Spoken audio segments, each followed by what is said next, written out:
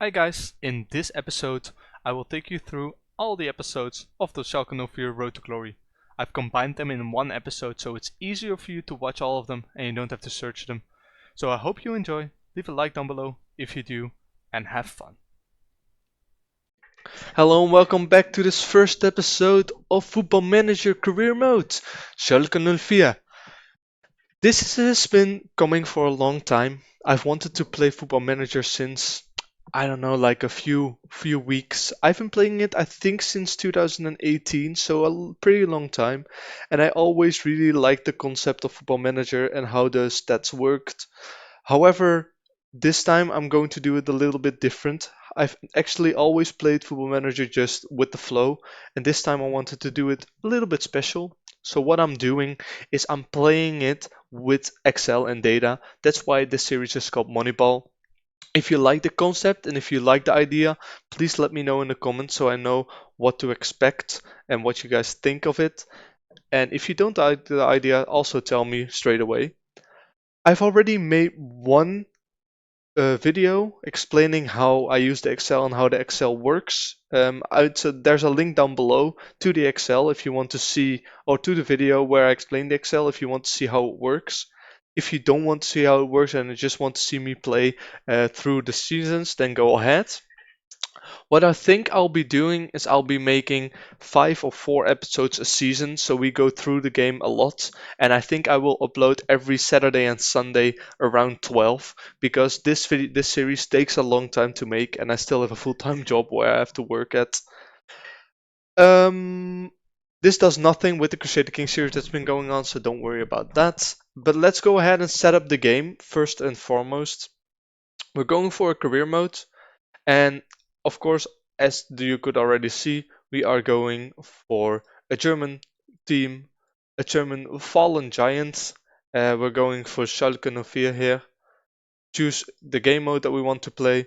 So you've got original, real world, or your world. This is not what I'm gonna play. We could play this. Um, Players will start at the clubs where they were at the start date of this career. They will then move to the new club at the same date as they did in real life. I'm just gonna go for original. That's all fine by me. We can go to advanced setup because I want to set up this game a bit differently than I usually do. As you can see, a lot of leagues have been added. I already did that before.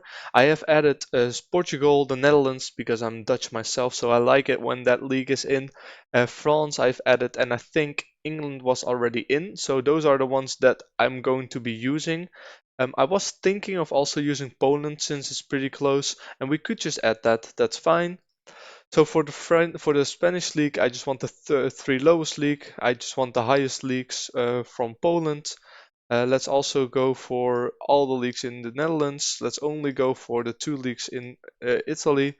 Let's also go for, let's see, the 3 leagues in, no, let's go for the 4 leagues in England. And then let's also go for the lower leagues, of course, in Germany and in Austria.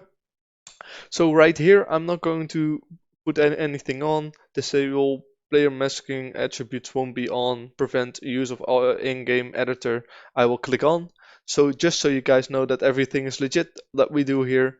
Um, this is basically the settings that I'm going to play with. It's going to make my PC a lot slower, but it's all fine. I could also still go to large database or medium, but I think I'm going to go for medium. At 3 stars is fine. My PC usually works fine with that. So right here we will press start game and we're going to start the game. I'm not going to show that to you. I'm just going to pause right here and you will hear all about me in like 5 more seconds while I just cut the video. So see you in a bit. So here we are back again. I have filled in everything that we needed. So we are Leon, unskilled, of course, to the name of my channel. We are Dutch, born in Eindhoven. I'm born too close to this, but I'm not gonna put that in. Born the 21st of the 24th of December 1989, and my favorite team is PSV. I've been a supporter since all my life. I've just done a random body. I'm trying to make it look a bit more like myself, but it's very hard to actually do that. Let's just skip through these things and then we go to managerial style. What I want to do is I don't want to click on this. I'm going to go from the 0 to everything. I'm just going to see if I can get it. I don't think that this is something that you'll get, but I've been a Sunday league footballer. So let's go ahead and put everything that we have in the mental attributes, and then what I want to do is I want to up my motivation right here so I can motivate my players in group talks and in team meetings. I think that's the most important thing. So let's go ahead and click confirm, and then we should see that we get hired as the coach for FC Schalke.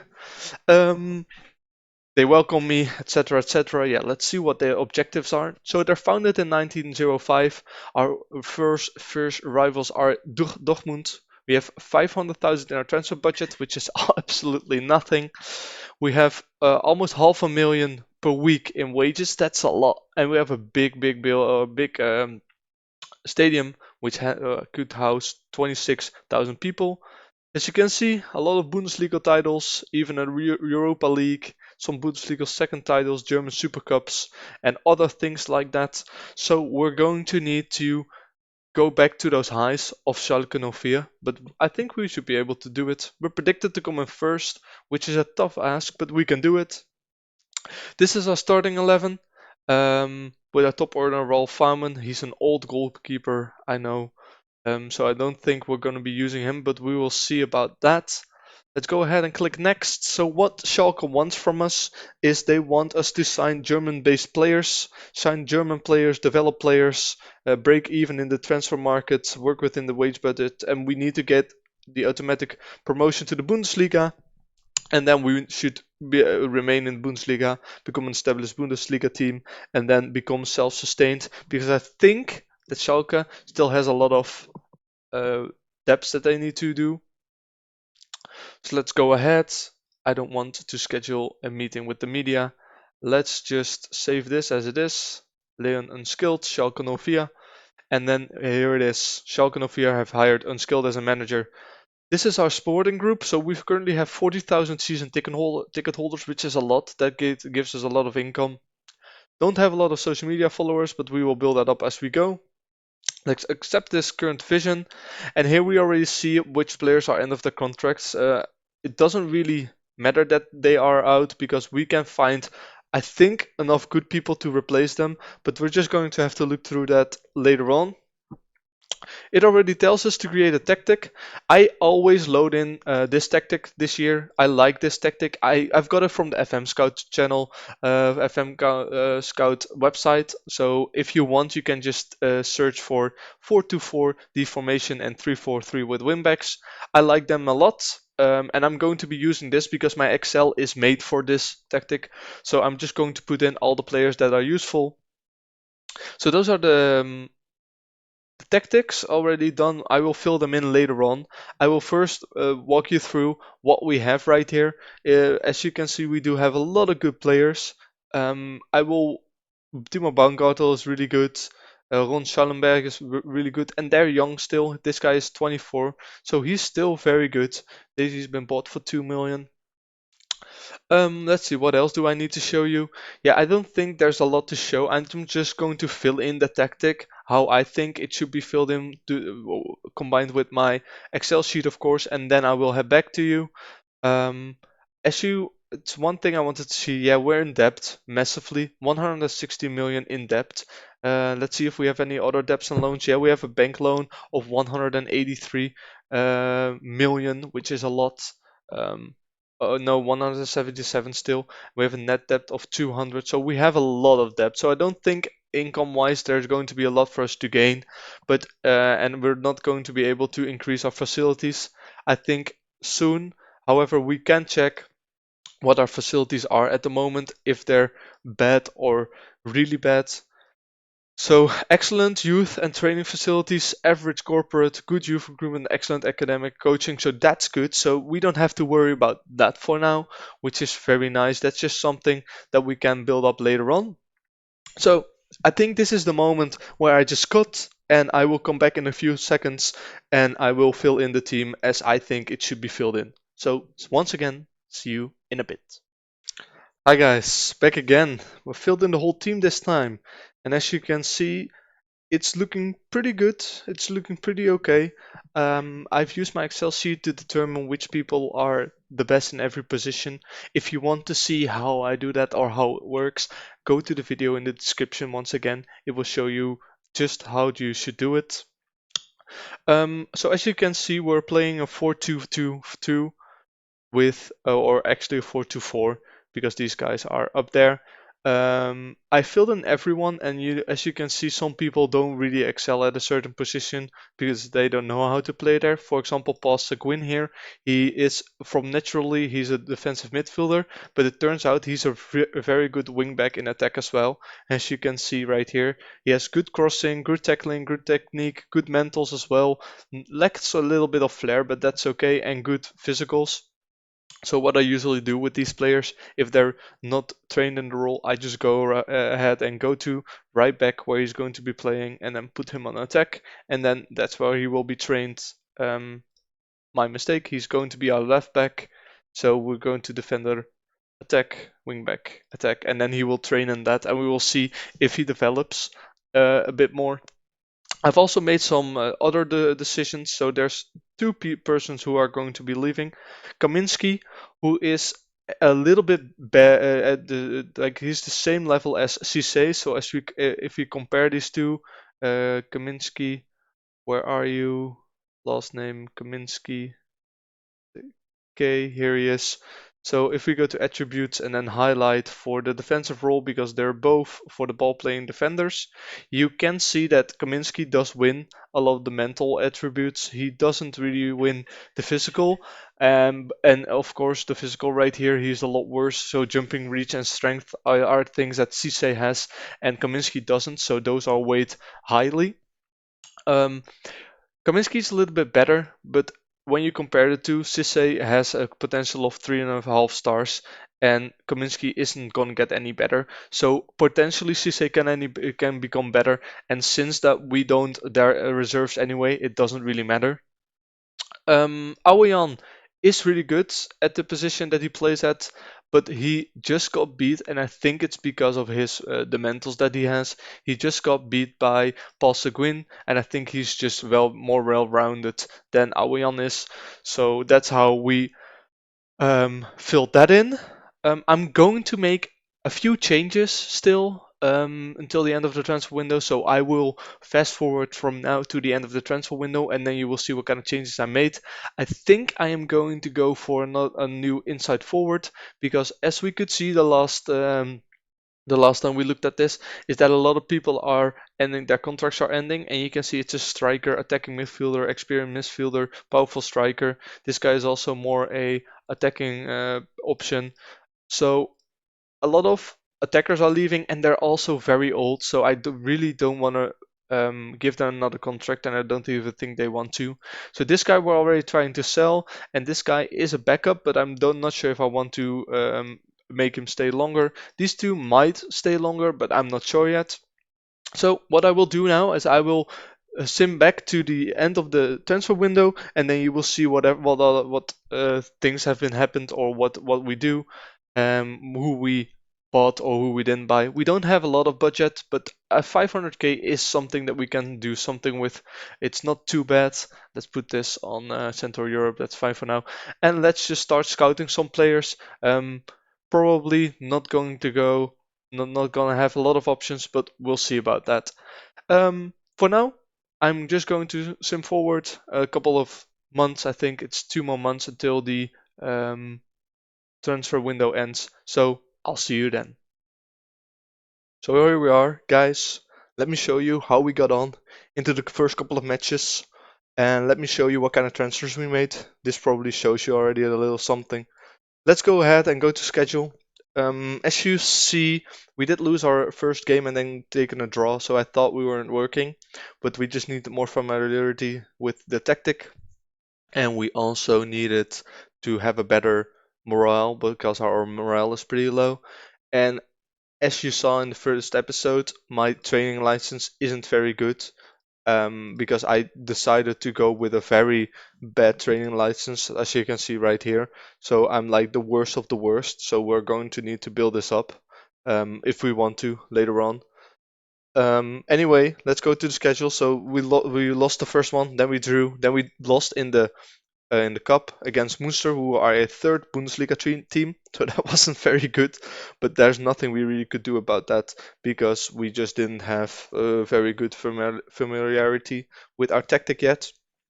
The matches after that went pretty well. A match against Braunschweig and Kiel and Wien and Wiesbaden, which we barely lost. We lost in the 91st minute. We drew, but it felt like a loss. And then I played two friendlies just to get my squad a bit of game time because it's an international break right after the transfer window. So I just had them play a friendly, and the friendlies also make sure that there's come some money in. And let's go to the transfers then. If you look at transfer history right here, these I didn't buy all of these players. I did buy these three players. So I bought Koita, who is a very promising prospect from Red Bull Salzburg. He's already a starter and he's one of the best players we have. We bought him for 8.7, but that's not actually true. I think I paid 1 million and then I paid 7.75, something like that, in installments, and they will accept that. I also bought Derek Keul for something about the same, probably like 1 million up front. And he's our starting left back now, so he's pretty good. He also seems to have great potential still. And we bought in Danny Da Costa, a veteran right back, which I really like. I can play him as right back. I can play him as a central defender, which he also had a very good statistic for if you look at my data sheet. So we bought those guys in. Then we did sell a lot of players. Firstly, let's go to the loans. We loaned out a lot of players, with one guy in particular that I really think is already very close to the first team level, which is Asan Cuedrago. Sorry for that, Cuedrago. It makes me cough even. Um, he's very promising. I'm looking forward to seeing what he can do, and he's very close to our first team level yet. He just needs to increase his mentals a lot. And then to the actual sales, we did sell Bruno and Aoyan here. They were a backup right back and backup left back, and Aoyan was running out of a contract, so I just sold him because I really couldn't do anything with him anymore. Then we've also sold Kaminski, which was a backup defender, so also not of use for us. And we also got rid of Ralph Farman. Why Ralph Farman? He had a pretty big contract and he wasn't better than our current keeper, so I just sold him, and his contract was also running out. We also sold Las Oca, who was just a backup of a backup of a backup. Not very important. He wasn't really interesting for us. And at the beginning, we also already sold Idrisi, who looks very, very good, but just not good enough. As you can see right here, he wasn't for us. Anyway, that's what we did in the transfer window. Let's show you how the team is looking right now. So the new player, Danny Da Costa and Derek Cole, they have come in and they have just taken their places as the right back and the starting left back. That meant that Lino Tempelman and Paul Seguin will go to the bench, but I will probably need them a lot more, so they will come in, I think, a lot. Leon Grijmel, I didn't even realize, but he's out for 10 months at the beginning of the game, so 7 to 8 months he's out. So we've mainly been playing Cisse, and Cisse has been doing pretty okay. He's catching up and he has some potential, so it's not even that bad that he plays. Furthermore, no really changes. I did find out that I had like 3 of these very old bad players in my second team, so I tried to get rid of them, but I really couldn't. But I'm gonna try to get rid of them anyway. And what I will be doing is I will probably be playing until this area, somewhere around here, the next transfer window. I will probably show you how we went on in the first half of the season, and then I will show you what kind of transfers we made, because there's going to be a lot of free agents that we could pick up maybe, and that would help us. So yeah, I think I'm going to go back there. Of course, everything I do in this save, from deciding who's my starter, who's my backup, and from scouting players to buying players, is all done with my Excel sheet. I have a video who explains the Excel sheet very, very good. I will link it down below so you can check it out. If you have any questions about it, please let me know and I will look into it. For now, I want to thank you for watching. If you've liked this kind of video, please let me know and leave a like down below and subscribe if you want to see more. And also, if you want more explanation of how the Excel sheet works or what I'm doing with this series, leave down a comment and I'll be happy to answer all of your questions. Once again, thanks for watching. I hope you've enjoyed and see you in the next video. Hello guys and welcome back to the second episode of Schalke 04 Road to Glory, where we are playing as a very unskilled manager, as you can see right here. Very poor attributes, although they have gone up a little bit since the previous episode. We now have 3 attacking, 2 defending, some tactical, mental and technical stats, motivation and some other business. But I think what you like to see is how we've been doing with Schalke 04 over the past few games. I've simmed through half a year, so we went through the January transfer window and I will tell you everything that's changed. First things first, let's look at the staff because I did hire some staff. I can't hire too much because I don't want to spend the money. We do almost have a full scouting network. I will adjust this later on. And I've hired all 20 physios so my players don't get injured that much. Well, at least I hope so, because I will show you what happened with one of our players. If we looked at that schedule, last episode, you saw that we had the loss and then the tie against the second Bundesliga team, and we lost in the cup, and it's been going pretty okay. The last couple of games have been going pretty well. So here we had a rough patch where we lost or where we tied game after game after game, and then we've gone on a very good run. We've won, I think it is 6 games in a row now, and we've also beaten HSV, which we lost to at the beginning of the season. So we're doing pretty good. If you look at the competition as well, we are in first place together with Hanover. We do not have anyone in the goal scoring charge, but our team is doing pretty well with our newest signings, Koita, however you pronounce it, and Danny Da Costa in there, and also Koita in the assist charge right there. So we do get a lot of goals against, but we also are scoring a lot of goals, so that helps us out a lot. What did I want to show you? Let's first go ahead and go to our team to see who in our team does all the work. So you can see it right here in selection info. We've been playing everyone a lot, I feel like not that many guys, but Simon Terode is our actual big goal scorer with 11 goals. However, something terrible happened to him. He got injured for 5 to 8 months, so I don't think he's ever going to play for us again, because he's joining Union Berlin after the end of the season. We didn't want to get his contract up because he's turning 36, and I don't think he's going to be getting a good amount of playing time for us anymore. So I'm just going to have to let him go. Anywhere else, Koita has become a very important part of our team with 8 goals and 9 assists. Danny Da Costa with 3 goals and 4 assists, which we also brought in, is also doing well. And Derek Kuhn, which we brought in, is also doing well. As you can see, the players that we brought in, so Koita, Da Costa and Kuhn, they've all over 7.1 averages. So we brought in some good players, that's for sure. And then also let's go to the transfers that happened in January. So what really happened was we needed to get some people out of the club again. And I know it looks a bit messy, but let me just explain. What we did right here is we sold one player this transfer window, and that's Kozuki. Kozuki went for 1 million to FC Utrecht, and that's actually a good piece of business for us because that gave us enough money to sign a very important player, Fabian Kunze. Let's welcome him to the club. Great mentals right here, okay physicals and okay technicals, but he is going to be our starting defensive midfielder. So let me show you how the team is looking right now. If you go to tactics right here, we can see that we're still playing the same tactic, and now Da Costa is still in, Keun is still in, and Fabian Kutza has actually taken the role of Matriciani, and Matriciani has taken the role of Templeman. So Templeman is now like some kind of our 12th man. We're not really going to use him a lot, but just a little bit here and there. So I also took some guy who was on loan and brought him back. So that's Asan Cuadrago, if I pronounce that correctly, which he is currently he was on loan. Let me just also put his loan status off. He was on loan and he developed very nicely, and he actually was good enough to come in our team. Mentally, he still needs to improve, but physically, a beast. And technically also ready for the first team. So definitely a squad player that can still improve. High potential, high hopes for this guy.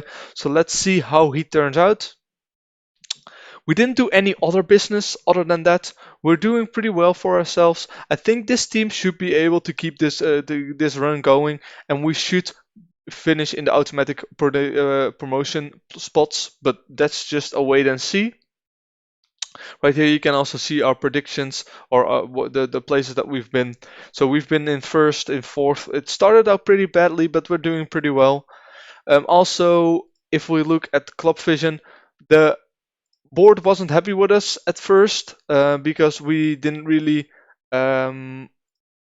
really do well with the team cohesion.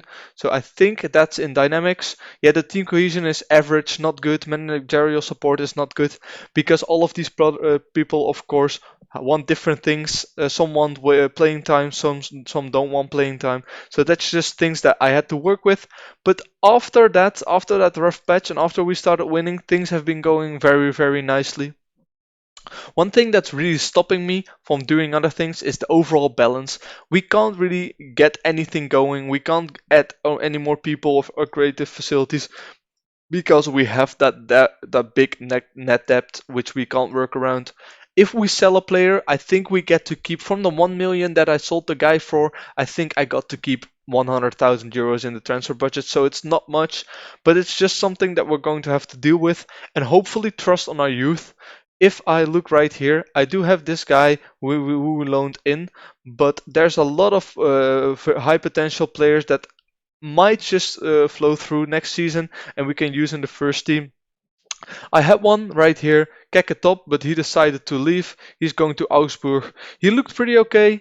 Not too good, not too bad. I could have used him very well in our team, but unfortunately he chose to join Augsburg, which probably offered him a lot more money, because as you can see, we can't really offer anyone any money.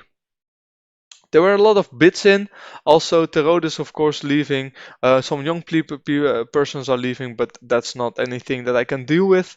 And also, I did get a keeper, a backup keeper. So Benjamin Lenice is joining us, and I think Mouse is someone I'm going to get rid of next season because he's just not up to it. I didn't really use him, but I just wanted someone who's better, and Lenice is a lot better than him, or at least he's better in the stats that I need him to be. He's going to be a backup for us. What I want to do this episode is I want to walk you through one of the games against Braunschweig. So I will just pause the game right here and I will be back in 5 seconds when we start that game. So here we are, the match against Braunschweig, which I wanted to show you. We're in first, they're in, where are they? Braunschweig. They're in fourth, so it's going to be a pretty tough match, but we'll see what we can do. Let's see who we want to start. So I've already set this up that it always selects my main. Of course, Leo Greimel is still injured. He hasn't played a game for us, but he's on his way back, so that's good. I usually put in Cisse here, but I think I will put Matriani in, see how he can do in that position. He's wanted by Chelsea, although I have no idea why. Of course, the road is never going to be playing for us again, so he's going to be replaced by Lasme. And Koita is still away because he's at the Africa Cup, so he will be back in a few days, I think, but it's nothing too big. Let's replace him with Karaman. So Karaman will come in. He is also pretty okay. Drexler will go into the substitutes. That's what I forgot to tell you. I bought in Joshua Guelavogi for 30k. He's on pretty cheap wages, 17k, but he's one of the best starting backups that we have. So let's go ahead and not start Masriani actually, but let's start Guelavogi. Let's get Mouse out as well because I don't really need to take in, and let's take in Merkin because Merkin is playing pretty good for us as well. So this is the team that's starting.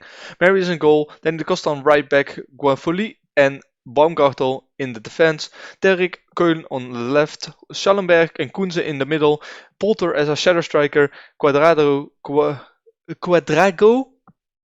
as our inside forward, Assan, Lasme and Karaman as our advanced forwards, and let's see if we can get this win. Of course, using the same tactic as we did the whole way through, so let's go ahead and jump into the game and see what kind of damage we can do against this Braunschweig team.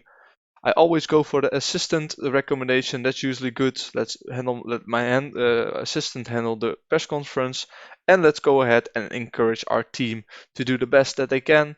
I usually only put it on key highlights because I don't really need to see the extended highlights. That's all fine.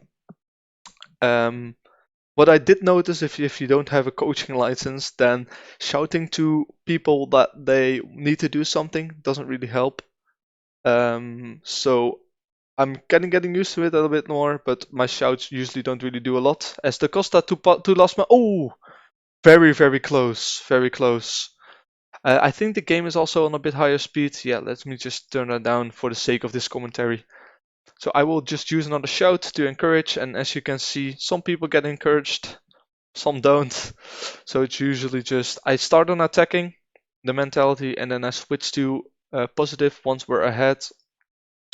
But I think attacking is the way to go. As Lesman does the throw in to Kunze on his debut.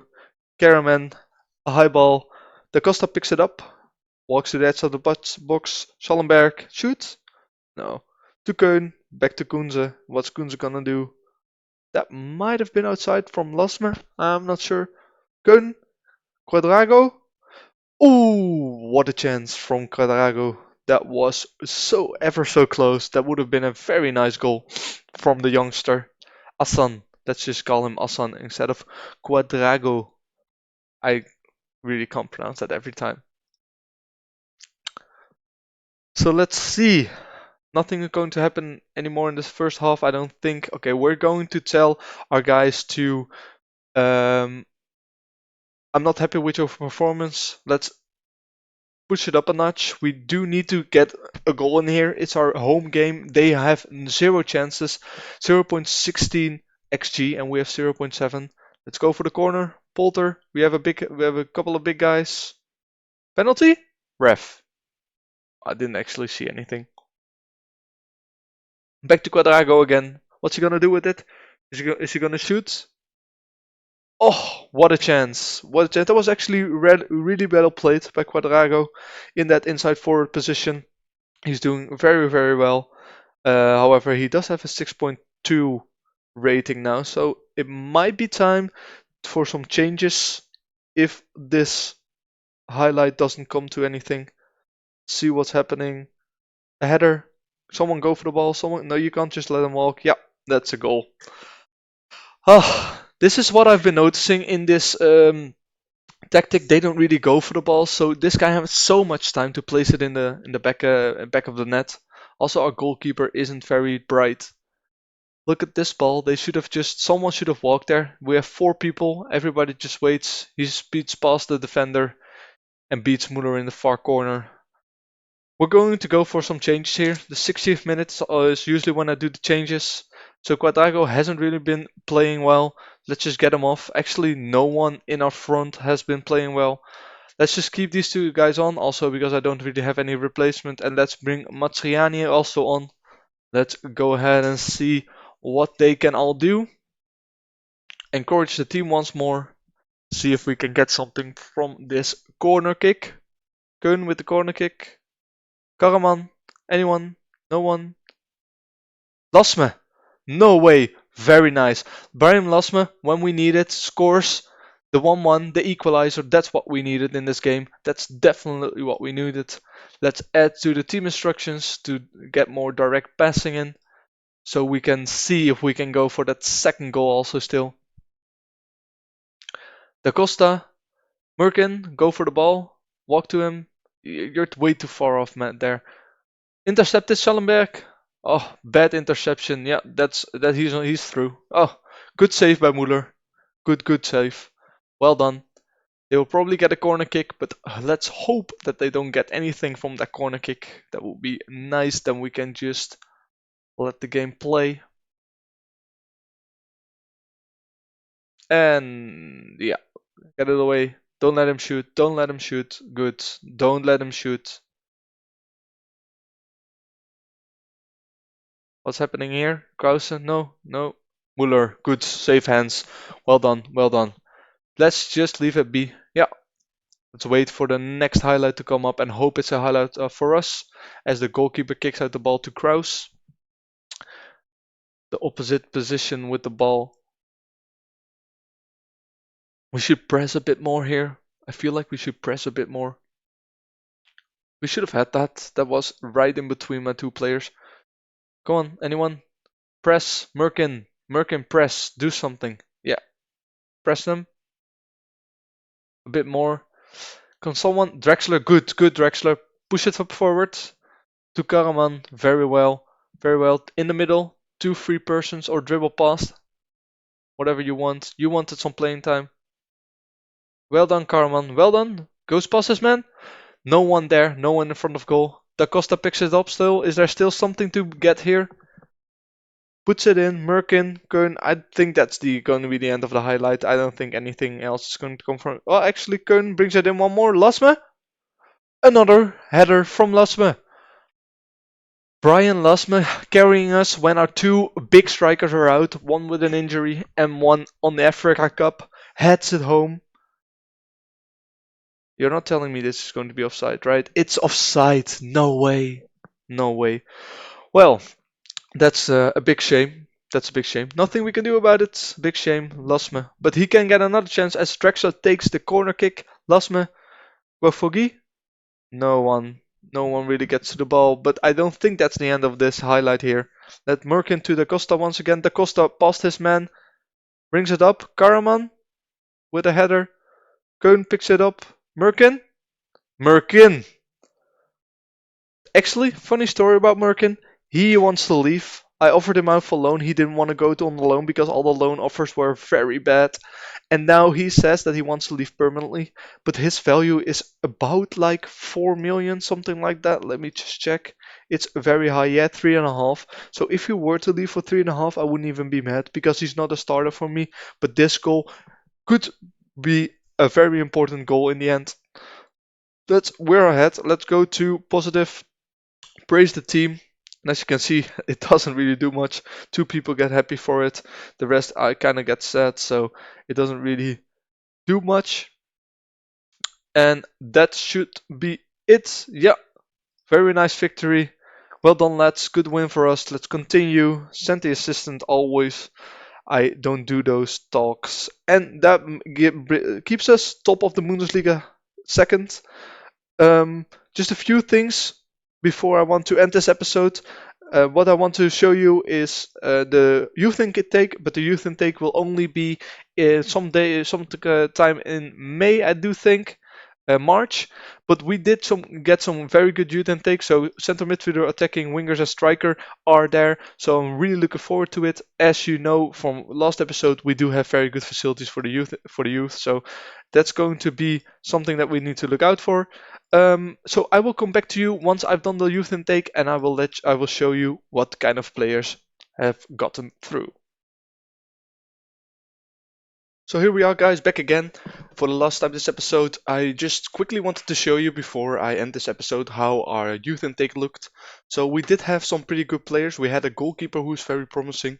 Nothing too special yet, but his potential shows that he can become a very, very good. Also, we've gotten Martin Bush, who's also a good attacking forward already, has pretty good stats, good physicals, but he still needs to improve. Then Patrick Kasongo, who also has pretty good mentals already, could become also a very good striker or a winger. Because of his 15 heading and 178, he might even grow bigger. Unfortunately, he's fickle, but I did sign him anyway because it's good to have someone like him around. And then we have Tobias Wimmer here, who could already play in the midfield very nicely. He just needs to increase his physicals a bit. I have big potential for this guy, big expectations. And then they have Daniel Molnar, who also has pretty good stats already, so very promising, very promising.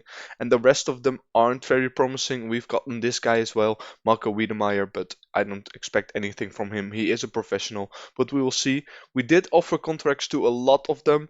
I think to almost all of them, except for some that are right here. For example, this guy is unambitious. I don't want him in my team. But yeah, basically we gave contracts to everybody. So keep in mind that these five players will probably have a chance to get into our first team now or in the future, and the rest are probably not going to play anyway. So what I will do once these players are signed is I will go to development and I will give them the development duty that they need for our tactic. Let me just show you how we went on since the last episode. So the last episode or the last part that I recorded, we were against Brunswick. So we won 1, 2, 3, 4, 5 games right now, so we're on a 12-game win streak, I do believe, and we still have only a little, not so much to play anymore, and we're currently sitting in first with 57 points. And what's even greater is that because Simon Terodde is injured, Lasme took his place, and Lasme has been doing wonderful, scoring 5 goals in his last, I think, 4 games. So he's doing great. And also Asan has been really, really stepping up the last couple of games. He's been playing very, very well, and you can see that. I clicked it away too soon in his average rating. A 7.3 is just great. So he's going to be one for the future, and he's definitely going to be staying for us for a while. Anyway, thanks for watching the second episode. The third episode will be the end of the season review. I will let you know how we did and what we're going to do for next season. So stay tuned for that, and I hope to see you in the next one. For now, thanks for watching. Leave a like if you've enjoyed. If you want anything to know anything about why I select a certain player in a position, please check out my video where I describe it in the Excel sheet, and let me know what you think of it. Once again, thanks for watching. Hope you enjoyed, and take care.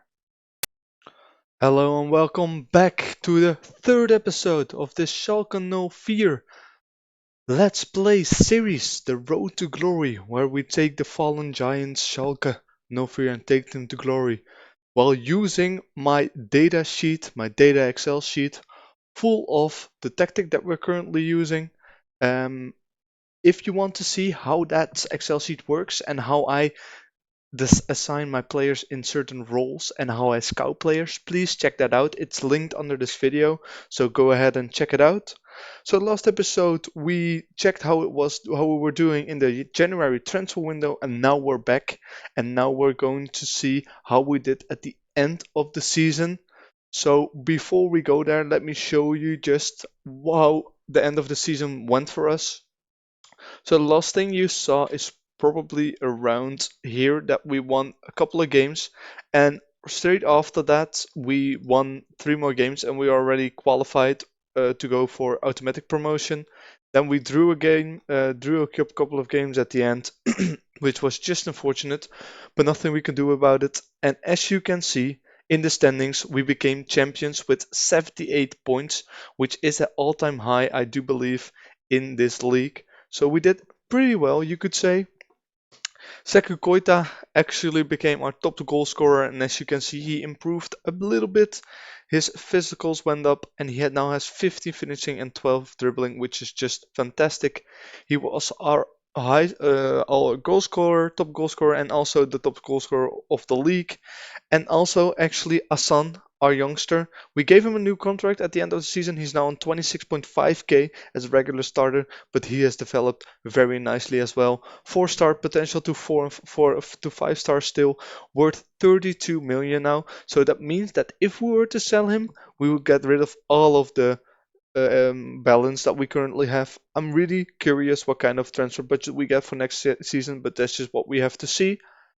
The reason that I wanted to come back here is that I wanted to show you the season review. If I can get it up again, I should be able to, right?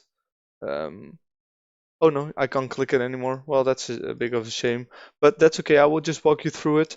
So we did in the end get the promotion. We were crowned champions. As you can see right here, we had the first position and we held it all the way through the end of the season. If we go to squad and then go to general info, you can see, or no, not general info, selection info, you can see right here who did what. So Koita, actually our top goal scorer with 21 goals, 11 assists. Then to Simon Terode and Polter, the two oldies, also having a big help in our winning the second Bundesliga. The same goes for Lasma, who actually got 11 goals in 10 and 21 appearances, which is not bad. And then Asan, who actually got 6 goals and 8 assists in 14 games, is insane stats for the youngster who just turned 18. So I'm really looking forward to seeing him next year. Then let's go have a look at the contract situation as well, because that's very important. As you can see, there's a lot of players with their contracts ending after the season. So we've got Finn Heisenholt, who can leave, Tim all too tough can leave. Simon Terode is already leaving, as you can see. He's joining Union Berlin.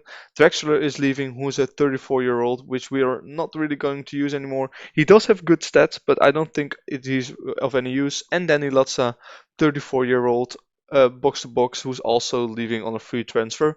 So those are very important players that are going to leave. So we're going to have to find replacements for them.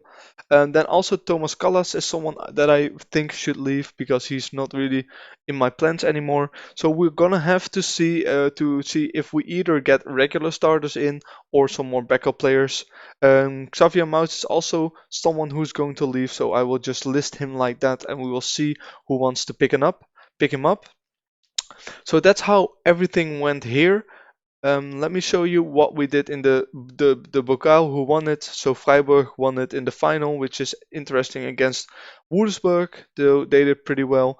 We are going to be promoted in the first Bundesliga, and right there we will um, have to face bigger opponents, as you can see right here in the league table. Eintracht Frankfurt, Darmstadt, and Heidelheim have been relegated, and we will go into a very strong league where actually Red Bull Salzburg and Borussia Dortmund didn't go into the Champions League. They're going in the UEFA Champions League, in the Europa League, and in the Conference League, respectively. But this is where we're going to have to battle. I'm not sure what we are going to do because we didn't get our transfer budget yet. We're probably going to get it soon. So let me just sim right through until we get our transfer budget, and then let's have a look what we can do with the money that we've got. So here we are again, guys. We just got in the transfer budget. We did get a lot more in at first, but then we had to switch it up a little bit because our wages also increased since we went up the league.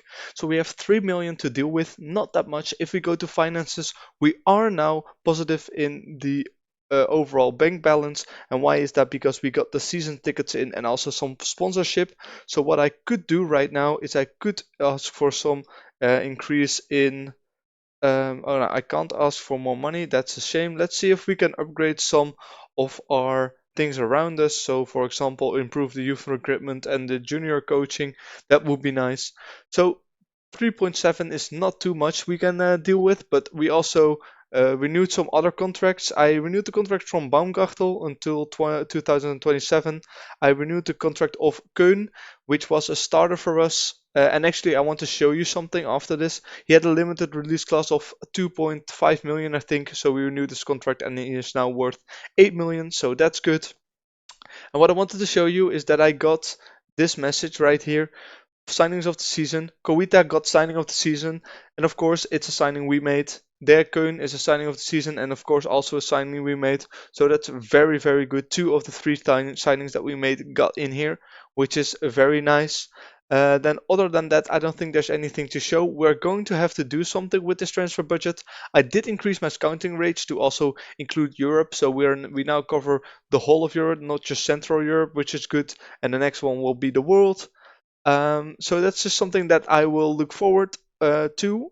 What I wanted to do is I want to sim until this area right here, so around the 1st of July, 2nd of July, when all of these different people leave and all of different other people join our club, and we have a different squad, and I will come back to you with that squad, show you what we're going to do and how it's going to look like, and then adjust and see what kind of players we can get in before that time. So I will see you once again in a bit. So hey guys, here we are again. Just a quick little update how the team is looking. So this is what I filled right in. I'm going to show you some of the transfers. We brought in Jonas Urbik, which is going to be our starting goalkeeper for 4 million. He is a very promising goalkeeper who was already better than our previous goalkeeper. So he's right in. We have sold the other goalkeeper Muller for 2 million to Young Boys.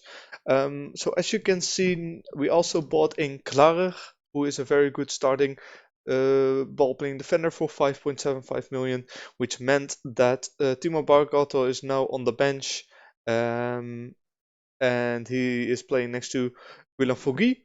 And we're also trying to sell Callas. So as you can see, we're still missing some things. We also brought in Roger Marti, who's a very old Spanish playmaker. We're playing him as a shadow striker, only 210k on him, and he looks very good for his age. As you can see, as a shadow striker or even as a advanced forward, he has some pretty nice stats, as well as 16 penalty taken, which is very nice to see.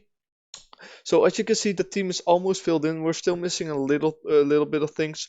We're missing another striker. We're missing an inside forward and a shadow striker here, and a starting advanced forward. I could play Lasme in here, but I don't really want to because I don't think he's good to be enough to be a starter. We are still trying to offload Merkin here. We have a bid for 3 million from him. We are trying to offload Callas and Polter because I want these guys gone. Polter, I'm actually just going to offer out again because I really want him gone. Let's see if we can hire even a intermediary. Let's just go ahead for this one. Let's get him out because if we play, he has 19.2k wages, and I'm not playing him anyway, so he's better off than we are using him.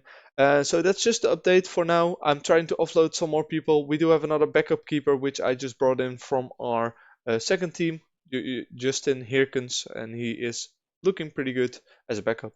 So I'm just going to sim through, see what other signings I can make, and I will come back to you on deadline day. Hello guys and welcome back. Here we are at the end of the transfer window, the 4th of September 2024. 4 days ago the transfer window closed, and now I am going to show you what kind of business we did. But first, let me show you how I am looking. 25 years old, male, still Dutch, and we have now very good knowledge of Germany, which is nice to see. We also have a national C license, and we're studying for national B license. So as you can see, our attributes have increased a lot. We have gotten a lot more coaching, but more importantly, a lot better mental, which is good to see. Preferred formation is still the formation that we're using. Second preferred formation is nothing because we haven't changed. Games played in my lifetime, 38, won 25 of them, only lost 4, so 65% win percentage, which is very, very good. Let's get on to the transfers that I made. Got a lot of offers in for Koita, all around 20 million, but I couldn't find anyone who was better than him, so I really didn't want to sell him. How do I find people that are better than him? I use the datasheet, I load in the players that I have, I use the Excel that I made for it. You can find a video or a link to that video where I explain the datasheet that I use in the comments, so please, please, please check it out and let me know if you have any questions whatsoever. Let's get into what kind of business we did. So we did bring in Klarer right here, a very good starting defender who's on the highest wages I think for the whole team, 40k, but he's really looking very promising. As well as Jonas Urbik, which is a young goalkeeper, is going to be a starting goalkeeper for this season. Got high expectations of him. Let's see how he does.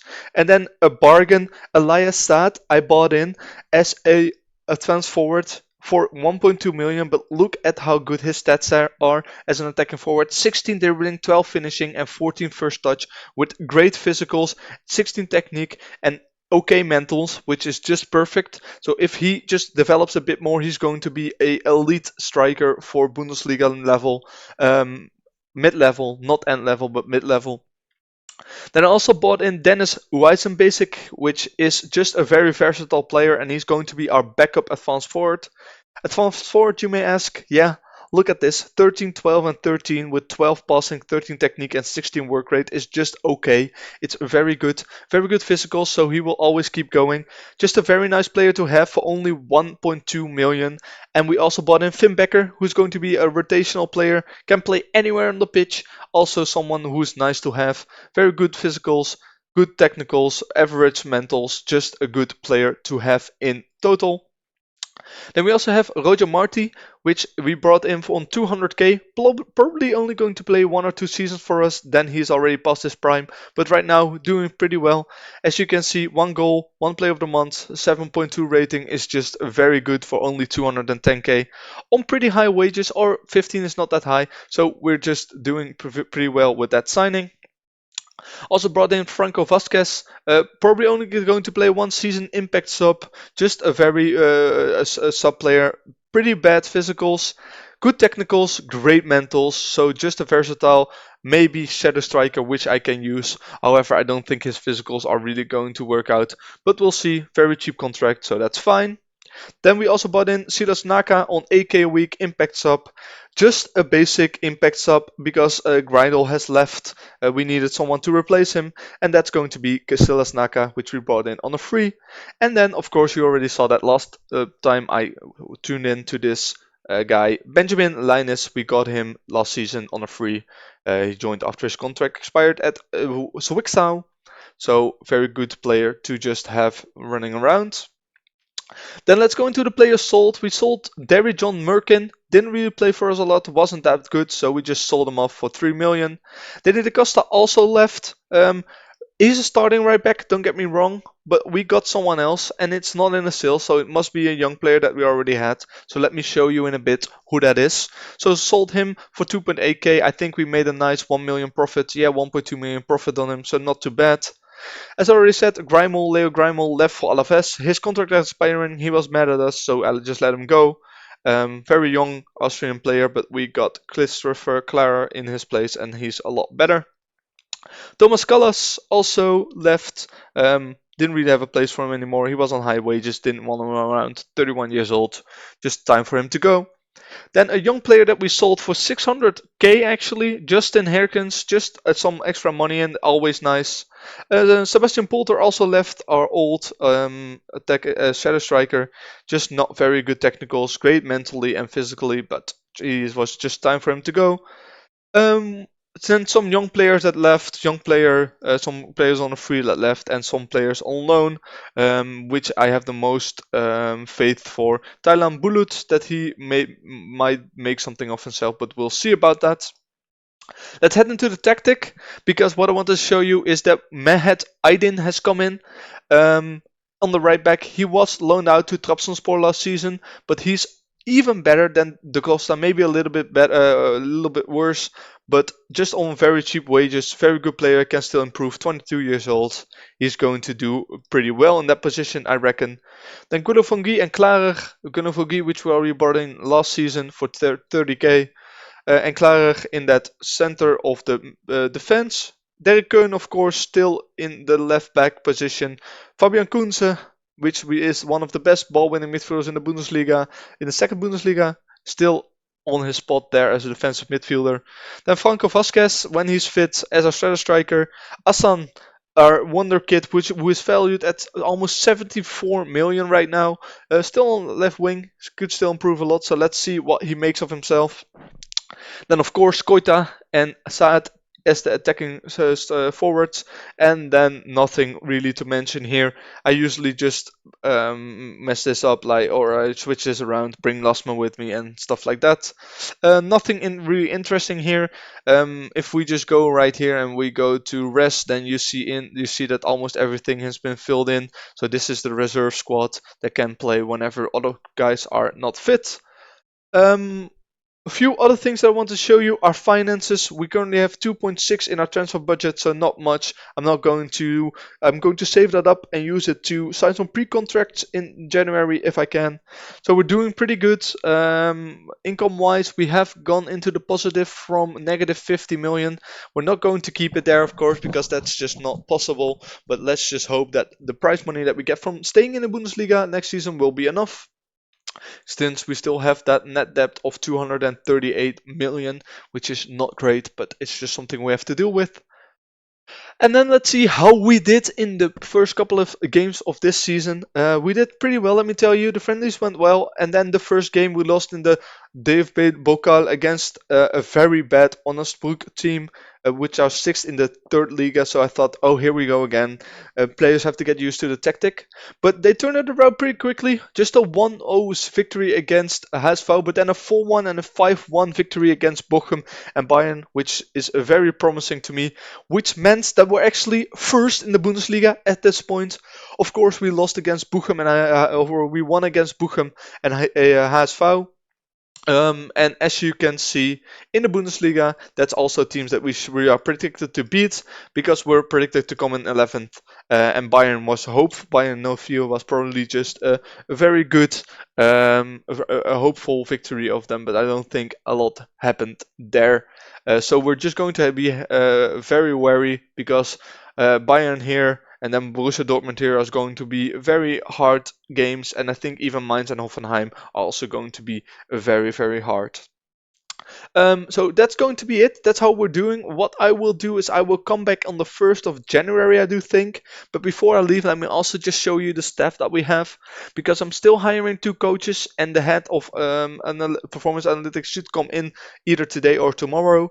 And I brought in some more scouts that we now have some scout network, I think, in the south of Europe, so in Spain, in Portugal. I also got a scout from the Nordics. Let's see where he is. The Nordics. Here he is. Denmark, Norway, Sweden, Netherlands. So we have some bigger coverage. And I bought in another physio, which is very good. So yeah, like I said, I'm going to be coming back around this area right here, around the 1st of January, right here after the Christmas break. We're going to see how we've been doing, and we're going to see what kind of players we can bring in the January transfer window. And I might actually let you see a game where the tactic works against the away game against Bochum. But we will see about that. Of course, the players that I will get into my team are all first go through the data sheet. So they're first going through the data sheet, and then I decide who I want in my team. If you don't know how the data sheet works, there's a link to the video that explains it very well. If you have any questions about it, let me know. I would love to explain them to you. And if you want to have the Excel for yourself, let me know, and I will send it to you straight away. For now, I want to thank you for watching. I hope you've enjoyed. Tune in for the 3rd episode to see halfway through the January window where we are with Schalke 04 and if we already can match with those big Bundesliga giants. I don't think we can, but we can at least try as currently we are first place in the Bundesliga. I want to thank you for watching. I hope you've enjoyed, and I hope to see you in the next one. Once again, bye bye. Hello and welcome back to the 4th episode already of my Football Manager save with Schalke 04, where we go for a road to glory kind of type, and we do this together with our Excel sheet. And you may ask, what Excel sheet? I do everything in this save based on data, so everything I do, all the players I select and all the players that I bring in, they're all done by data. And if you don't know how that works, please see the link for the video in the comments. You will find me explaining how the Excel sheet works. And if you have any questions about it, do let me know in the comments and I'll be happy to explain it right there. But first things first, let's get on with the video. I'm going to show you what kind of progress we made and how we're standing in the Bundesliga in our first ever season. And let me tell you, we've been doing very well. Firstly, I've been offered a new contract. I'm now at 16k a week with a yearly wage rise of 5%, which is very nice. I have also gone up in my stats, so I've now got a bit more attacking, technical, and mental, and also better mental stats. And I'm currently studying for a National A license, still a Sunday League footballer, but I don't think this Sunday League footballer will be able to change anything, but we will see about that. Win percentages has gone down because we're of course in a higher league, so we're winning a lot less. But let me show you how we've been doing. So right here you can see how we've been doing. Of course, this is what you saw until the match against Bochum when we were first in the league. After that, we were doing pretty well. Another win against Hoffenheim and another win against Mainz, where Roger Marti was stealing the show, and Asan Quadrago also was benefiting a lot from playing time. After that, a bit tougher. A loss against FC Bayern, where we just lost 1-0. A tie against Union Berlin, and then a defeat against the Red Bull Leipzig. All games that we are expected to lose.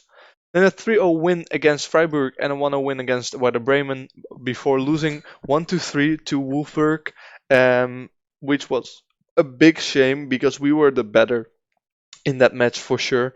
But unfortunately, I also had to deal with a lot of injuries. After that, losing to Borussia Dortmund, but also winning against Köln, losing against Stuttgart, which we also should have won. But Giresi, who's also doing really well in IRL right now, with 3 goals, so a hat trick, then a 5-2 win and a 4-2 win over Hanover and Augsburg. And we're now in January, as you can see, a lot of wins, which means that we are third in the league, which is sensational as our debut season, third in the league.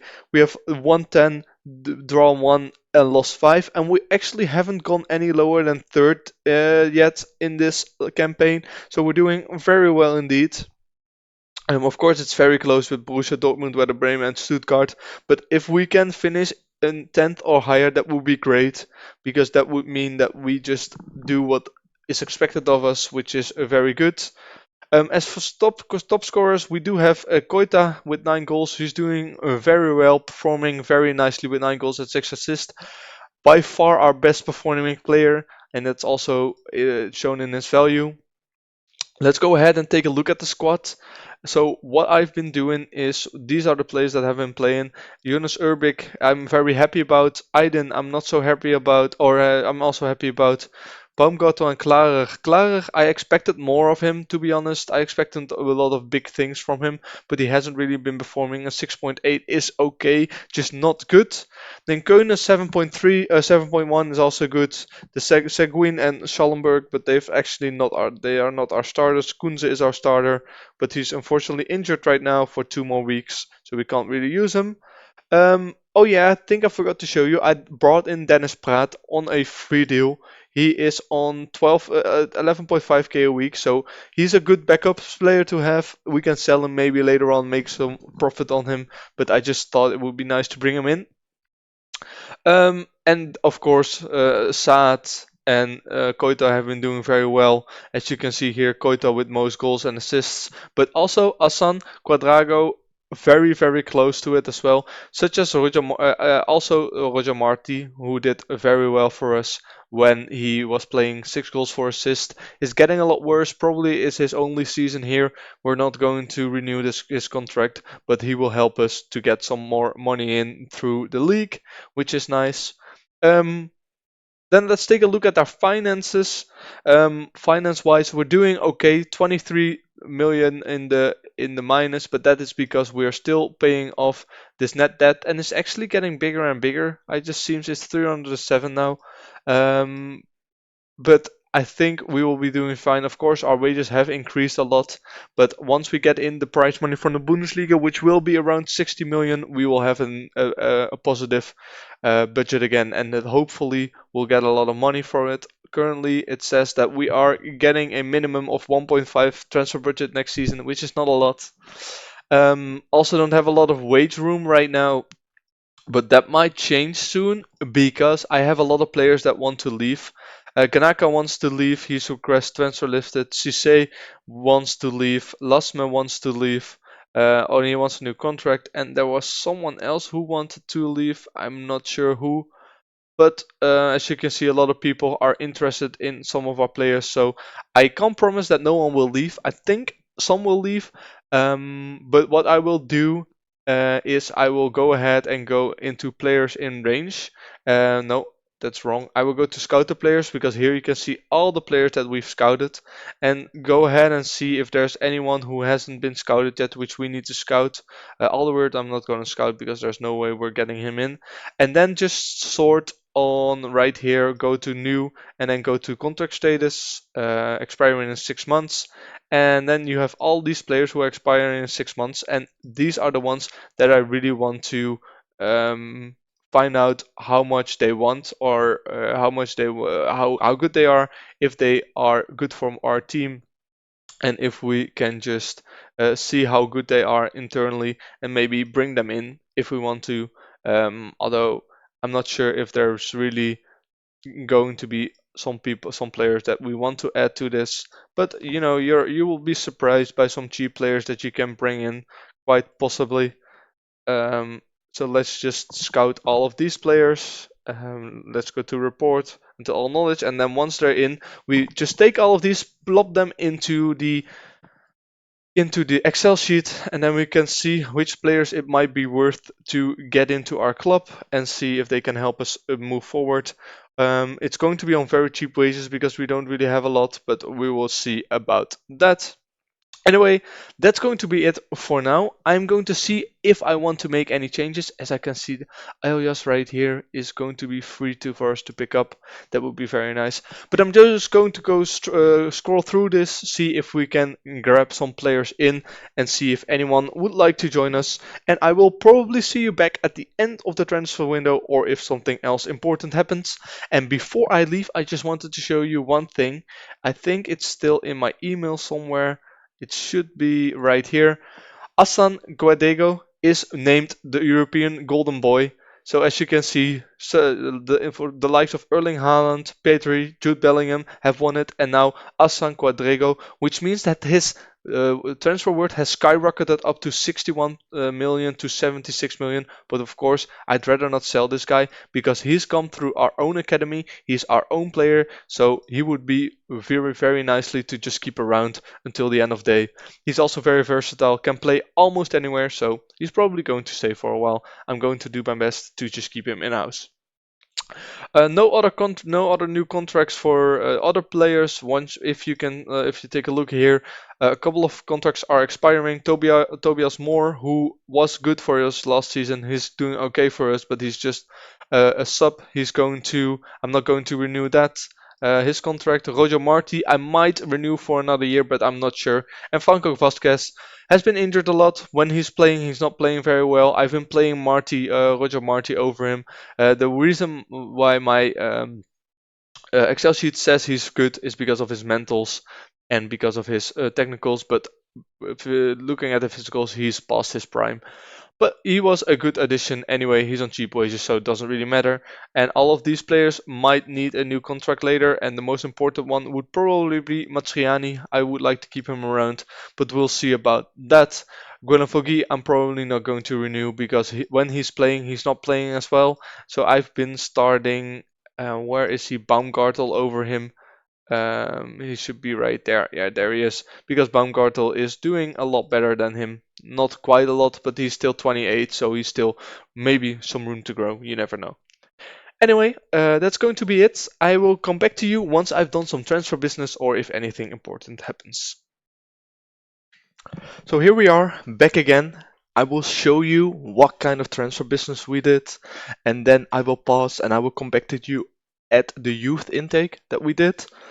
So first things first, I'm studying for my National A license, which I probably already showed you. And meanwhile, we did, I think the first time I started, it was around here, the beginning of January. We then won 7-2 to Borussia Mönchengladbach, had two very tough losses against Bayern and HSV. They had like, if you look at this match, they had like no XG, 0.4 XG. We had 1.77. And that had one big important thing happened because we lost those games, but at those games we already lost a big signing, and I will show you who left the club. If you go to transfer history right here, you can see here with on the top Sekou Koita which we brought in for 8.7 million, and did wonderfully for us. Scored 31 goals and 17 assists. Left for Saudi Arabia. I really couldn't keep him because I asked him, okay, do you want to stay? He said, yes, sure. If you give me 450k a week, he's earning 650k a week. That's more than what we spent on wages here at Schalke. We spent 533k, so we really couldn't keep him. He left for I think about 20 million.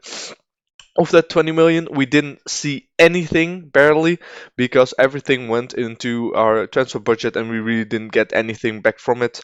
We do have a transfer budget of 3.9 million now, because I didn't decide to bring in a big money signing for the money and I couldn't really find any value for money deals.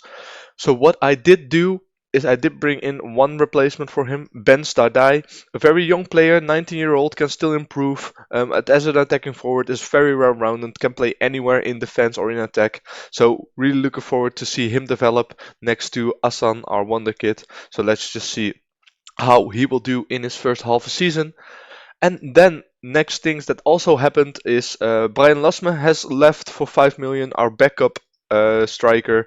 He wasn't getting a lot of playing time. He wanted to leave, and 5 million is a lot of money to get from him.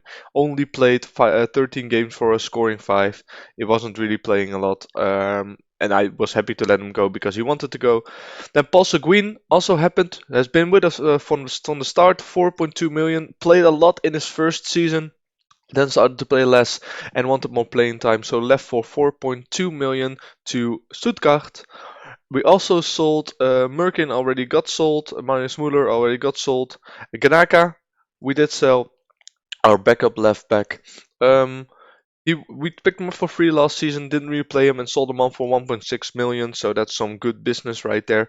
And I think that's all the people, all the persons that have left in this transfer window. We did gain some players in the. We bought a lot of players. We sold a lot, so we had to bring some people in. You already saw Ben Darda, who we brought in. If I just select it on here, you can also see that we brought in Lucas Pfeiffer as a backup striker. 28-year-old, very tall, good jumping reach, good heading. Just a good backup player to have. Only on 11k, and we spent 800k on him. So just perfect. 2-year deal, which is just fine for me. Then we also bought in Maximilian Mittelstadt, which we actually brought in as a replacement for the guy that we sold, Kanaka. He is doing. When I look at my data sheet, he is a little bit better, but he's on cheaper wages. He expects to be an impact sub, and he's already made one appearance for us as a backup. Only 625k, so not very expensive. And our main team is currently looking like this. So I put Dardai in here. Luca Pfeffer comes with us, Mittelstadt comes with us, and Saad comes with us. So this is basically how we're looking. Finn and Dennis also want to leave. They requested to leave, but I couldn't really let them go yet, and they will probably leave at the end of the season. Also, Tempelman and Cisse will probably leave. This guy is already leaving on the free transfer next season. So, if you look at the league, the last thing I wanted to show you before I just switch into the youth system or the youth intake, we're still in fourth. We're losing a lot more games, but everybody is, I feel like. Bayern and Hoffenheim and Wolfsburg aren't getting very close. But if we just lose a couple more games, then we're somewhere around the 7th. I think 4th isn't very realistic, but we'll see how we're doing. We're just winning a lot of games. We're also conceding a lot of goals. So I think next season we might want to upgrade our defense a little bit. But we'll see about that and how much transfer money we actually get. Transfer budget, because if we get enough, we can buy some really nice upgrades. We do still have a tough couple of games. Bayern here, also Hoffenheim is pretty tough. Borussia Dortmund, but at the end of the season, we do have only Augsburg, Hanover, and Borussia Mönchengladbach, which should be easier. So if we just survive this, then we could probably come in, I think, around 6th or 7th. That would be nice. Probably 7th or 8th, because we don't really want to play European football yet. We don't have the team for that. Anyway, I will come back to you when I get the youth intake, and I will show you what kind of good players we got. It says we're getting a good defensive midfielder and strikers, so very curious about that. I will be back in a bit. Alright, guys, here we are with the youth intake for this season, the 24th 25th season of Schalke 04. So these players, they're not bad. They're not good either. I expected something better, but it's fine for now. We did have Ahmed Basic, which I offered a contract 11 determination. Looks pretty good. Has a high potential, but other than that, not really great strats. But this guy, Ordu Mumanga, has pretty good mentals already, good physicals, technically alright, but his personality is fickle, so might not be too good of a player. We will probably retrain him to be either a winger on the left, because then you don't need the finishing. But other than that, 15 technique, 15 first touch, looking like a nice player. Then we also signed Martin Fuss, who has 14 determination, pretty good mentals as well. Could be a very well rotation player for us. And we signed some other players, which I always just look at the personality and at the determination. This person has an ambitious personality, which was why we got him. This guy is lighthearted, but he has great potential. Low determination, I usually don't get, and personality slack, I also don't want in my team. Jacek has a resolute and he has 15 determination, so that's why we got him. Sven Bernard, 13 determination and balanced personality, which is always good. Arnold Brau, unambitious but 14 determination. I might just withdraw that because I don't want him to be unambitious. This guy ambitious, which we already saw. So that's going to be our youth intake. How we did until the youth intake, we went on a pretty bad run. We we won against Hoffenheim, then lost against Mainz, Bayern, and Red Bull Leipzig, but won against Union Berlin. That's mainly due to a lot of people having injuries. Mittelstadt was out, then Spraat was out, Kunze was out, and Eitlin was out, as well as Saad, who's out for 6 to 2 weeks. But we're still in fourth. Hoffenheim, Stuttgart, and Bayern are coming very close, and we still have a tough schedule ahead. So we'll see how that is. I will be coming back to you in the next episode with the new season, show you where we finished and how we're going to go from there in the next season. However, I wanted to notice or to tell you one thing. I do everything in this career mode based on data. I have a data sheet in the description. You can read and you can see the video where I describe everything that we do in that data sheet and how it helps me to select the right players for the right position in this special tactic because of all these roles that I've added. I can also add other roles, so if I decide to play with another tactic, I can add different roles if I want to, but for now that's all fine. Anyway, if you want to check that out, the link is in the description and I will explain everything there. If you have any questions, please do feel free to ask me in either this in the comments of this video or in that video. And don't forget to leave a like and subscribe if you've enjoyed. And I hope to see you at the end of this season, the 2025 season, where we just take on Schalke and see if we reach those European positions or we do not. So stay tuned for that. Once again, thank you for watching and take care. Hello and welcome back to the 5th episode of this Schalke 04 Road to Glory game mode, where we play with data and make signings based on that data and play players in a specific position because of that data. If you don't know what I'm talking about, we're playing this with an Excel sheet.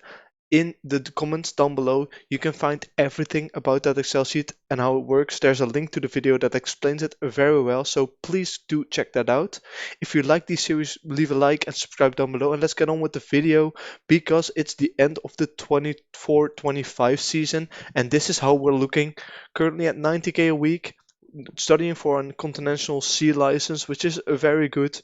Not very good in coaching, but pretty good in the mental department already. Our characteristics, our reputation is pretty low. Tactical consistency is almost the same. Loyal to players is not that high. Handling team discipline is very low. So it says a lot about us. Doors always open to players who speak Dutch, German, and English. But more importantly, let's check how we did this season. So right here you can see how we did at the end of the season. We did lose a lot of games here at the end, but we also won. We didn't draw, so it either was a lose or a draw, all or nothing. Some games we could have won, some games we should have won, some games we were meant to lose. But in the end, without Koita, it was a different story. We didn't score as many goals as we expected. And that made us finish in sixth, actually. So we are playing in, it says here, the UEFA Europa League, I think this is. Or Conference League. Maybe this is Conference League. Mainz is also playing Conference League, I think. So four people are playing in the Champions League, then one in the Europa League, and then us are playing in the Conference League. So that's nice. We were expected, of course, to come in. I think it was fifth 11th, 10th or 11th, yeah. So we were promoted and we're now playing Conference League. So we're going to need a pretty big squad next season. Let me show you what our biggest, our greatest achievers were.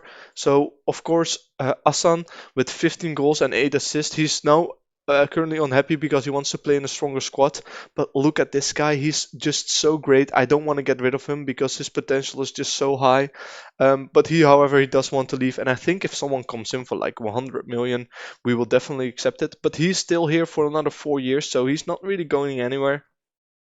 Then also Roger Marti, who actually his contract got adjusted by 1 year, so it got renewed. So he's now 1 year more with us, but I don't think he's going to be playing a lot more. He did do well though in his season that he was here. Dennis Basic, I played him more during the end of the season, and he did pretty well, scoring 8 goals and 2 assists for us near the end. So he did pretty well, and he's doing very good if we look at his development. Then also Elias Saad did very well. Is now a natural at his advanced forward position, so that's good. And who I'm also very surprised by is Jonas Urbik, our first starting goalkeeper, who has improved a lot as well. Now 16 rushing out tendency and 16 kicking, which is just great for a goalkeeper, and he can still improve. So he's looking very, very good. As you can see, a lot of our players are wanted by other teams. A lot of players we're also going to get rid of at the end of the season, and then we're going to try to sell on. We did, what I want to show you is we did get our transfer budget right here. So we have 20 million and 675k per week to deal with. So that's a lot still. With some people also leaving, some players leaving, we might even get a little bit more, but we will see about that. And what I also want to show you is that we have the club's vision and expectations meeting here. So we need to sign players based in Germany. Don't think I'm going to be doing that a lot. Sign German players, maybe. Develop players using the youth system. We are trying to, because if you can see the development here in the under 19s, there's a lot of players with great potential, all new gens. So we're going to see how they work out. And of course, Martin Bush is still in here, a striker which is already very, very rapid. He still needs to increase his technicals and mentals, but we're training as an inside forward, and that would be a perfect spot for him to play, although his long shots aren't the greatest. So we're trying to use that, and then they also want us to work within the wage budgets and maintain a Bundesliga top half finish. I think we can do that. I think we need to do that because if you look at our finances, we're currently in the positive 23 million. That is because we got the prize money from the Bundesliga, the 46 million for finishing in, I think, the sixth position it was. So that's very good. But of course, we are still dealing with that big net debt of 245 million. So we still aren't be able to get everything from the transfers yet, but we are making improvements because I also asked for some extra physios and we actually got one extra. So that's good, that's all good. Let me accept this vision and let's just sim forward one more day, see if anything else pops up. So they don't want to improve the youth facilities. What I usually do is I just go in here and then I ask them to increase it. And they actually increase it right away. So that's good. And let's see if I can do it for the training facilities as well. To attract better players, this is really important. And then they say clearly this is an issue that's close to your heart, and they usually just accept it either way. So they just accept those two. So that's another 8 million that we can increase. So that is just great. If I look at this team right now that we have here, let's see, this is our main team, and I think Dardai was in here. I do think that a lot of these players are going to leave at the end of the season. I think Dennis Praat is definitely going to leave because he didn't really play a lot. Maybe Guilherme is going to leave. Clara is going to stay, but Baumgart and Cisse, I'm not sure. So it's going to be a real nice overhaul once again. Franco Vasquez has just told he's retired, and at the beginning of the season he was injured. He didn't play that well for us, only 5 games, and after that I really didn't use him anymore because what you see with these players is their physicals. Do you really need them at this level? And it's just not good enough, unfortunately, anymore. But he did well for the time that he was there. Um, anyway, what I will doing is I'm going to make some signings. I'll tune in once again if we do something interesting, and if not, I won't show you. And I will let you. I will come back at the end of before the end of this episode. We will have finished the transfer window, and we will have looked at what kind of signings we have made. So see you then. So here we are, guys, back again. The end of season review. I just wanted to show you how actually the fans and the game thought that we did. So let's head to the new arrivals here. Dennis Praat has actually been one of the new arrivals, but we had a lot of them, of course, this season. Roger Martin, Elias Saad, Heisenbach, Urbik, both actually came from Köln. I didn't even know that. Finn Becker came in, Mittelstadt, Klarer, as you all know. They all did pretty well, but Dennis Pratt had the 8.4. Transfers out, of course, we also already know a lot of them, and of course the big signing that El Ittihad made was 26 million. Loaned some players out, and Becker actually did very well on his loan out. He's developing very nicely. Might be a starter or a backup next season. So here's how we did. The board very glad with us. Asan Aduago is of course the top scorer with an average home attendance of 60k. Position is sixth. Started very well, then lost it a bit in the slump, and with one loss. We did actually do pretty well. In the Pokal, of course, got knocked down very early, and actually Freiburg won it 2-1 to FC Bayern. So very important to them. Good job. Moments to remember: biggest win 7-2 against Borussia Mönchengladbach. Hassan with his first ever hat trick, which was a wonderful moment. And then the match to remember was, of course, the 1-4 win against Bayern, which we just completely dominated them. Then let's take a look at the finances. So we're still on national level. We didn't get any new sponsor deals in. We are earning a little bit more in sponsorship though. Broadcast revenue, we are going down a little bit. Corporate hospitalities, we got a lot more. Competition prize money, of course. Last year we got it from the Bundesliga, the second Bundesliga. This year we get it from the first, so you get a lot more money. And here match day and commercial income, of course, also shooting up. Then 10 million in merchandise sales, which is actually a lot. It feels like that's a lot. Quadrago or Asan with the most sales, also Roger, Praat, and Saad. I think this Heisen Basic didn't even play that much, but apparently his shirt sold a lot. And how we lined up: Saad and Koita in the middle or in the center. Of course, Roger Marti played a lot here. And then our center backs, Baumgart and Klare. I think Guilherme actually played a lot more. Koens and Schallenberg have very low ratings, but I think they played very well. It's just that they're ball-winning midfielders, so they only get good ratings once they score a goal or anything like that. Very happy with the team actually. So fans player of the season, Eitlin, which is our left back, 7.2 rating, young player. Also Eitlin. I expected that to be Asan, but they voted for someone else. Yeah, this is all very basic. Very nice. European Golden Boy, Quadrago. NXNG, Quadrago, German under 90 player of the year, Quadrago. So very good from our young wonder kids. So let's see the manager timeline. Of course, we started out here. We came on board. Then we were Bundesliga second winners. Koita tops the charge of to become the second Bundesliga top scorer. Then we said goodbye to Koita because he joined El Attiyad for 23.5 million. And then also what happened is Marco Miedemeyer, a youngster of us, broke the record of being the youngest player when he played against Gladbach, but that's only 17 years old, so not even that young. So that's how we lined up. That's how we finished. I will come back to you once I've made some other signings. Hi guys, here we are, back once again. For you it must have been only 5 seconds, but for me it's been a whole day since I played through the transfer window. I did make a lot of signings, but first things first, I wanted to show you something else. And what I wanted to show you is that I actually have gotten a new license, so the Continental C license, training for B right now. And this is how my attributes are looking: 20, level of discipline, adaptability 1, player determination 7, motivation 13, and just average coaching stats.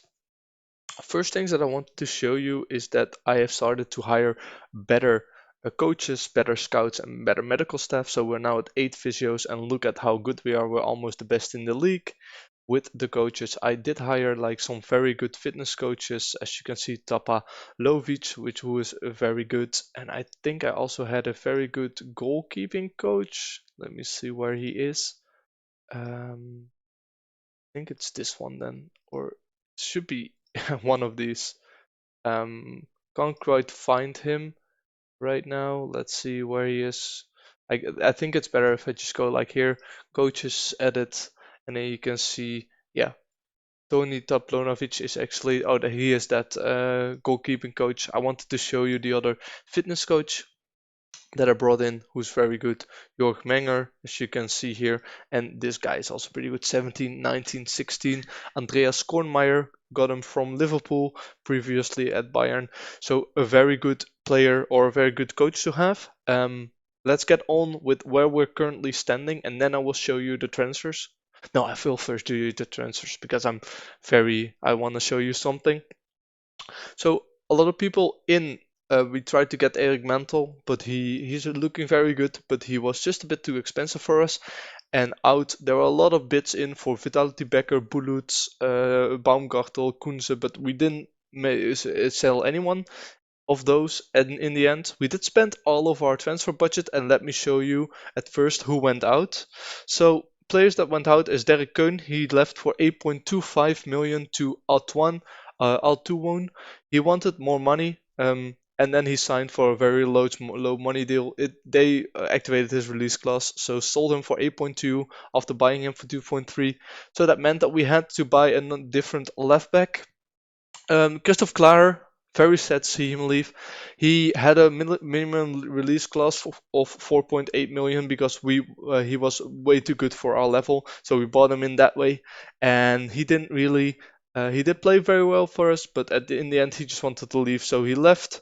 We also sold Templeman, who we bought for 500 and then sold on for 3.4. Didn't really get to play, was a squad player for us. I'm happy to see him go. It's no big deal. Sold some other big players here. Gulan Fogi has gone to Darmstadt for 22k. Just wanted to get rid of him. Didn't really have a place for him anymore. The Knights went to Coruña, picked him up for free. Now sold him, and I will show you why we did that exactly. Then Spratt also went to Anderlecht right here, and he left for 775k. Didn't really play for as much, was just a good backup to have. And now let's get into the sales, or into the people who we bought. We bought in for 27.5 million, so that's a lot. First things first, Lotka came in as a backup goalkeeper. He's still going to be our backup, not going to be a first keeper. Kevin Slotterbeck came in, the defensive, the ball playing defender. He's a backup for us, physically not very good, but just on average pretty okay. Then we bought in Mason Greenwood. Some of you might know him, the future wonder kid of Manchester United. Brought him in on a free. He was loaned out 3 seasons after a road to Getafe in 1 season. This is no 2 seasons actually. This is showing up a little bit weird. So he did pretty well at Getafe, and he is gone on a pretty good start for us. 2 goals, 1 assist in 3 games. He's in on a very expensive deal,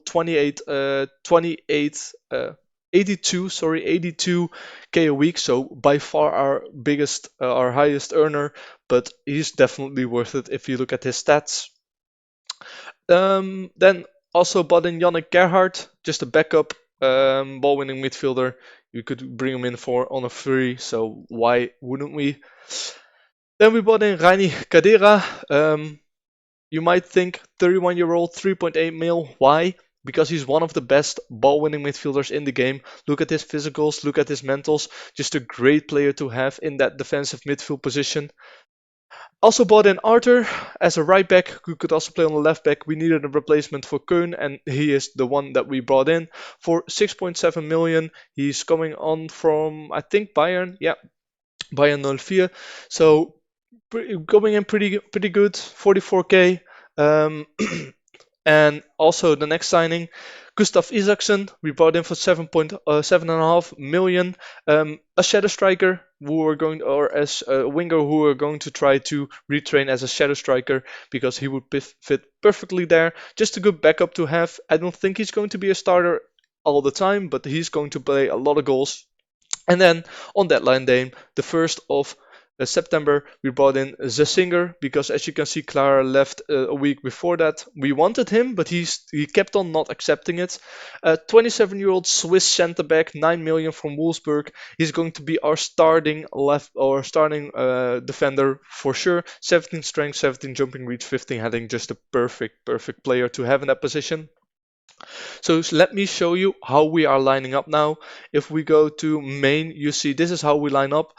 Arthur Ziesinger and Schallenberg, who was previously playing in the midfield for us, but because we brought in Kadira and Kunze, we already had, so we moved Kadira into the volante in attack position, and we moved Kunze in his good old trusted ball-winning midfielder position, and Ron Schallenberg actually went as a ball-playing defender, and he has the great stats for that as well. 14 jumping reach, 12 strength, great physicals, great mentals as well, so he will do fine there.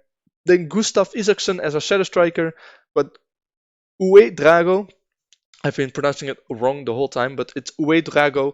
He is our inside forward, and look how he is performing. He wants to leave, unfortunately, because he wants to play in a stronger squad, but he has 4 more years left on his deal, so we have 4 more years to make him want to stay.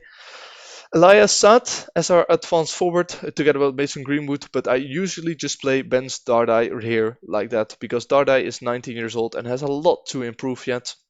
It's potential 4 stars, so he's just very well rounded. So I'm trying to play him a lot more there. Then as a backups we have Eitlin, who was a starter last season. He got replaced by Arthur and Vitaly Becker, actually from our own youth. Trying to give him a chance, see how he can do. In 3 games didn't do so great, but he might just catch on once he has a little bit more games.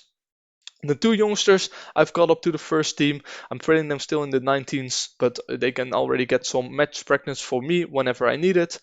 Tobias Wimmer, who is a regen, and Marco Windmeyer, who's also a regen. And then the one person we wanted to leave is Roger Marty. He didn't quite leave, trying to sell him, but didn't work. We're not really going to be using him. So that's how the team lines up. So very glad about how the transfer business we did. We do have, of the 4 signings, the 5 signings we brought in. That's actually the 6 signings we brought in. They all have very expensive deals, as you can see. These are all the guys, all above 30k. So we're spending a lot more wages, as you can see in the finances right here. Almost spending 750k. But we're overall in the profits on our average balance, so that's good. The loans are also, the debt is also going lower, 220k, it's a million in debt now. And now, last thing, let me show you how we did in the competition. If you go to schedule right here, you will see that we still have to play the UEFA Conference League knockouts. We did qualify by beating VTSC from Portugal 2-1 and a draw 1-1, which meant what we were going through. First time this series we win our opening game in the DFB Pokal, so we are through to the next round. Also a victory 4-1 over Freiburg and 3-1 over Union Berlin, and also a 1 loss against Red Bull Leipzig, which means that we are currently in 3rd in the Bundesliga, doing very well. Like I always do, I will come back to you in the January transfer window once again in the next episode, probably around this area. I will show you the transfer that we made, how we've gotten on, and also show you what the youth intake is. If you want to see how I did these signings, please do take a look at my video where I explain how I do the recruitment. It has to do something with an Excel sheet and where I put the data in. It's very fun to look at if you want. It's in the description down below. And if you like this video, please do consider to leaving it a like. It helps me out a ton. And subscribe if you want to see more. I upload daily football or weekly football managers at Wednesday and Sundays. So stay tuned for that. Anyway, if there's anything you want to mention, leave it down in the comments. I hope you've enjoyed, and I hope to see you in the next one. For now, take care.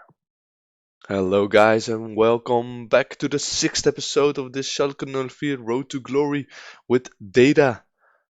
If you don't know what the series is about, go click the link in the description of this video and you will see a link where there's a video about how I explain how I play this series. So basically all the signings and all the players on certain positions are made with that Excel sheet. So nothing really fancy, just that Excel sheet and how it works. Today I'm going to show you how we've been doing the last 6 months. I think this is the third season, so this is our second season in the Bundesliga 2026. And we haven't really upgraded ourselves. Of course, we started with no classifications and we're now studying for Continental B license, which we should have soon. But let me show you how we've been getting on. So right here you can see we have been playing in the Europa Conference League since we finished 7th or 8th last season. So as you can see right here, we did win our first game in the DFB Pokal. Then we went on some nice little runs, won some in the UEFA Conference League. Then we had one defeat in the UEFA Conference League. Played a lot of friendlies. Of course, we're winning all the games that we should win. However, we're losing right here against third Liga side St. Pauli. We did field our backup squad, but I thought they would be strong enough, but apparently they weren't. We were also pretty unlucky. I think we had a pretty high XG. It wasn't actually that close, but we did have a disallowed goal at the end, so it's just very unfortunate that that happened. But it is what it is. Then after that, we also won again, or before that, we also won from Bilbao. We lost against Bayern München just barely in the 64 and 89th minute. They scored. We were tied 2-2 at some point, but of course Bayern have very good players, so they just came back. Then a 3-1 win over Brøndby and a 3-1 win over Basel in the Conference League. Also some wins in the Bundesliga. As you can see, not many draws. A win against Mainz, a win against Köln, a loss against Köln actually, where we got an early red card from Basic, the 25 minutes, so that game was already doomed. Then Stuttgart 5-0, lost up against Borussia Dortmund, just barely. We deserved to lose that, but 93-minute goal from Yusufa Mukoko. Mukoko is actually it's a big shame. Then we tied another game in the UEFA Conference League and we won 5-1 against Kilmarnock. That means that we are currently in 4th position in the Bundesliga, not doing so bad, above Bayern München, who had a pretty terrible start. They might not be champions this year, you never know. Leipzig and Borussia Dortmund are walking away with it. However, if we win one game, we're above Köln and we're in 3rd place. So Champions League spots might be possible, and I think this team should also. We don't really do that bad if you compare us to the rest of the teams. If you go to season preview, we're expected to come in 8th, but I think we could go as good as 4th because Bayern 04 is doing pretty poorly as well. So that means that we get to stay up. Hannover are actually also doing very well, 23 points. They also got promoted last season, I do think, with us. So if we look at the Conference League then, we see that we qualified in 8th, which is nice. That means that we get to skip a round. So we just walk into the league or the round of 16, which is not known yet who we're going to play. And as you can see, our schedule isn't that hard. The hard games are Leipzig at home, Bayern away, and Gladbach, Borussia Dortmund away, and the rest shouldn't be that hard. Could possibly be wins or losses, you never really know. So yeah, doing pretty well. knocked out in the DFB Pokal, like I already showed you. We do have Asan Uedrago in the top scorers charts, also in the assist charts. He's one of our best players, as you can see, developing very, very nicely. 192 centimeters, great physicals, and just a monster. The team is looking like this at the moment. A lot of persons get suspended and stuff like that, but that's okay. So what I do is I play the reserve squad whenever we play the Conference League because I have more um, interest by winning the Bundesliga because that gives more money. But I usually just put Dardai in like that because Dardai is improving a lot. Unfortunately, his potential ability did decline, but that's okay for me. And what I've been doing, if I've been getting youngsters, Tobias Wimmer, who is a very good, promising youngster, Marco Wittmeyer, who's also a promising youngster, and Martin Busch, who's also a promising youngster. I've been putting them into my team and giving them some playing time. This guy has played once, I think it was in the Conference League, and Wimmer has actually played a lot more already. I think, yeah, 5 games in total. And that's because sometimes I just have injuries. For example, right here, this guy's suspended, so he can't play, and this guy's suspended. So I have 2 more spots, and I have Luca Pfeiffer, who I could put in here, but he's 29 years old. He's already decreasing. So what I just do is I take these youngsters and I plop them in like so. That helps out a ton. But anyway, the reason that I was back is because I am in the January transfer window, which means that I'm going to be looking for players to buy. The players that I'm going to be looking for are in my scouted area, and this is a view that I made myself. I can copy that and put it in my Excel and see who's actually available on a free. What I usually do here is I go to expiring in 6 months, and you can see everyone that's expiring in 6 months and see if we can bring them in. Probably most of these people are going to be backups, but if it's just that free of a backups, then I'm really likely to just grab them in. Um, you can go like this until full knowledge, and then it scouts those guys as well. Let's do the same with Jaden Braaf, and I think I will scout everyone until like the C level, because if these guys don't really aren't scouted fully, I don't really care too much. Um, and we're just going to check if any of these guys are willing to join us on a free. We do have some more uh, transfer or wage budget here, so we do have about 56k to work with. I've been trying to ask for more money, but it's not really working. And our finances currently are looking like this, so we're in the positive right here. And I think at the end of the season we'll be around like 5 million in debt, which is not that bad to be honest. Our debt has also gone up a little bit higher because we've taken out another bank loan for improving the training facilities and youth facilities, which is fine.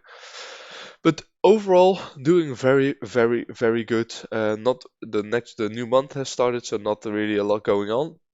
So what I will do is I will play these games right here, and I will be back at the 1st of February and show you what kind of different signings we made.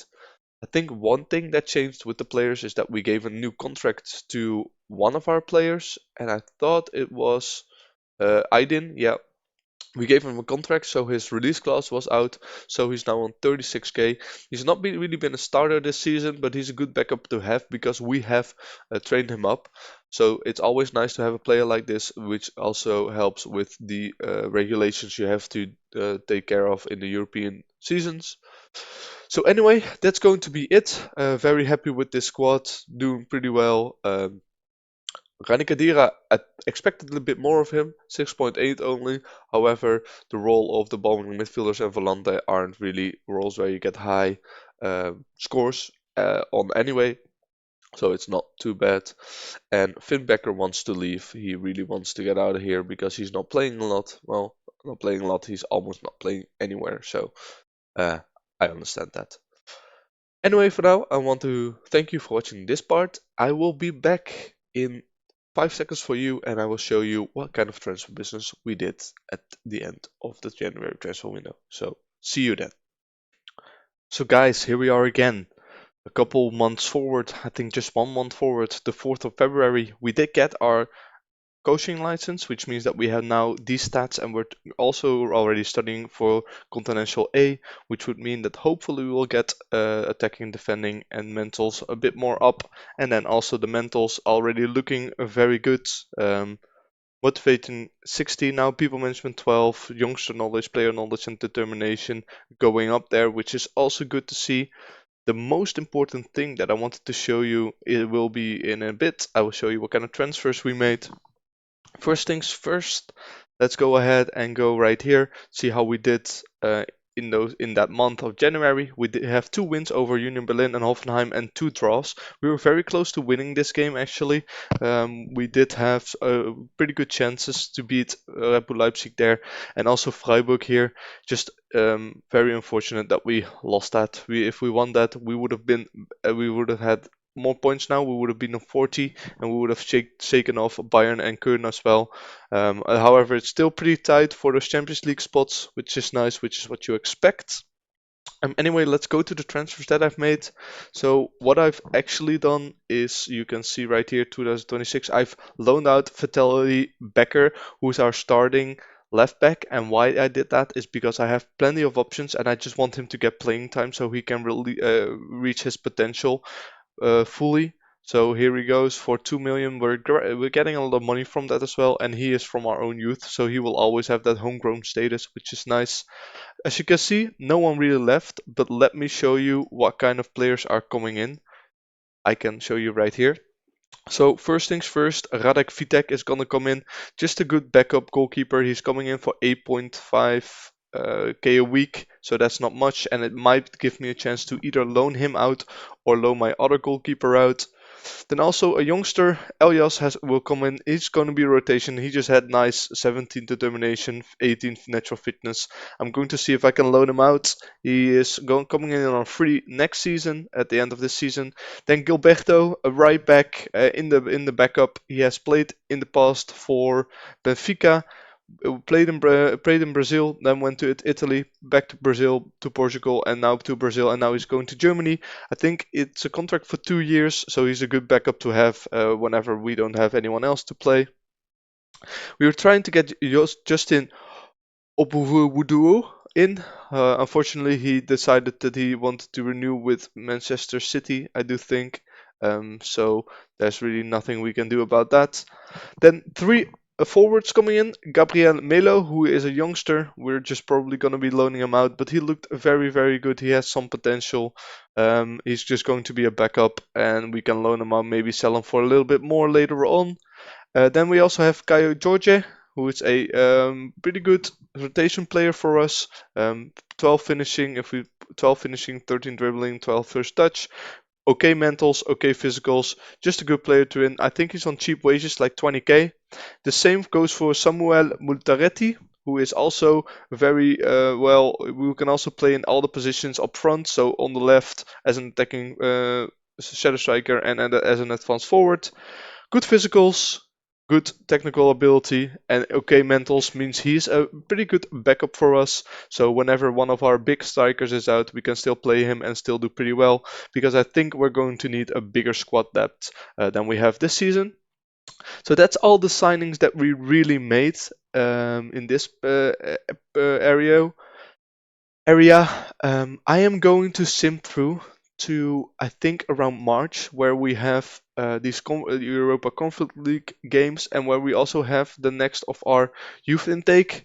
We have an excellent intake once again, like we have every year as Schalke 04. Center backs and defensive midfielders and attacking midfielders, we have some good ones, so I'm very curious about that. When looking at our finances, it's 12k in the positive still. I did ask for a new contract, and I think I want to ask for another affiliate club, but I will do that later on. What I think I didn't show you yet is that we have Arminia Bielefeld as our affiliate club now. They have fallen a lot. They're in, I think, right now, yeah, they're in like non-playable leagues, so they're not even in the third liga. They dropped down in 17th, then in 16th, and then in 18th. So doing not so good, but we have them as our affiliate now, which means that we get some more scouting knowledge. And I'm going to try to get another affiliate in later on as well, in another area or another city, a land. And then the last thing I wanted to show you is if you go to scouting and then go to, I think it's scouting coverage. Yeah, as you can see, we have a lot more coverage in the world now. I still want to improve more in North Africa, and then maybe like Russia and stuff like that, the Middle East, and maybe Australia, but I'm not sure if we are going to get someone there. And then also maybe put some more in the north part of South Africa, South America, and then we'll have great coverage. As our staff is looking like this now, so we're the best in the Bundesliga with almost everything. Recruitment team is also the best, and we're just not the best in sports. Sports scientists, but we only have two, so that is I think that is okay, because if we had more, we could have done a lot better. Anyway, I'm gonna come back to you around this time in March when we have our youth intake and when we've played our Europa League Conference Leagues. So once again, for me that's like about 3 hours, and for you that's only 2 seconds. So see you then. So here we are again, guys. Simmed through a couple more months. Well, with a couple more months, I mean just a few, 1.5 months, I do think, since we last joined.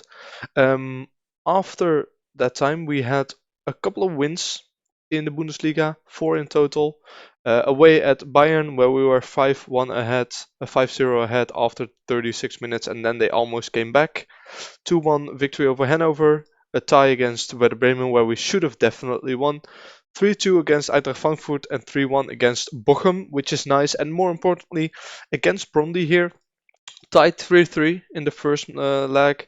However, we were winning uh, quite handily, I would say. And then they suddenly came back with an 83 and a 93 goal to make it 3-3. So that meant that we had to win the next game, and we did. 3-1 against a very weak Brøndby side, and we actually haven't been drawn to anyone in the quarterfinals yet. I don't know when that is. But the other thing that I wanted to come back for was the youth intake that we had, and you can see them right here, youth intake. So it was more, um, there was more potential. It showed at first, and now that I see these players, they're not very good. I did offer all of these guys a contract. Um, this guy has low determination but good stats and high potential. This person is loyal and has okay dribbling. Then we have someone's name I can't even pronounce, also low determination, so I'm hoping that doesn't really get an effect on the rest of my players, because for the rest there they look pretty good. So just as this guy also has low determination. This guy's 11 determination, but just a good backup to have. Personality also balanced. Then this is probably the most promising prospect. 15 determination, resolute, hardworking midfielder. He could be of use later on, most definitely. So let's keep an eye on Niels Simon van Aalen. Michael Turek, also 10 determination, fairly sporting, also got him in. And then the rest of these aren't really promising. 9 determination, balanced. This person has 10 determination, fairly loyal. This person has 6 determination, unambitious. And there's Selic 4 determination. As you can see, a lot of people with low determination, which really made me doubt, okay, are we doing something wrong here with all the low determination guys coming in? So that's something that I wanted to change straight away. Again, low determination and Timo Marks also. So that's something I wanted to change, and I did change straight away. So what I am doing right now is I am bringing a different head of youth development in. You can see here Nicolas Seube for SM Kaans. He is a model citizen and he has 14 determination, so I hope that makes a difference when recruiting those players, but we will see about that. So all in all, pretty bad youth intake. Didn't really get anything that we wanted. In the competition, we're currently in third, above Bayern still, but if we lose 2 games, we immediately fall down in the middle right here, and we could either still go for the Europa League or Champions League spots, or maybe even for the title. But the title will be a far-fetched. I do think if Bayern didn't do so badly, I think it would have been impossible for us to get the title. But anyway, we're still in the race, doing still pretty well. Mason Greenwood with high average ratings, and Asan Uedrago with a lot of goals and assists. So doing very well. I will come back to you at the end of the season, so after the 16th, and I will show you how we've done, and then show you what we have achieved in this season. Anyway, for now, I want to thank you for watching.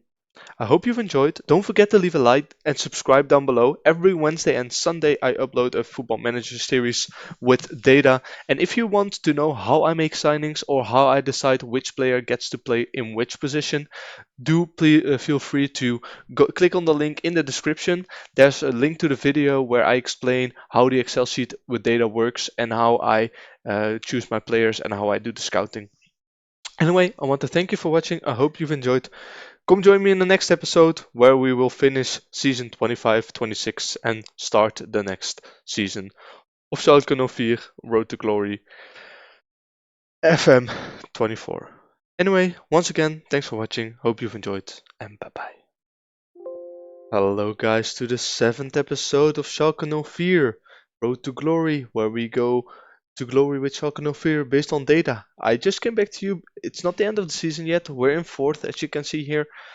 It hasn't ended yet, 2 more games to play. I'm gonna show you everything in a bit, but first I wanted to show you this message that we got. So the initial wage budget is 1 million together with 55 transfer budget, which means that we can spend almost 55 million and 263 in the wage budget, which is insane money for a club that actually has still 287 net debt. But I guess the club thinks we're gonna do better, so they already gave us a huge transfer budget, which we can definitely work with.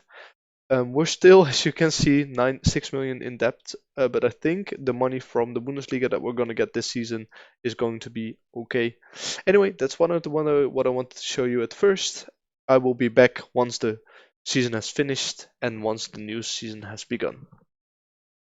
Hello guys, here we are, the end of the season review. Season 25-26, second season in the Bundesliga. Let's see how we did. First things first, we go to the new arrivals. We have Mason Greenwood, 24 goals, 9 assists in 43 games, which is pretty nice. Arthur with 39 games, 3 goals, 11 assists, also great. Isaacson, Zinger, all of these players we brought in as well for not too cheap, not too expensive. Mason Greenwood actually on a free. So very nice, all of these signings. We only made 8 last season, so not too many. Lotka didn't really play a lot, neither did Gerhard. They were just backup options. But Kadira, 39 games, an average of 6.8, not too bad. Then 4 transfers out, of course, this is what you saw through the season. We sold a lot of that weight and a starter in Köln. He went to Al Tawoun, and some loans, of course, but they don't really matter. Let's go to the season results, see how we did or how the board did, thought that we did. So we came in 4th, as you can see, under Bayern. Bayern didn't win the league, so crisis at the club from München, but nothing we should be worried about because for us that's only good. Our average home attendance was for 95% filled. We have a B from the board that we reached the Champions League. Then right here we became runners up. We lost 2-2 against Atletico, as you can see here, or we lost on penalties. We were the better that game, but for some reason we just couldn't get the goals in that we needed. So unfortunately we lost there. Also 95% home attendance, which is good. And the Dave Baby call you already saw, we got knocked out by St. Pauli in the second round, which was a bit disappointing. But anyway, the top scorer for us, Uedrago here, Asan. Let's go to the moments to remember. Of course, the biggest win, 5-0 against Stuttgart. Match to remember, 4-0 against Hoffenheim. And the goal of the season was made by Greenwood. I won't show you it because it's really not that interesting most of the time. So let's go to the finances. Right here, national, our reputation didn't really change. We did get more sponsorship in, more broadcasting, more corporate and hospitality, and more prize money. The prize money is mainly because we have a higher finishing position in the Bundesliga, and we did get a lot of prize money from the Conference League. Commercial revenue has stayed about the same, 500,000 more. A couple more shirts, 10 million I think was also last year. And of course Greenwood, Isaacson and Gerhard, the 3 that are brought in, they're selling really nicely. So let's check how we lined up. This was our starting lineup, so Zinger who actually did really well for us. Arthur and Aylin as our wingbacks, Schallenberg in the middle, Urbik in goal, Kunze and Kadira as our ball-winning midfielders, and Segundo Falante, Isaacson as our shadow striker, Uedrago I should say, as our inside forward, and Greenwood and El Sad as our starting uh, attacking forwards. So as you can see, Mason Greenwood with the most goals, then Uedrago and also Sad also pitching in with 14 goals, so not too bad. And assist-wise, Arthur, Uedrago and Edlin, so our wingbacks really helping us get those assists in, which is nice. So let's go for the accolades. Fans Player of the Season, Mason Greenwood actually gets everything except for most assists. So Mason Greenwood really proving that he's worth his wages that we put him on. And of course, Asan got the NXXGN award, which is very nice. They had one hat trick by Uedrago, some assists by Arthur that also broke some records. The youngest player, Martin Bush, he's a youngster from us. He's developing very nicely, played some games for the first team. All in all, we did very, very well. Century of matches during Zuna at my 100th match I did again this year in this February 2026, so that's nice. I'm currently scouting a lot of people, a lot of players here, and I already wanted to get ahead with getting some players in. So right here, supporter profile, we have 800,000 more social media followers, which is great, I do think. Season ticket holders, 42,000, and there's a waiting list of 70,000. So that means that we actually, if we are able to, let's just expand the stadium. But I don't know if I can get the board to do that with me. Let's discuss what we want to do for next season. Um, I don't really want to say anything about that because it will only give promises which I maybe can't keep. And let's go on a training camp to Italy. Let's confirm that. As Gustav Isaacson is back. So what I want to do if we look at the starting team right here is there's a lot of that way that I want to move on. I think I want to upgrade my back two. So Ron Schallenberg and Ziesinger I really want to upgrade, and maybe one in my midfield. Also another striker would be nice to upgrade the team. I think a few people are leaving. I think Pfeiffer is leaving, Finn Becker is leaving, Weiss and Basic might be leaving, Matriani and Gerhard might be leaving. I think these four are staying, so that's good. And these are the four youngsters that I was talking about. They all have high potential. So we have Martin Bush, who we are training as an inside forward, looking very nicely. Then we have Kasongo, who is we are training as a advanced forward, who's also very good, 182 with 15 heading. Wiedemeyer, who is a right back, also developing quite nicely, could become a rotation player for us. And Tobias Winmer, our actual legend, who played, I think, a few games. Yeah, four from the bench. So he did play a lot from us this season, and he's looking very, very good as in that Segundo Volante position where we're trying to train him right here. So the only thing he doesn't really have is long shots, but the rest of it looks very good. So he might already be able to contribute something in the first team. Anyway, that's it for how we did last season. I am gonna come back to you once I've made some more signings, and I will see you then. Hello guys and welcome back. Here we are, end of the transfer window.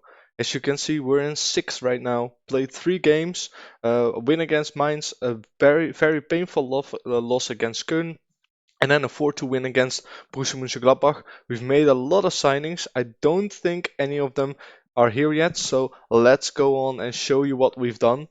So first things first, let's go to the outs. We have sold Arthur, our starting right back, for 25.5 million, but it could become a lot more. We bought him in for 6.7, and this was just too good to let go of. We sold him on, and then we arranged our team a little bit, so we still have someone in that right back position. Then Henning Matriansi also left. We got him on a free. He was already in our game for 30 million. He was only a backup for us. The first season he was a starter, but then he just was a backup, so we just got rid of him. We didn't really need him anymore. Then Tyler Bulut, the guy who went out on loan for a couple of seasons, we now sold him on to Mainz because we didn't really need him and we could use the money. Finn Becker left also for 2.7 to Genoa. Not really anywhere starting player for us. We just bought him in for 600k as a rotation, and he did pretty okay. Sold him on for like a 2 million profit. Then Baumgartel left as well, 2.5 million. Was a starter the first 2 seasons, but after that just didn't really get to play anymore. So he is off to Augsburg. And we also have gotten rid of Luca Pfeiffer, who we bought in for 800k. Didn't play for us. It was just a backup. Maybe a little bit of a misbuy, but anyway, he is gone now.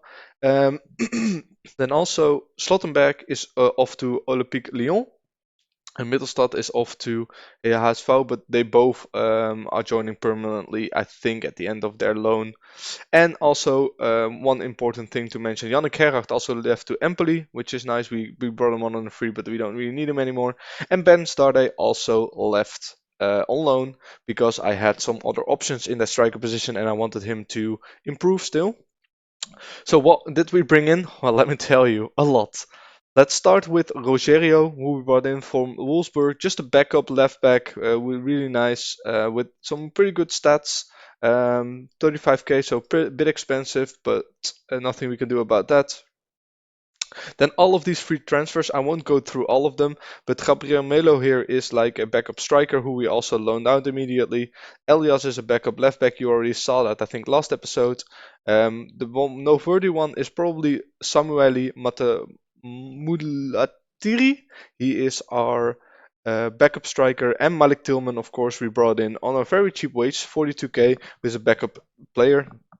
So 50k out, 130k in. Let me show you how that also went. We brought in another backup center back. This guy is going to be retrained as a center back. We needed someone to replace Baumgartel and Slotterbeck who left.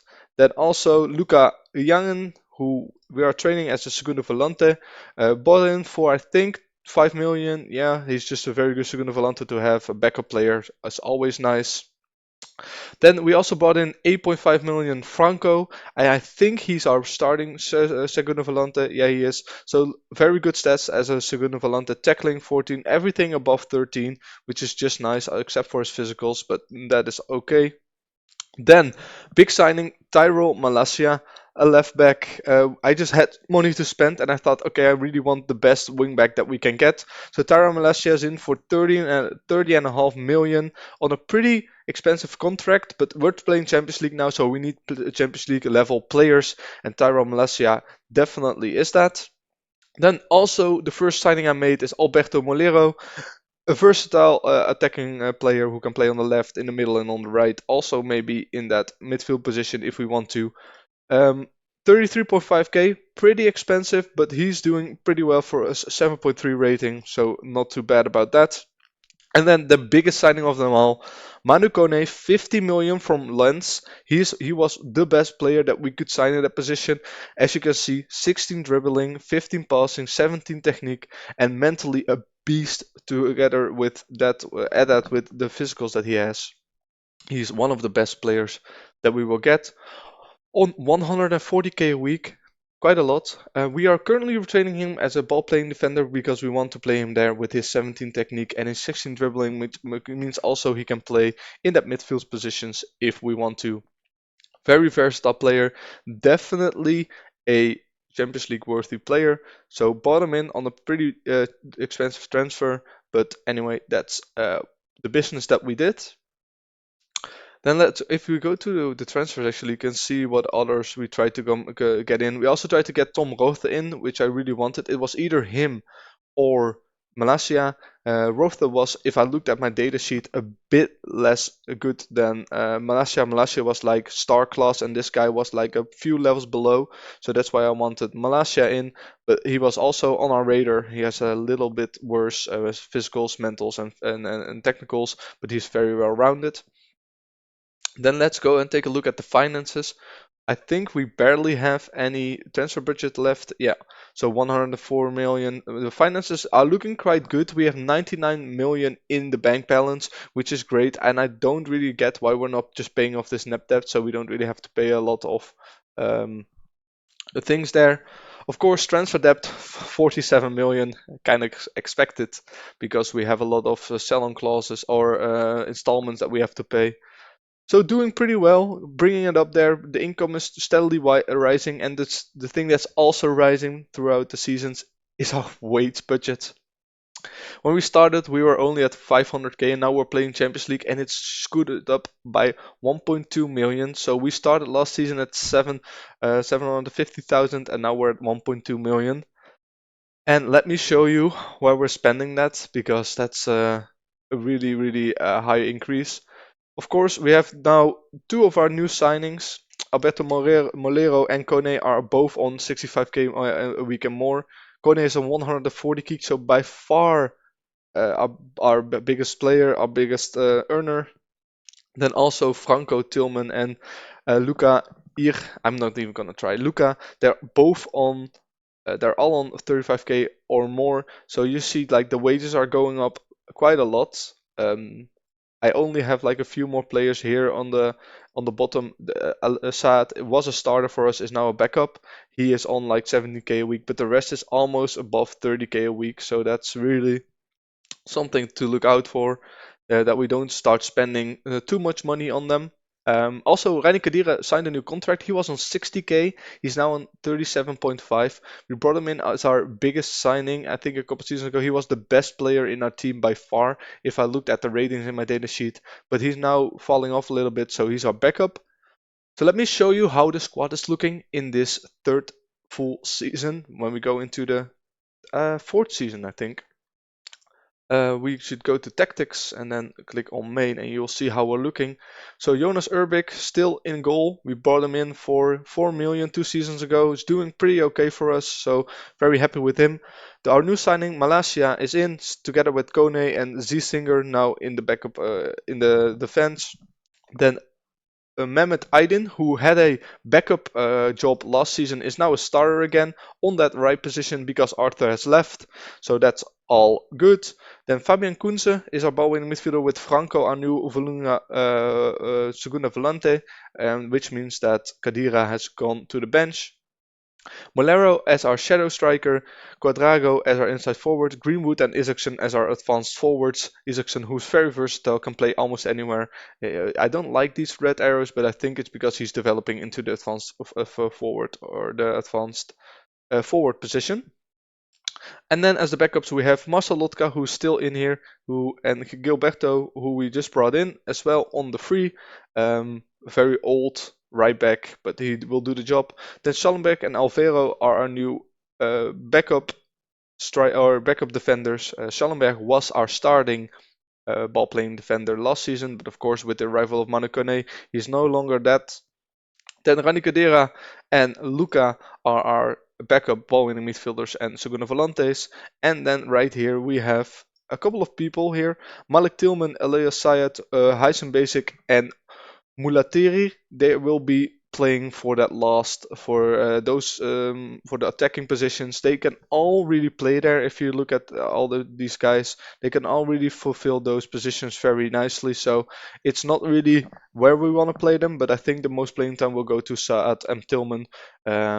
And of course, we still have our youngsters here, which unfortunately I couldn't loan out. So I'm gonna try to play them as much as possible so they get some more playing time, and they will also be playing for the second team, which they also did last season. So anyway, that's all I wanted to show you. We have been drawn into the Champions League as well. So we are playing Besiktas, Atalanta, Real Madrid, HSV, Feyenoord, Lens, and Midtjylland. Wait, and also Benfica and Arsenal. So pretty tough group, but I think we should be able to make it out.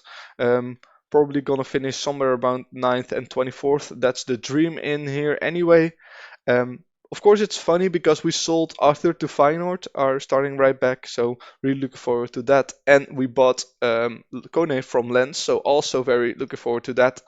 I think from these games we should lose maybe to go against Real Madrid, Arsenal, Benfica. Lens might be pretty tough as well, but I think the rest we shouldn't really be careful or afraid about. Then the second round of the Bokal, we're playing against HSV, and that's going to be it. What I will do is I will come back to you when the January transfer window has ended or when it has started, show you how we've done and if we're making any sales or as any sales or buying any players in. Probably gonna be free contract players which will join the next year, but I'm not sure about that yet.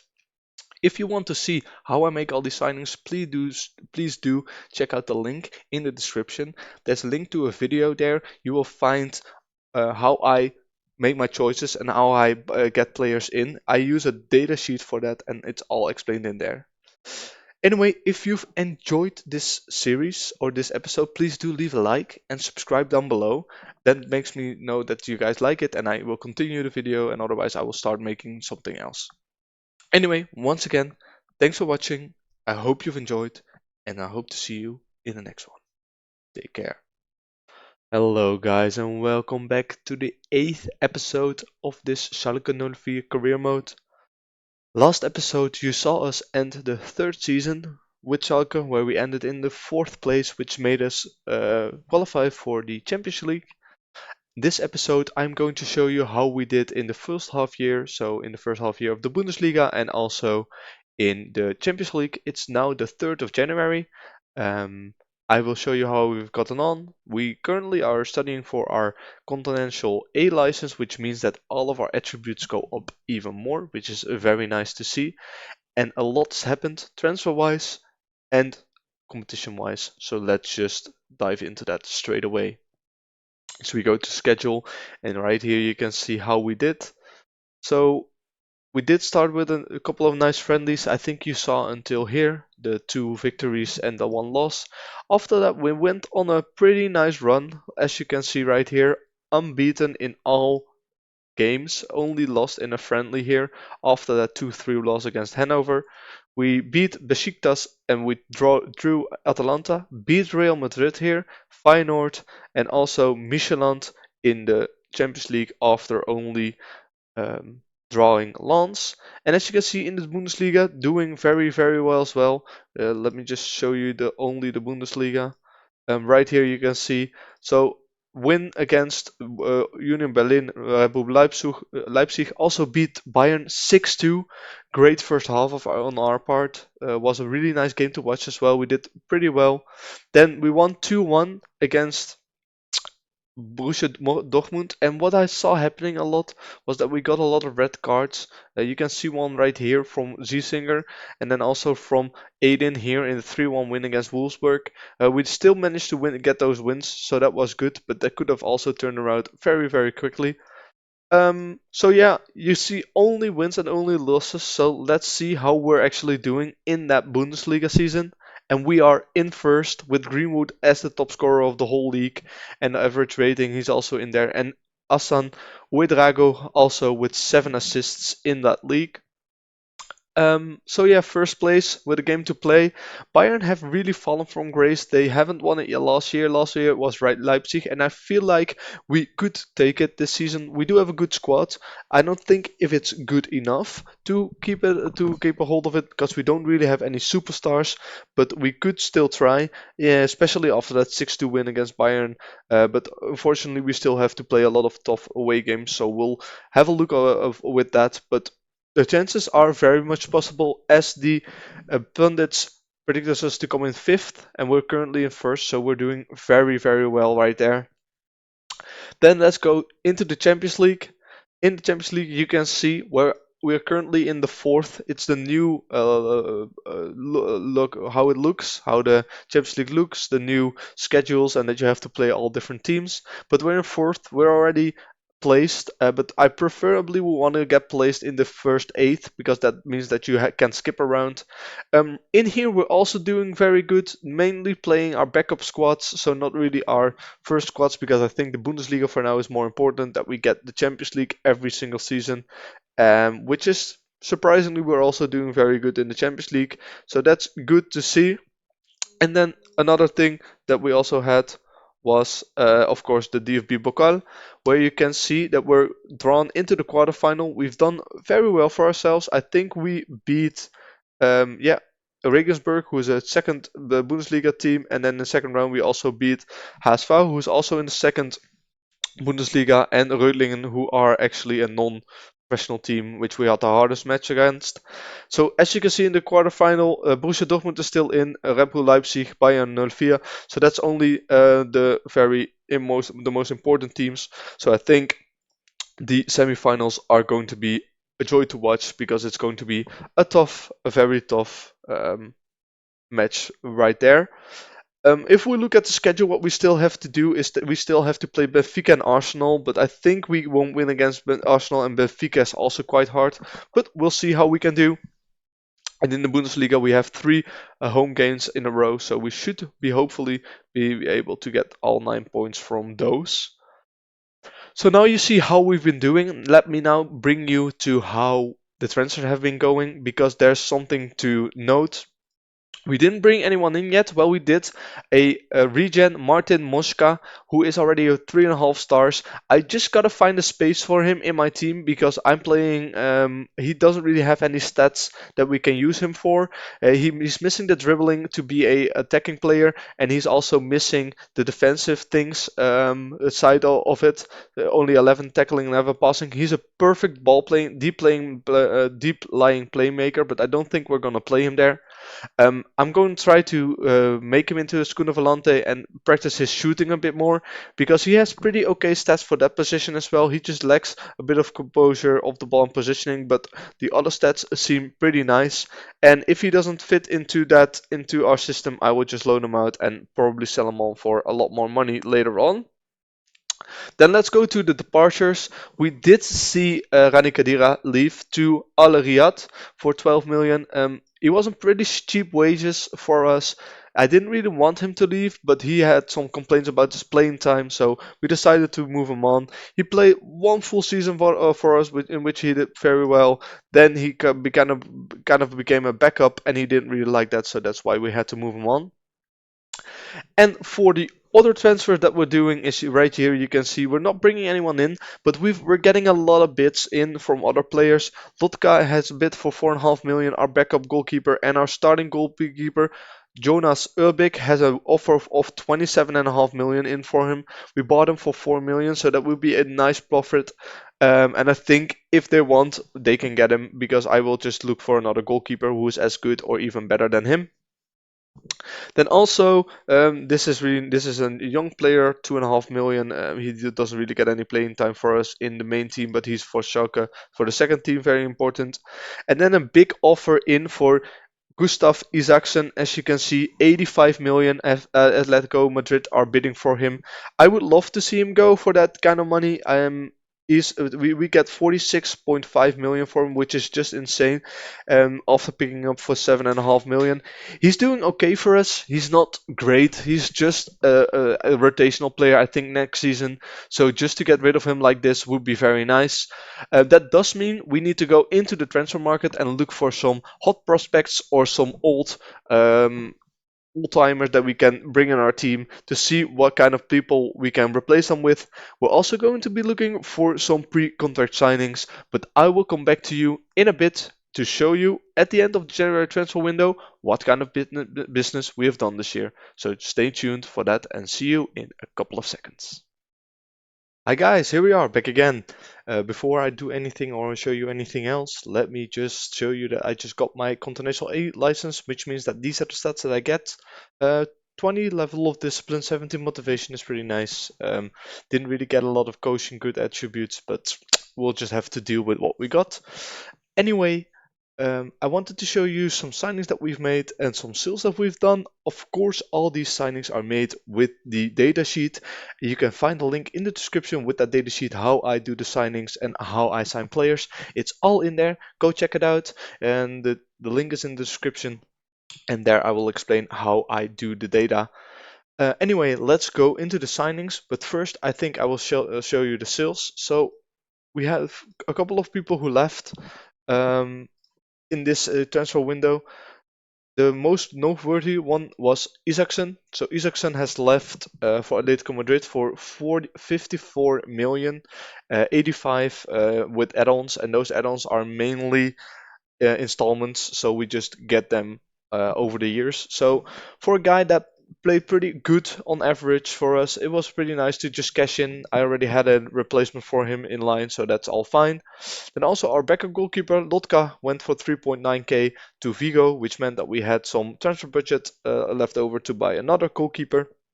And Mulateri, who was a backup striker, went for 3.5 to Nottingham Forest in the Championship. He didn't play a lot for us. We played some in the Champions League, but that's all right because we have a couple of youngsters coming in. Then let's go in the for the transfers in. Of course, you saw in the previous bit that we sold Kadira. He's also right here. So we brought in a replacement, 1.6 million for Tom Kraus.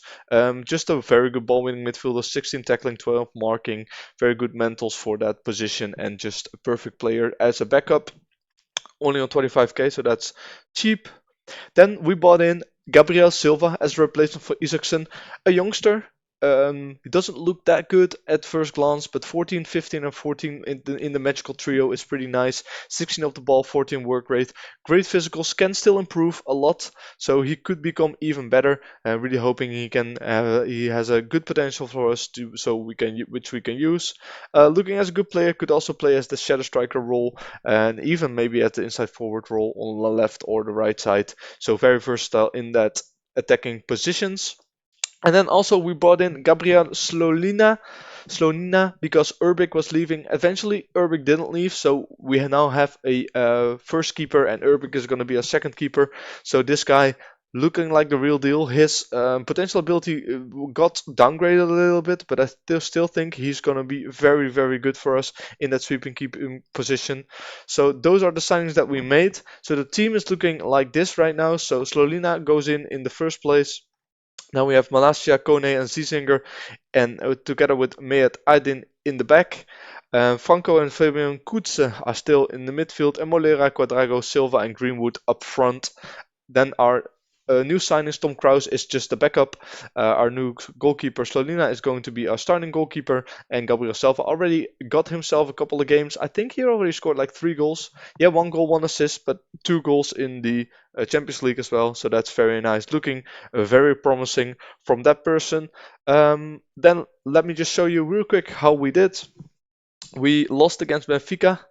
We won against. Let me show you. Let's start with the 2 losses, Bayern and Werder Bremen. I don't know what happened here. My 2 goalkeepers were injured, so I had to play a field player, but that didn't really work out too well. So lost those 2 games, but then retaliated back with a 4-1 win, a 0-1 win, and a 3-1 win, and more especially against Arsenal, 3-0 win. Very nice, which means that we are now placed for the UEFA League Championship, and we just get the last point in the top 8, which means that we don't have to play an additional game, and we just get straight on to the round of 16, I do think. In the Bundesliga, still on top, only by 2 points now because of those 2 losses, but still doing pretty nicely for ourselves. Let's see if we can get this trend going and at the end of the season be maybe crown champions. I don't know. We'll see about it back then. That's everything I wanted to show you. As for the finances, we still have 22k in the bank and 91k in the overall balance. What I tried to do this season is I tried to buy Endrick because his contract was running out, but eventually he decided to join Bayern 04 because they had a stronger squad than us. Would have really loved this guy to come into our team, but couldn't really do anything about it. Gave him a big contract, but he didn't really accept. And also 2 signings. Kostas Tsimikas is joining us next season. Very good left back, just a great guy. Overall, he's going to really help us in that the wing back position. So very curious what he can do for us. And also another Liverpool player, Fabian Cannavaro. He's coming in as a kind of backup option for us. So he's joining the first of July, I think. And once those guys come in, we will just see how the squad is looking. I'm going to sim through until March because we do have another youth intake in March. Let me just show you where it is right here. Youth intakes a center back and an attacking midfielder. Once again, an excellent intake, but we're gonna see if there's anyone useful. It doesn't really look like it. Probably 1 or 2 guys that are going to be useful, but we will see about that anyway. That's it for now. So I'll be back once we have that youth intake coming in, and that for me is that's like a month in game, and for you that's just a couple of seconds. So see you in a bit. Hello guys, and welcome back. Here we are once again with the youth intake. It's the 13th of March in 2027. So let's get on and see what kind of youngsters we did bring in. Before you have any expectations, they were pretty shit. So here they are, our best intake. As you could remember from the last video, it said we had an excellent youth intake. Well, they lied. The best player we have is Stefan Georgiev, a Macedonian with 17 determination, fairly determined, looking very good.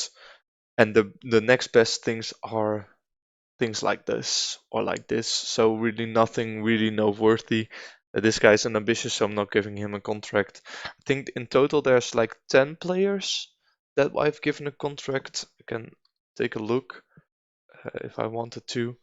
We go to youth. Then you can see right here, there's like a couple of players I gave contracts to. Why? Usually because they have determination and not a bad personality. So that's all fine. What I wanted to show you is that I've just had the craziest game that I've seen in a while in FM. So how we've been doing since we last left off is we won against Hanover in the Pokal. Then we had 3 wins and 2 draws. The draws were very unfortunate. We had to play our backup squads because it was just before the UEFA, the Champions League game. So I wanted to rest my squad. So the backup squad didn't manage to win against the number 16 of the Bundesliga and the number 10 of the Bundesliga, so still need to tweak something about there, but these games were very nice, all with the main squad, so that was good to see. And then let's take a look at this Arsenal game. We tied them 1-1 at first, and then we scored a penalty. We were leading, and then I thought, okay, let's at the 75 minute, let's take it back, and I just put everything on defense. And then they suddenly got a penalty in the 96th minute, which was totally unbelievable. Um, so then they scored in the 150 minute, and I was surely it's over. Surely we've lost. And then we got an equalizer at the 120th minute from Uedrago, who never gave up. I actually wanted to take him off, but he never gave up and he scored that equalizer. And then we went into penalties, which is just a lottery, and we scored 4. They missed 2, so we went through to the next round. And in the next round, I'm not quite sure who we can face. It's going to be pretty big teams, pretty big teams. It will be drawn the 19th, so in a week. But if you saw like in the round of 16, there's still a lot of teams left. AC Milan, Inter, who I don't want to face, Barcelona, Paris Saint-Germain, Leipzig, United, Chelsea, Manchester City. All the big teams are still in here, but we've already beat one, so we can beat another. You think? I'm very curious um, how our player was doing that we sold, Gustav Isaacson, who we sold to Atletico, how he's doing now for Atletico. 1 goal, 1 assist, and 1 of the match, a 7.7 average rating, which for the money that he cost isn't a lot. If we go to clauses, we should be able to see some clauses anywhere in here. Is this what we have to? I think this is what we have to pay. Yeah, so if you go for in and then search on Atletico, it should be somewhere in here. Or I might just be looking all over it. Because I'm very curious, like what they still have to pay for him. Gustav Isaacson, here he is. So we're still owed 253 million in installments, and then 50 million after he makes 10 more international appearances, which I think he will, and after 45 league appearances also. I'm not sure if he is really. He doesn't really play a lot for the Danish team, but I think he will get there eventually. So that 50 million is easy to cash in on, because he's also one of their top players. So I think he's going to get that as well. So as you can see in the league, we're still ahead by 4 points on Bayern 04, and we not really have that much very hard games anymore. Wolfsburg might be hard, Bayern is hard, Dortmund is hard, and Bayern itself, Bayern 04 I meant here, and Bayern itself is going to be hard, but a top 4 finish is very likely. If we're going to win it, not sure, but this is just the power of using data to to make a team. If you want to know how I use data and how I choose my selections for a certain tactic, then go in the description and you'll see a link to the video where I explain how you get the right people for the right roles. Um, so anyway, that's going to be it for this episode. If you like this episode, please don't forget to like and subscribe. It really helps me out a ton. Also, let me know down in the comments what you like to see me do next, and if you have any questions, I love to answer them. I've seen that a lot of people are subscribing to me right now, and I really love that. I like that. So thank you a lot for that, and I hope you've enjoyed. I hope to also see you in the next one. And for now, as always, take care. Hello guys, and welcome back to part 9 of my Schalke 04 Road to Glory with data. Last episode you saw us going for some January transfers and the youth intake, which was pretty poorly, and the season hasn't ended yet, but I just wanted to show you one big thing before I go into the cup final. On the last day I was tied with Leipzig had 1 point more than us. Bayern München had 1 point at the same points as us, and Bayern München 04 had less points than us, and we actually managed to become champions. And let me just show you how that actually got on. So if we go to fixtures and results, here you can see it. So we were on 70 points, Bayern were on 70 points, and Red Bull Leipzig were on 71 points. Leipzig were away against Borussia Dortmund, and check what happened here. Almost like the gods had written it. They were up 2-0. Then those Dortmund equalized, or at least Orban made an own goal. And then in the 92 and 97th minute, they conceded 2 goals, which made it so they lost points. And they actually lost that game. So with a tie, they wouldn't make it either. So I think they just had to push from this point on. And then they conceded another goal. Bayern won, but that wasn't enough to win it on goal difference. So we won the Bundesliga on goal difference, which is just insane. So only after 4 months since I've been in charge, as we can see right here, if we go to Schalke 04 and we just go to, I think, Schalke 04 overview, see the history, we've taken over here.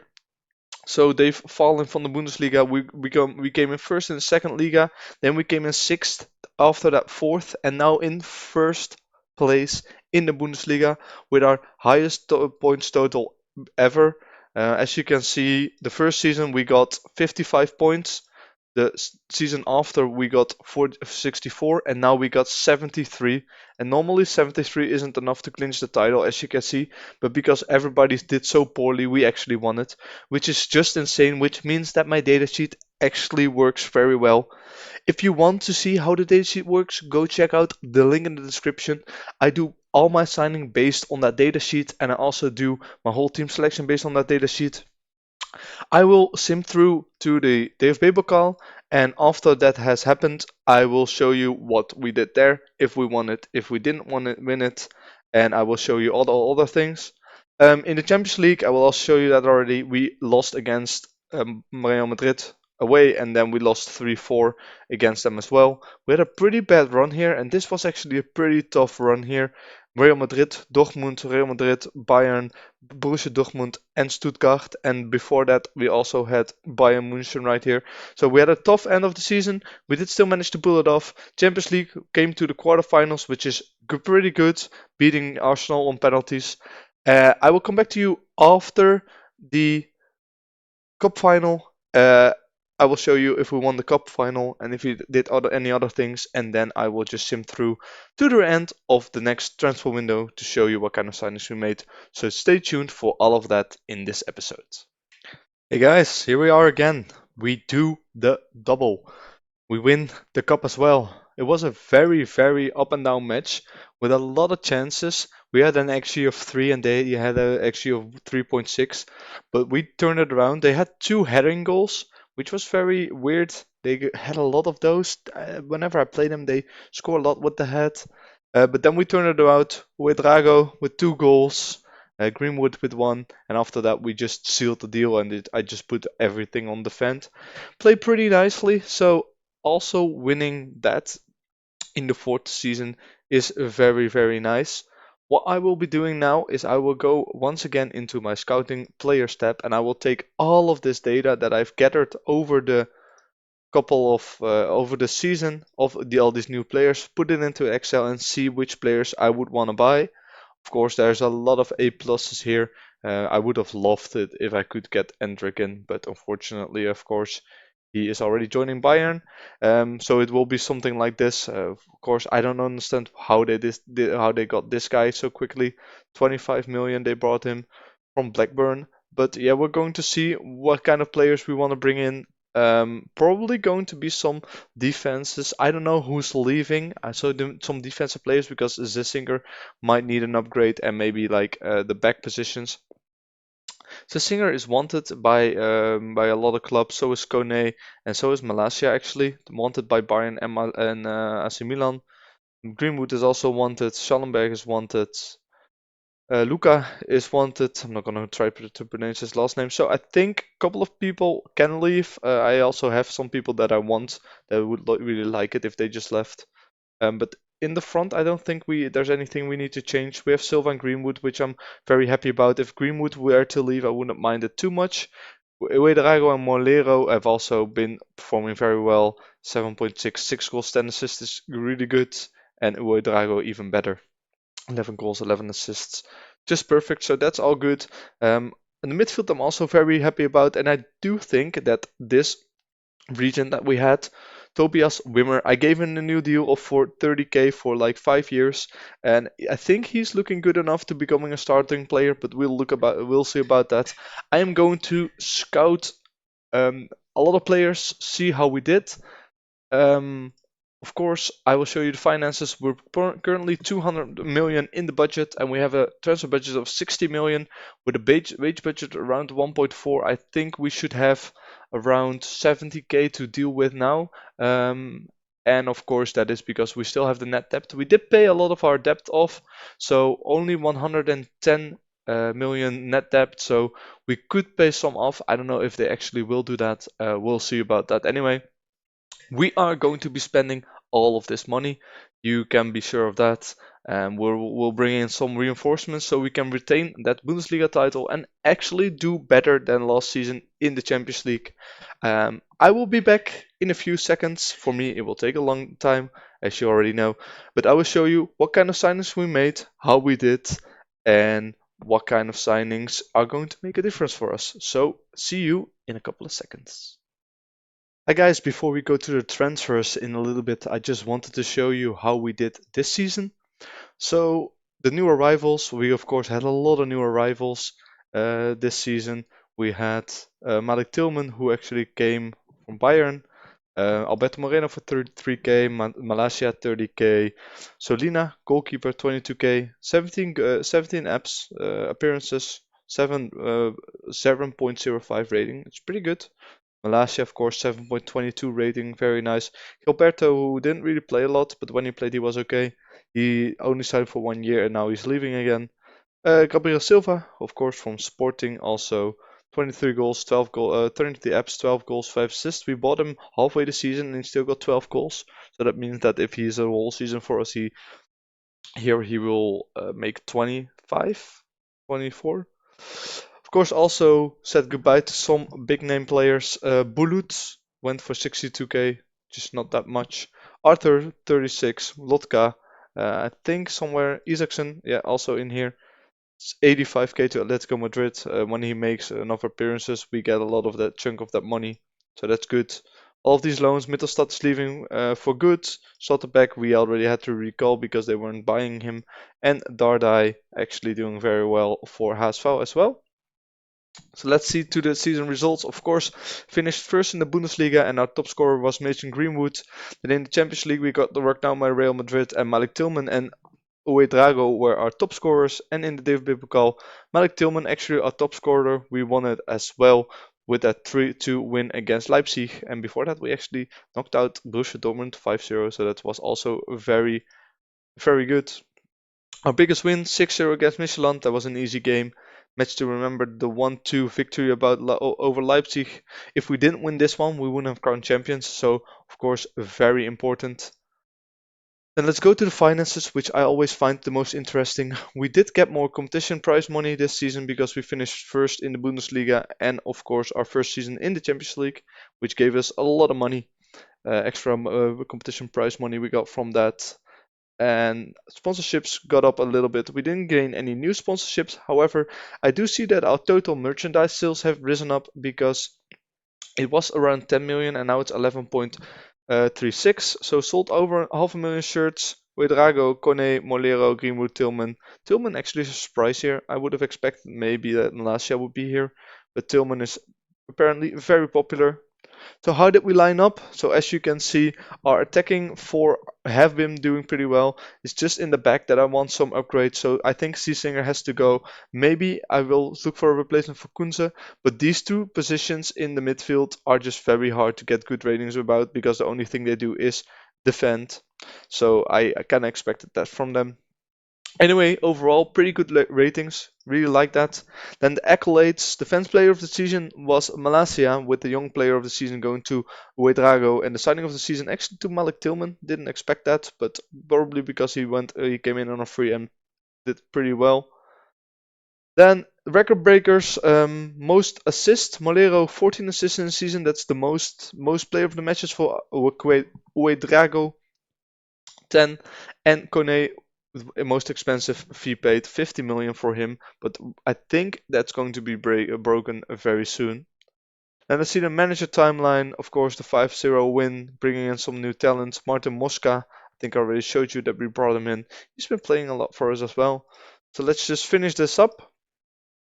And then what I wanted to show you is, if we go to our squad, you can see how well and how much every one of our players played. So Martin Mosca did play a lot for us. He's a new Argentinian that we brought in. He has really high potential, but I can't really find a nice spot for him to play in my team. Maybe the ball-winning midfield position, but he doesn't have the aggression that you really need for that.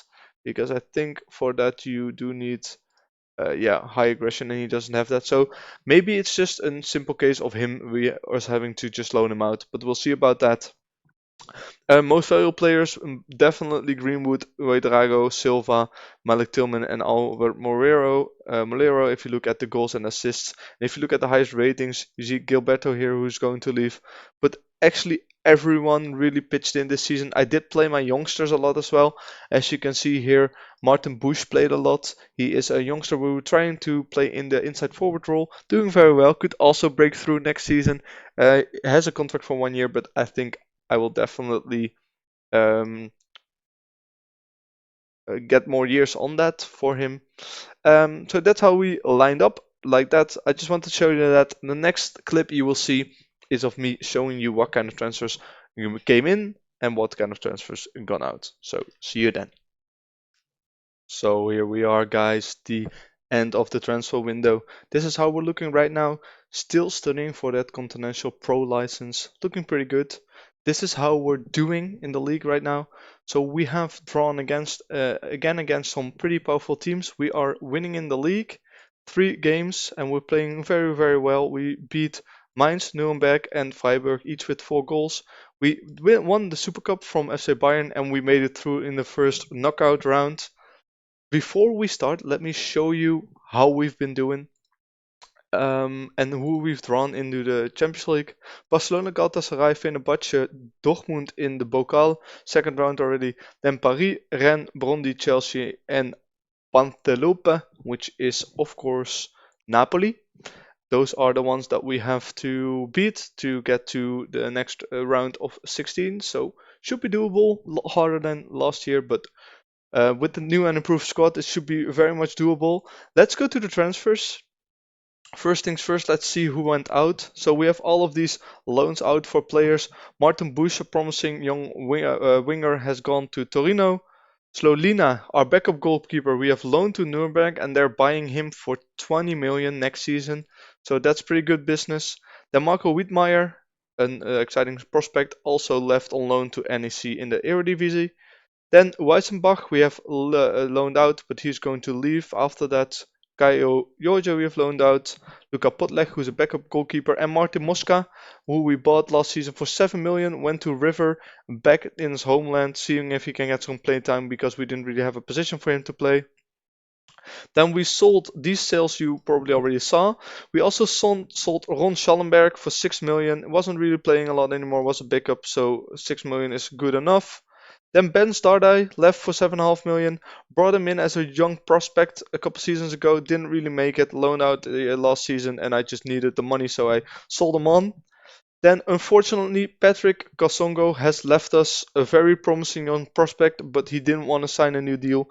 So he is now moved to Arsenal for 50 million. He looked pretty good. He has a fickle personality, so not sure if he can get his potential. 50 million we got for him, so not too bad. Then Elias Assad and Ziesinger went to both to Al Tai. Ziesinger for 20 million, 29 years old, end of his career. Elias Assad, we didn't really play him anymore that much, so 50 million is good to get from him. Then Jonas Urbik left for FC Porto, our first goalkeeper, of course, but we got a better player for him. 30 million we got for him, which is pretty nice. That really boosted our income. And then also sold Mason Greenwood, who of course we got on a free. He did pretty well for us, but his attitude is like pretty bad. So I sold him for 69 million, and that made it so we could bring in a lot of good players. So first things first, I think these four players you already saw us buy. Fabian Carvalho and Tsimikas, both from Liverpool, came in. Then Alexander Krimins, who is a backup striker for us, could still improve. Currently playing for our second squad. Could still improve. Only 7 million or 2.5 million, which is not that bad. Then Emiliano Dopazo we bought in. He's our backup striker right now, looking very, very good in that position. Just backup, could still have a high potential ceiling for us. So looking forward to how he will develop. Then an absolute legend as a backup winger, just a young player, still could really play in that inside forward position in support. Has 17 crossing, 17 technique, insane mentals, and of course driven personality with a very high potential ability. So really looking forward what Ibrahim Chukwu can do for us. Bought him for 10 million. And then we go over to the big signings. Marco Karneski, 27-year-old goalkeeping legend. He's going to be our starting goalkeeper for this season. He was a lot better, according to my data sheet, than Urbik. So bought him in for, I think, 27 million. So the same amount we sold Urbik for. He can still play for like 5-6 full seasons before we have to get a backup goalkeeper or another goalkeeper. So very, very glad to have signed him. Then we also have bought in Thomas Araujo, a new backup or a new starting ball playing defender. A very good player, very well rounded. He's our starting center back from now on. 125k. It was very expensive to get in, but very happy that he is here. Then also from Benfica, João Volezo, one of the best players in the game, I do think. Can play anywhere in that center midfield, but we can also just retain him to play on the wings. Just a very good player. When I was looking at my data sheet, he was the best player that I had available. So of course I was gonna get him. 46 million, which could rise to 78. Very expensive contract, 225k a week, which is just insane. But he accepted it, so that's nice. Model Citizen, so definitely one of the most expensive signings we're gonna make. Very expensive contract, but he will be worth it for sure. And then last but not least, Gio Scalvini from Atalanta, 81 million straight up. Poached him under the nose of Liverpool, and he's our new ball-winning midfielder. Very, very good player. Great physicals, great mentals, great technicals. Just an overall great player. And let me just show you, we have actually nothing left in the transfer budget once again. Our finances are looking okay, 120 million in the plus, while also going over our wage budget by a lot, 1.7k. And also something to note is that we are improving our stadium. So if you go to facilities, 87k. It's reduced by 4k, but it's going to be expanded by 15,000 seatings, I think in 2028. So pretty good to see that. And last thing I wanted to show you is how we're lining up right now. So this is how we line up when we play our main games. Ganeshi in goal with Malasia and Siminikas as our wingbacks, Manocone and Araujo as our ball-playing defenders, Franco as our segundo volante in attack, Scalvini as a ball-winning midfielder, Veloso as a shadow striker, and Cuadrago on the wing as the inside forward with Molero and Silva in the attacking forward positions. And let me show you something interesting about Silva. He's already scored 7 goals in his first 3 games. So if we go to competition here, he's a top goal scorer. Well, Sesko is also not doing that bad actually, but top goal scorer, which is very good and nice to see.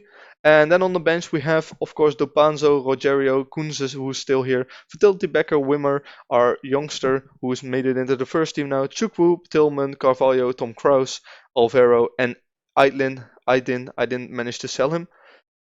So those are the transfers that we've made. I'm going to be simming through to January, which should be around here.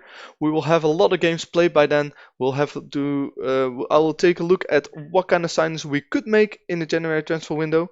And once again, if you want to see how I make these signings and how I decide which player can play well there, check out the datasheet. The datasheet will help you out a ton. There's a link to the video where I explain how it works in the descriptions. And if you don't think that the datasheet works, check this out. We have gone from Schalke. Let me see here. Can I click it somewhere? We have gone from second Bundesliga to winning the Bundesliga. Well, very closely, but still winning the Bundesliga in 4 seasons. So here we got promoted first season, second season, sixth. After that, fourth. After that, first.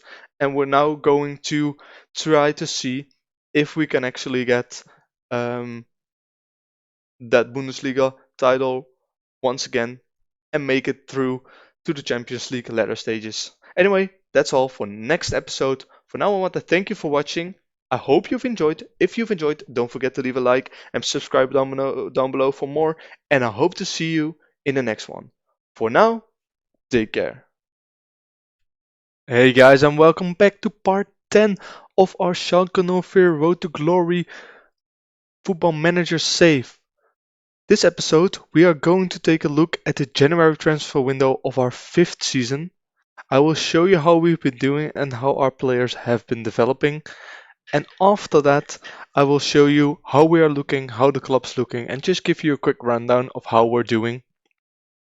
So before I do all of that, this series is all about me making decisions based on data, and that data is in my Excel sheet. So if you want to see how I do that data, or how I scout players, or how I assign which player gets to play in which position, do check out the link in the description below, where there's a link to the video where I explain how the datasheet works.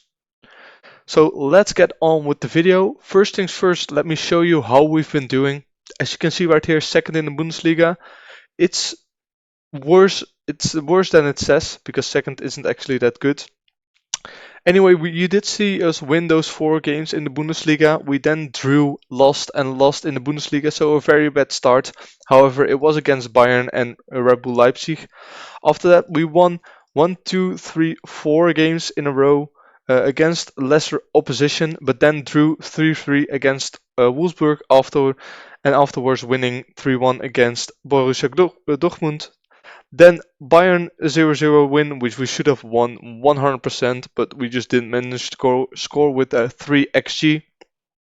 Then a 5-1 win over Union Berlin and a 7-3 win over Düsseldorf, where we conceded way too many goals again, but it's just the name of this series. And then also a 3-1 win over Werder Bremen. And also in the Champions League, winning against Brøndby, against Rennes, barely. Tying against Paris, where we should have won, winning against Borussia Dortmund, and winning against Galatasaray before losing to Barcelona, which means that we're doing pretty well in both competitions. And let me show you how we've been getting on. So right here you can see it. We are 5 points behind Bayern München.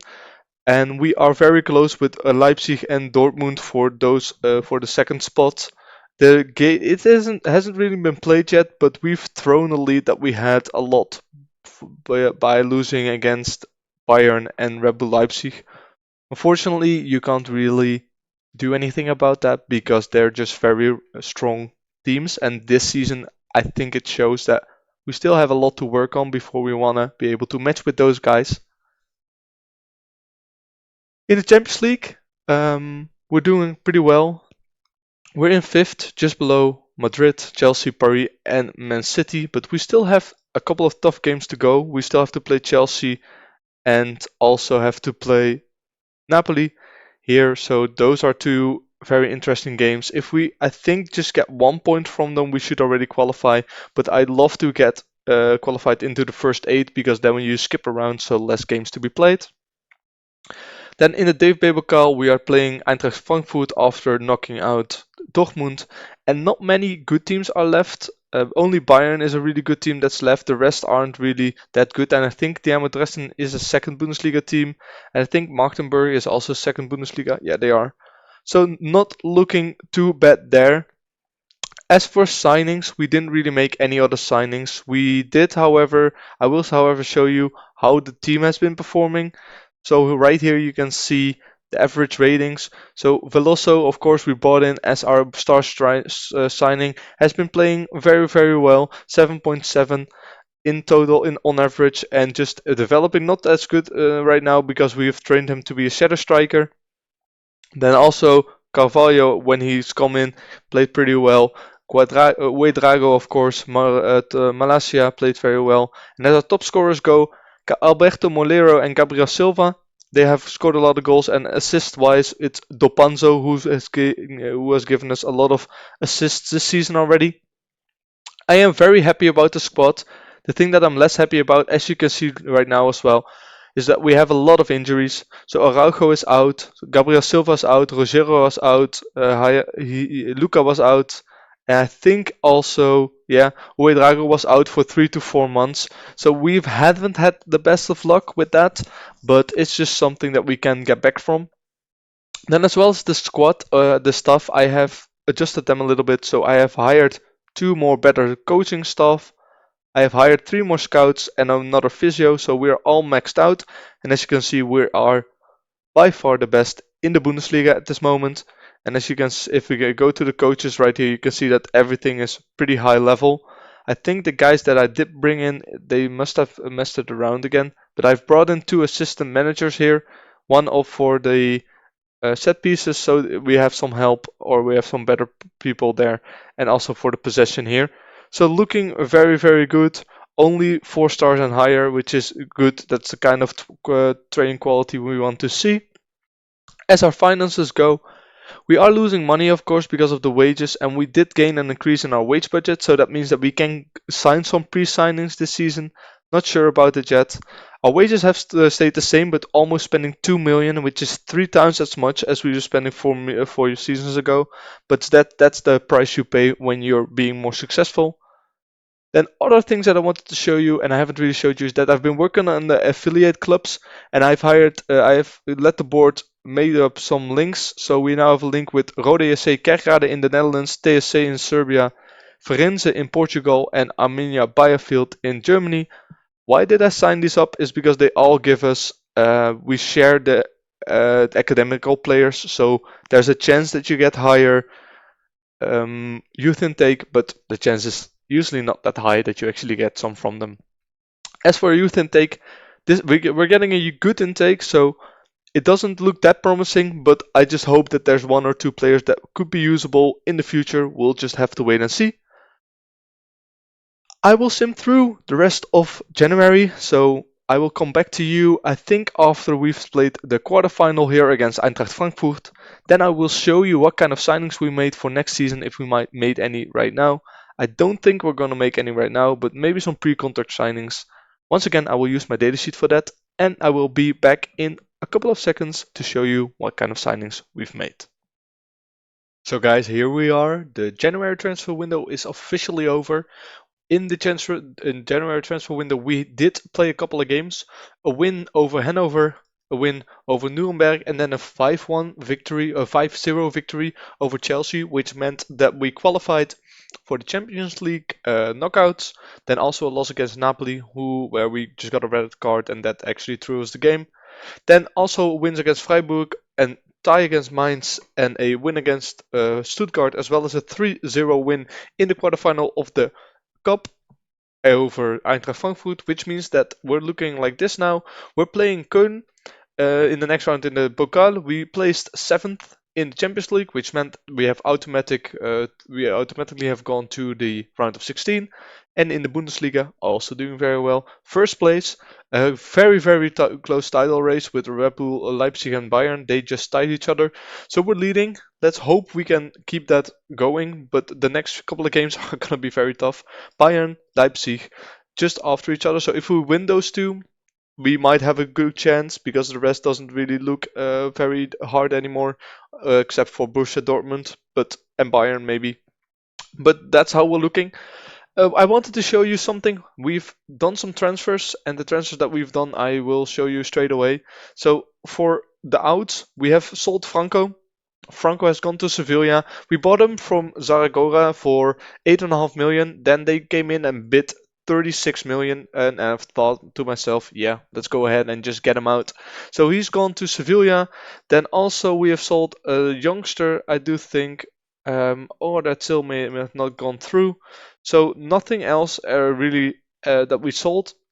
However, we did get an increase in our transfer budget and in our wage budget, which meant that we could get some signings in. And the signings we made are actually not very important signings, but just the small signings maybe for the future.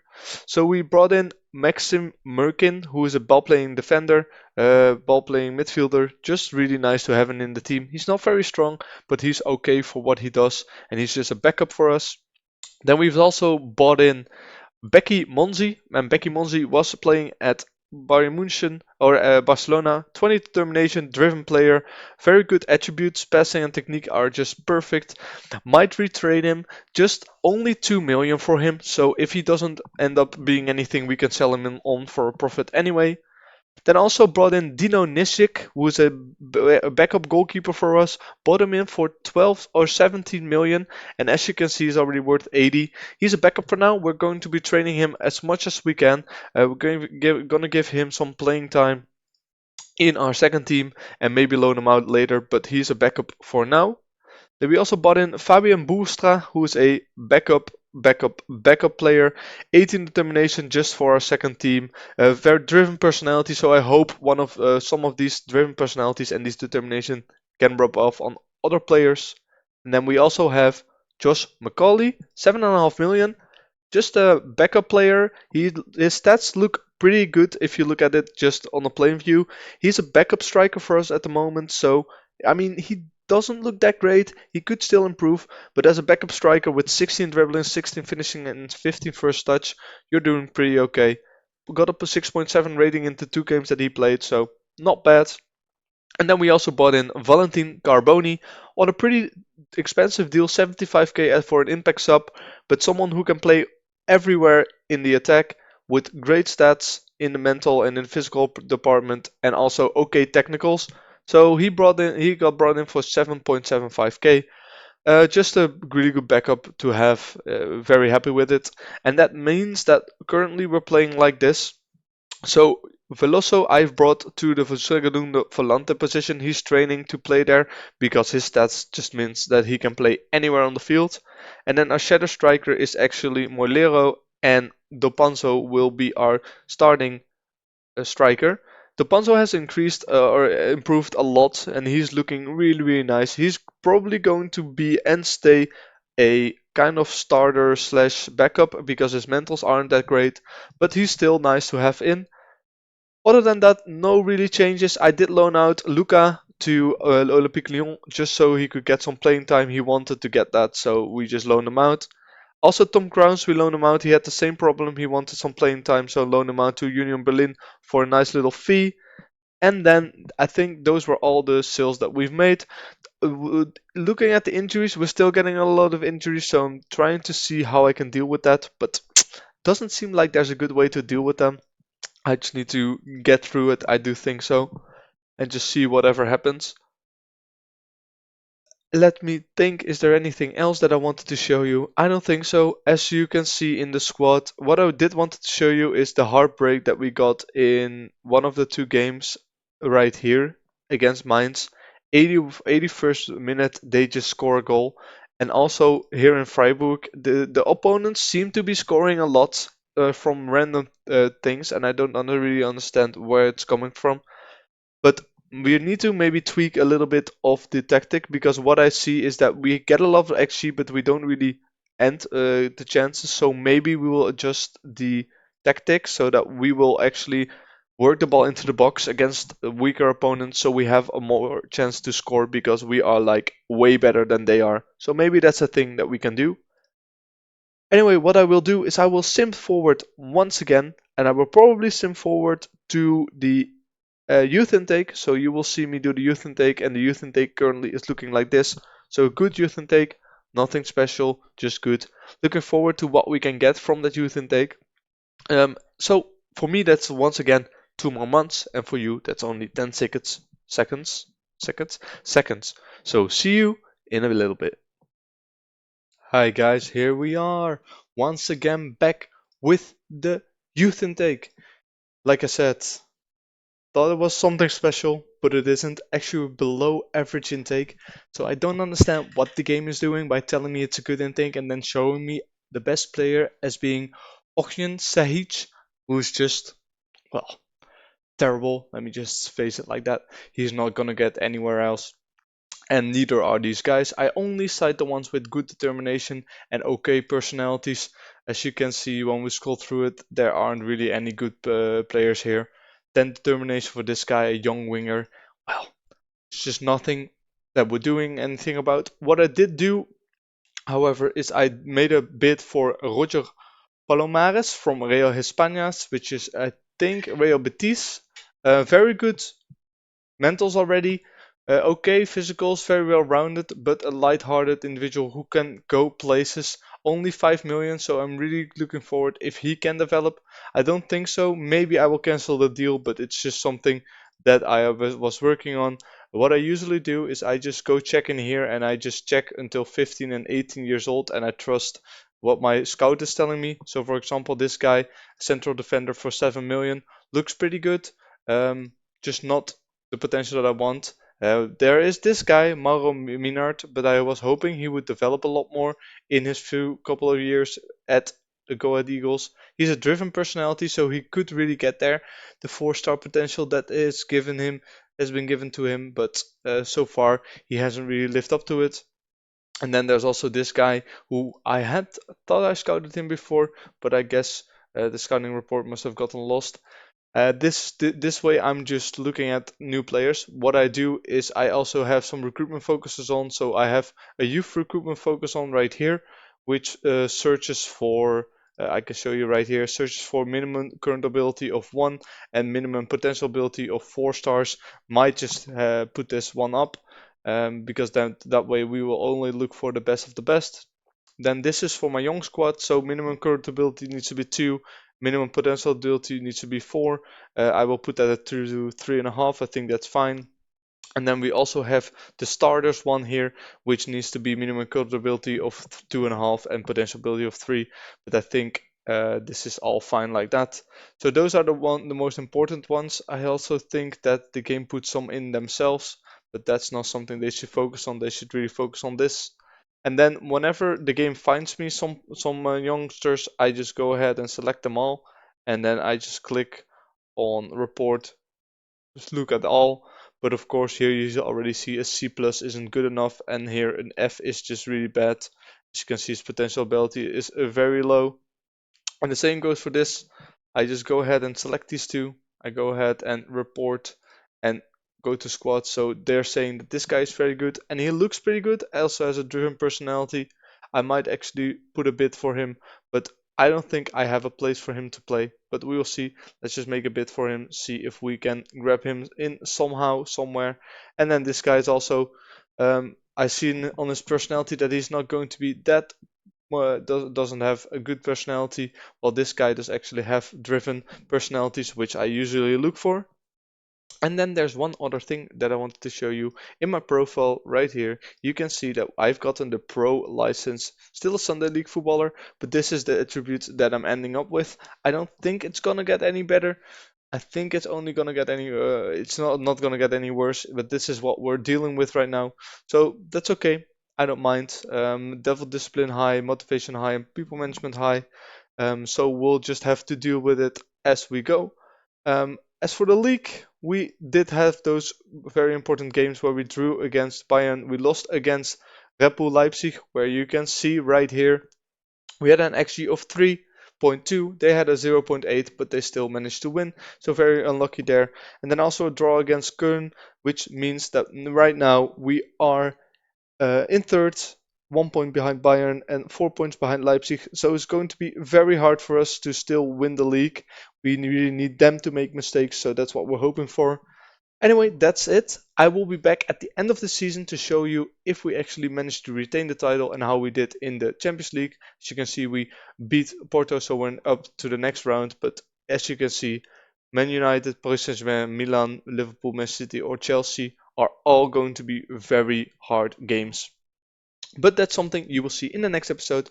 For now, I want to thank you for watching. If you've enjoyed, please do leave a like and subscribe down below if you want to see more. And I hope to see you in the next one. Once again, take care.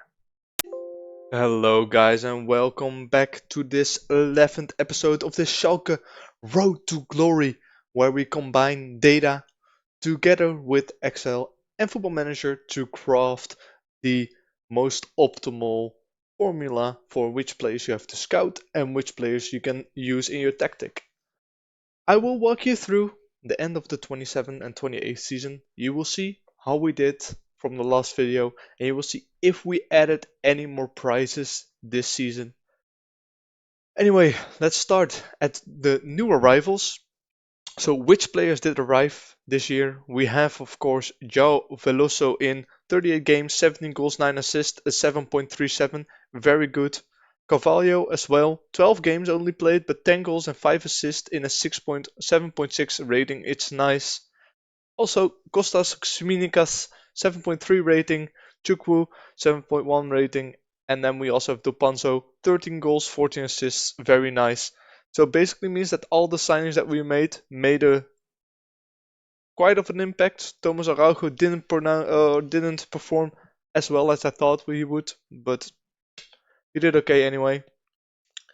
As for transfers out, of course, Cedric has gone out, Dardai, Elias, Saad, Mason Greenwood, and Mittelstadt. Greenwood actually went to Red Bull Leipzig, and let me tell you, they were very close to getting the title this year. Let's go to the season results, and here we go. We have finished third, and let me show you why that happened. That happened because right here we were so close and we were winning a lot. We then tied against Wolfsburg and tied against this game against Bayern Leverkusen, which was just killing us. We were winning that game.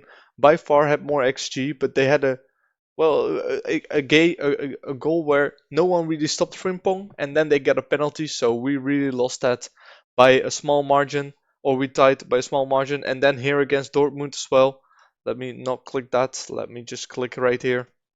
We also didn't manage to grab a win. They scored in the 77th minute. We had a lot more XG, but unfortunately couldn't really get that into a goal, as the Panzo really played poorly the last couple of games in the season. But hey, it meant that in the last game we did lose the championship battle. Bayern München claimed it because I think that is because Red Bull Leipzig lost twice. They lost both their last games, so no second title for them. But Bayern München claimed it once again with a miraculous save, because I think at some point they were even below us. So they did pretty well. Let's actually check that out, how their run went. So here you go. They only won from this point on. So they won against Hertha Bochum, Wolfsburg, Hoffenheim, Borussia Dortmund, and then one lost to against Bayern, but then won the rest, the other 5 games. So they had a pretty poor start of the season, but they went on to win the league under our noses, unfortunately.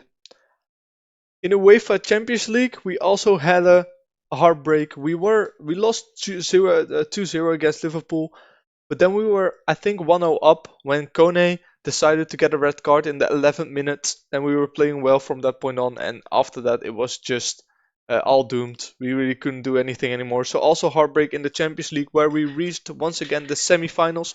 Well, I think actually last season we reached the round of 16, so the semi-finals is actually not that bad. If you look at the DFB Pokal, you will see that we managed to not win it, losing it against Bayern München 2-1. Very close game as well. We just didn't have the XG and the chances that Bayern had. So a double from Fatih meant that they are winning that, unfortunately. Anyway, in the German Super Cup, we did win that against Bayern 2-0 at the beginning of the season, so at least we got one prize. So the moments to remember were the 9-1 win against in the Bokal against like a third league side, and then the moments to remember was a 3-1 win over Dortmund, which was nice. And the finances, this is how the finances are looking. So right here, we're earning more in our sponsorships. We don't really get more deals, but we're currently known as a Continental Club, which is nice. 22.9 million in average sales of our shirts, which is a bonus but 10, so that's very nice. And lost a lot less competition prize money, of course, because we didn't get placed in the first place in the Bundesliga. So this is our team lined up. So as you can see, everybody performed pretty okay, except for Araujo. He really wasn't that good in the center of the defense. So we're going to see what kind of changes we can make there. But for the rest, they all played very, very well. Very happy with how they did, and also happy with the signings. Then record breakers, the only thing we're going to look at. Most goals by a player. Silva scored 4 goals in one game. Then Malacia got 14 assists this season. And the high transfer fee, of course, paid for Scalvini, who is really worth the money. And also gained 70 million for Greenwood, which is also nice. So yeah, the 2-1 win, a 2-0 win against Bayern for the Super Cup. That's the only prize that we took this season. But what we're now going to do is we're going to spend a lot of the money that we have right here. We have gained a transfer budget of 104 million with 261 transfer budget, which means that we almost have 140 million to spend here. And we're definitely going to spend that. I already have some people on my radar, but I'm not sure if I will tell you already. I will tell you a bit later on. If we look at the finances right now, we have 143 million, but we still have to get a lot of the Champions League money in. So I think at the end we'll be at 200 million. And that means that our wages are still the same, and our debts and loans are now 200 million in that debt, which is achieved. It's okay because we are currently playing Champions League and in the Bundesliga. So it's not that big of a deal. So I wanted to show you the accolades, and then there was also one thing that I wanted to show you about the squad. So how everybody did here. Of course, no most caps for our goalkeeper, and Kone also had a lot of caps. Playing pretty well, 7.2. It's with the tactic that we're playing, which is very attacking. It's not that bad, but I really expected more of Thomas Araujo here. He is only 6.88 here in this first season, and he's wanted by Manchester United and Newcastle, so not really against letting him go there. Then there was one thing that I wanted to show you for the people that actually bother with this. I really like this. We have 4.4 million more social media followers. Our influence is very low, and we have 52 season season ticket holders. And let me just show you one more thing. If my keyboard will stop acting weirdly. We did upgrade our stadium. I think I can show you right here in facilities. We're now at a 77k stadium. We've upgraded our stadium, state-of-the-art training and youth, exceptional academic and youth.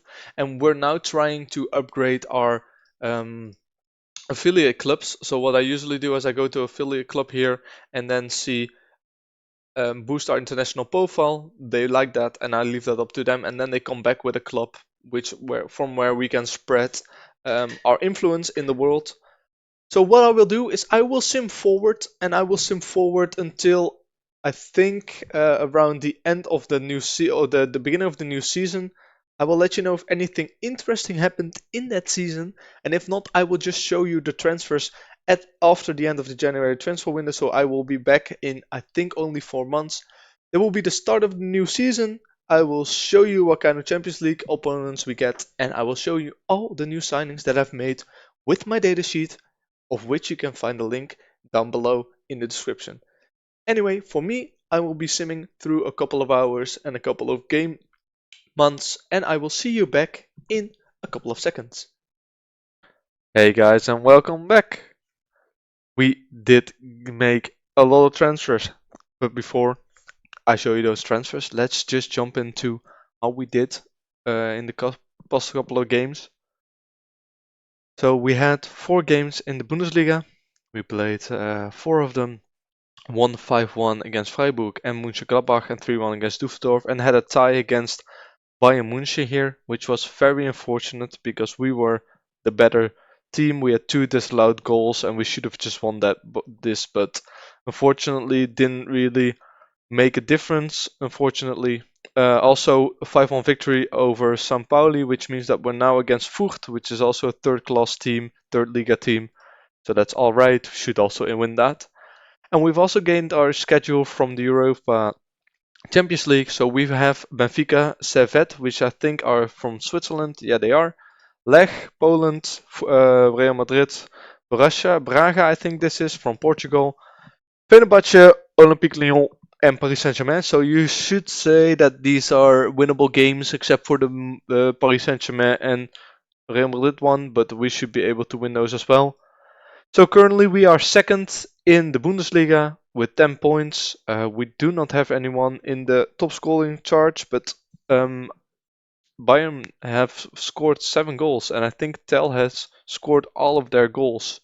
But he scored 2 there, 1 there, 2 there, and I think also 2 here. Yeah. So Matthias Tel is really popping off for Bayern Leverkusen. I think they bought him, yeah, for 70 mil. So big moves there from Bayern. They are now in third, and Bayern München are in 10th. Those are our biggest competitors: Bayern, Leipzig, Dortmund, and Bayern 04. So that's how we're looking right now. Let me take you to transfers, and of course, first things first, we will go at the transfers that we have sold. So we have sold Alberto Molero to Manchester City. We think we got him for 33.5. Did pretty well, but he wasn't really going to be a starter anymore this season because we have found some other people who could fill that in. So he left to Manchester City. Don't think he's going to play a lot there, but we didn't need him anymore. Then Malasia played pretty well. Came in from us for 30.5 from Sevilla. Played pretty well. Was one of our starting backs, but wasn't really going to be in the team after I signed his replacement. So we managed to sell him on. Initially, there was a bid from Newcastle United in for 83 million, but unfortunately that didn't go through. So we had to sell him after that to Man City for 45, which is also fine. Then Fabio Carvalho, the backup guy that we brought in on a free from Liverpool last season, he got sold for 43 million to Rennes. I don't know what they were thinking, but they wanted him pretty badly, so sold him for 43 mil. Was happy to see him go. Also sold our backup goalkeeper Slonina to Mönchengladbach, bought him in for 22, then got a better goalkeeper in, so he was on the list to go. Sold him for 28.5 to Borussia Dortmund. Malik Tillman also left for 14.25, also bought him in on a free a couple of seasons ago, and now just made a nice 40 million profit on him. Then Aydin, our backup right back, who was trained by the team by Schalke 04, by us, left for 13.5 mil to Saudi Arabia. Rogerio, we also wanted to get rid of him because he wasn't really going to be a backup anymore, so 9 million also to Saudi Arabia. Then Fidelity Becker, also one of those wingbacks which we trained in Schalke, but unfortunately we didn't really need him anymore, so 9 million is what we got for him. Then Wijzen Basic, who is also a player who we think we bought in for 1 million, yeah, a milli, then he played some off and on, never really made an impact. Went out on loan last season, and this season we just managed to sell him on for goods to Saudi Arabia, also 6 million.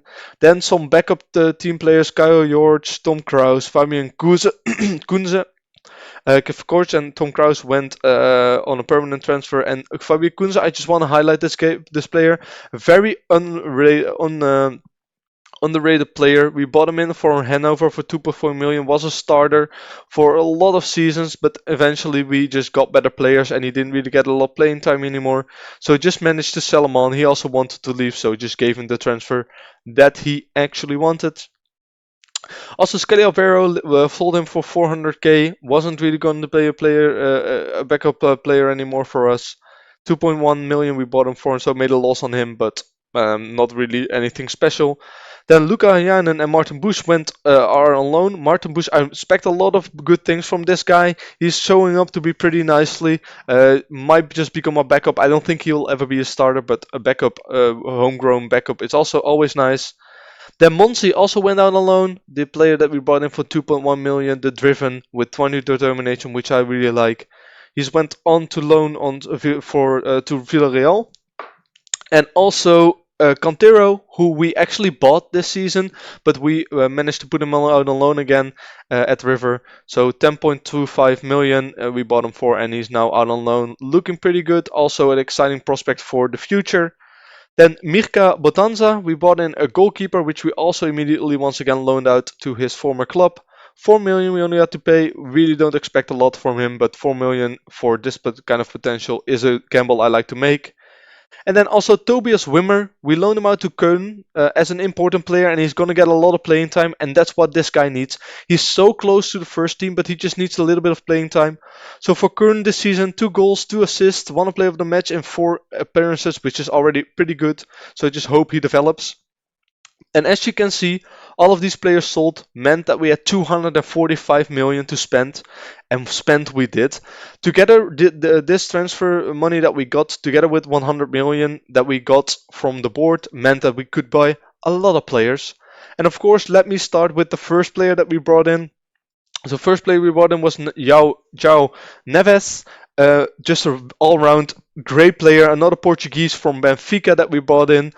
Just a very, very, very good player. He's going to be playing as that in the shadow striker role for us. Great mentals, great physicals, great technicals. Could play anywhere on the pitch. Just a great guy to have. Our most expensive contract ever, 250k. So he's really going to earn it. Then we bought in Felix Yuknikol, who's just a backup youngster, driven, 90 determination, okay potential, 2.5 mil. I thought I might take the gamble. Then Darko Hirkach, 10.25 million, resolute center back, has a really high potential. He's probably still playing for the under 19s right now, but we should put him to the second team because I think he could be of use of there and he would improve a lot more. Then we also bought in Tom Roth because we already knew that we were going to say goodbye to some of our wingbacks, so we bought in an upgrade. Tom Roth came in for 12 million from Dortmund, a very, very, very good player. Okay mentals, great physicals, and great technicals, just all around very good player. Bought him in for 70k, 12 million he cost, but that's a steal in this day and age. Then I already told you the guy that we loaned out, 4 million for the goalkeeper. Then we bought in Amadou Buyuma, who is already an existing player on the game, a wonder kid at the beginning of the game, bought him in for 35 million to be a backup, but actually is going to be a starter, I think, for us. He still has some potential to grow, and if we just put him on the ball playing defender here, we can actually see how he will grow, and hopefully he will grow. Then we spent 60 million on a regen from Inter. And look at this guy, 90 determination, great mentals, great physicals, and okay technicals, which means he is going to be our backup left back or right back for the future. 200k a week, very expensive contract for someone who hasn't really shown it that he can do it yet. But just wanted to get him in. Perfectionist personality, really expecting a lot from this guy as well. Then 9.25k for Jonathan Ta, just a backup center back. Not great physicals anymore, but mentally and technically just still a great player. 9.25k, 2-year deal. I think whenever his deal runs out, he's 34 years old, so we will just sell him on. Then Patrick Danek, also a defensive midfielder, but someone who are going to train to a right back position, a wing back position. Okay physicals, okay mentals, 16 vision, 17 were great, just great, and 17 technique with 16 passing, which means would be perfect as a deep line playmaker, but we're going to be retraining him as a wingback. He hasn't really got a lot of growth in him anymore, but already worth 92k, so really expecting a lot. If he doesn't turn out, we can sell him for more than that 11 million. Then another player from Inter, Luca Mortellero. Um, a shadow striker on the back in the reserves that we bought in because we sold Molero. So for 54 million on a 80k a week, looking pretty good. Also perfectionist personality. So looking forward to what he can do. Then Adrien Rabiot, I gotta be honest, a bit of a panic buy. I needed the Segundo Volante as a reserve, and I bought him in. Pretty expensive contract, I think a 2-year deal, but he still got it. Very good, well-rounded mentals, okay physicals and good technicals for someone who can play anywhere on the pitch. And then the last two is Gabriel Cantero. Just a backup guy, which we also loaned to the River again. You probably know him already because I just showed him. 16 crossing, 16 dribbling, just a great winger to have as well. Could loan him out. He's gonna be worth more than that 10 million that we bought him for, so just something for the future. And then our most expensive signing of the lot, Jeremy Frimpong, 27-year-old Dutchman, 30 caps, could play on the right or the left. We bought him in for 75k. He's on 230k a week, but great physicals, insane technicals, and great mentals for that wingback position where we're going to be playing him. 16 dribbling, 15 technique, 17 off the ball, 16 flair. Just perfect for what you want in that right back position with 17 natural fitness, which is just great. And let me just show you, we were very close to signing this guy. If I can find him still, he's on my short list. He is from Roma. Almost was willing to spend 120 million on this guy. Look how good he is. Very ambitious. Okay, mentals, great physicals, and insane technicals for that advanced forward position. Going to try to sign him next year if we have the money because he's looking like the real deal. He's already scored, I think, 34 times for Roma, and he could just get better. So I think next season we're going to have to spend the big bucks, and we're going to have a lot of people also fighting for him. So with all of that said, these are our finances. We still have 43 million in a transfer budget, so we can still do a lot of things if we want to. If we look at the transfer depth, of course, 74 million, net debt still 242 million, so going pretty okay. Our wages have spiked up to almost 3 million this season, but we're going to try to make it really far in the Champions League and try to win that Bundesliga title this season again after failing to get it last season. Let me just show you how we did. So we went from the first position in the Bundesliga, in the second Bundesliga, to the sixth, fourth, being the champions last season, 2 seasons ago, and being third place last season. So we're going to try to get another one of those illustrious Bundesliga titles, and we're going to be doing it with this team. So this is how we're looking: Carnesci in goal, with Valesri, our new Italian right back, we are retraining to right back. Dumbuya, Kone, Tsimikas, who's still here, Rabiot, and Scalvini in the midfield, Mortello, Guadrago, Gabriel Silva, and Dopanzo in the attack. And look at this bench: Frimpong still on the bench, Araujo still on the bench, Veloso, Yao Neves, who we bought in for insane money. Veloso for 64k, and Yao Neves we bought in for 65k, so still have a lot of quality on the bench. We're going to see how we'll do, and I will be back to you, I think, in the January transfer window, right here at Stuttgart, like I always do. I show you how we've done so far, then I once again sim through the end of January and show you how we've been doing. For now, I want to thank you for watching. I hope you've enjoyed. If you've enjoyed, please consider to leave a like down below. It really helps me out, and subscribe to my channel. I upload the series every week on Wednesday and Sundays. And if you have anything you want to let me know, leave it down in the comments. And I hope to see you in the next one.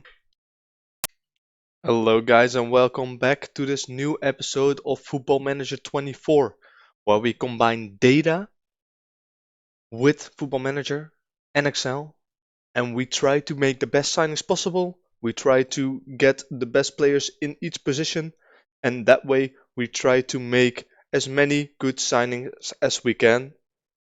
We've been in charge of Schalke 04, I think, for a while now.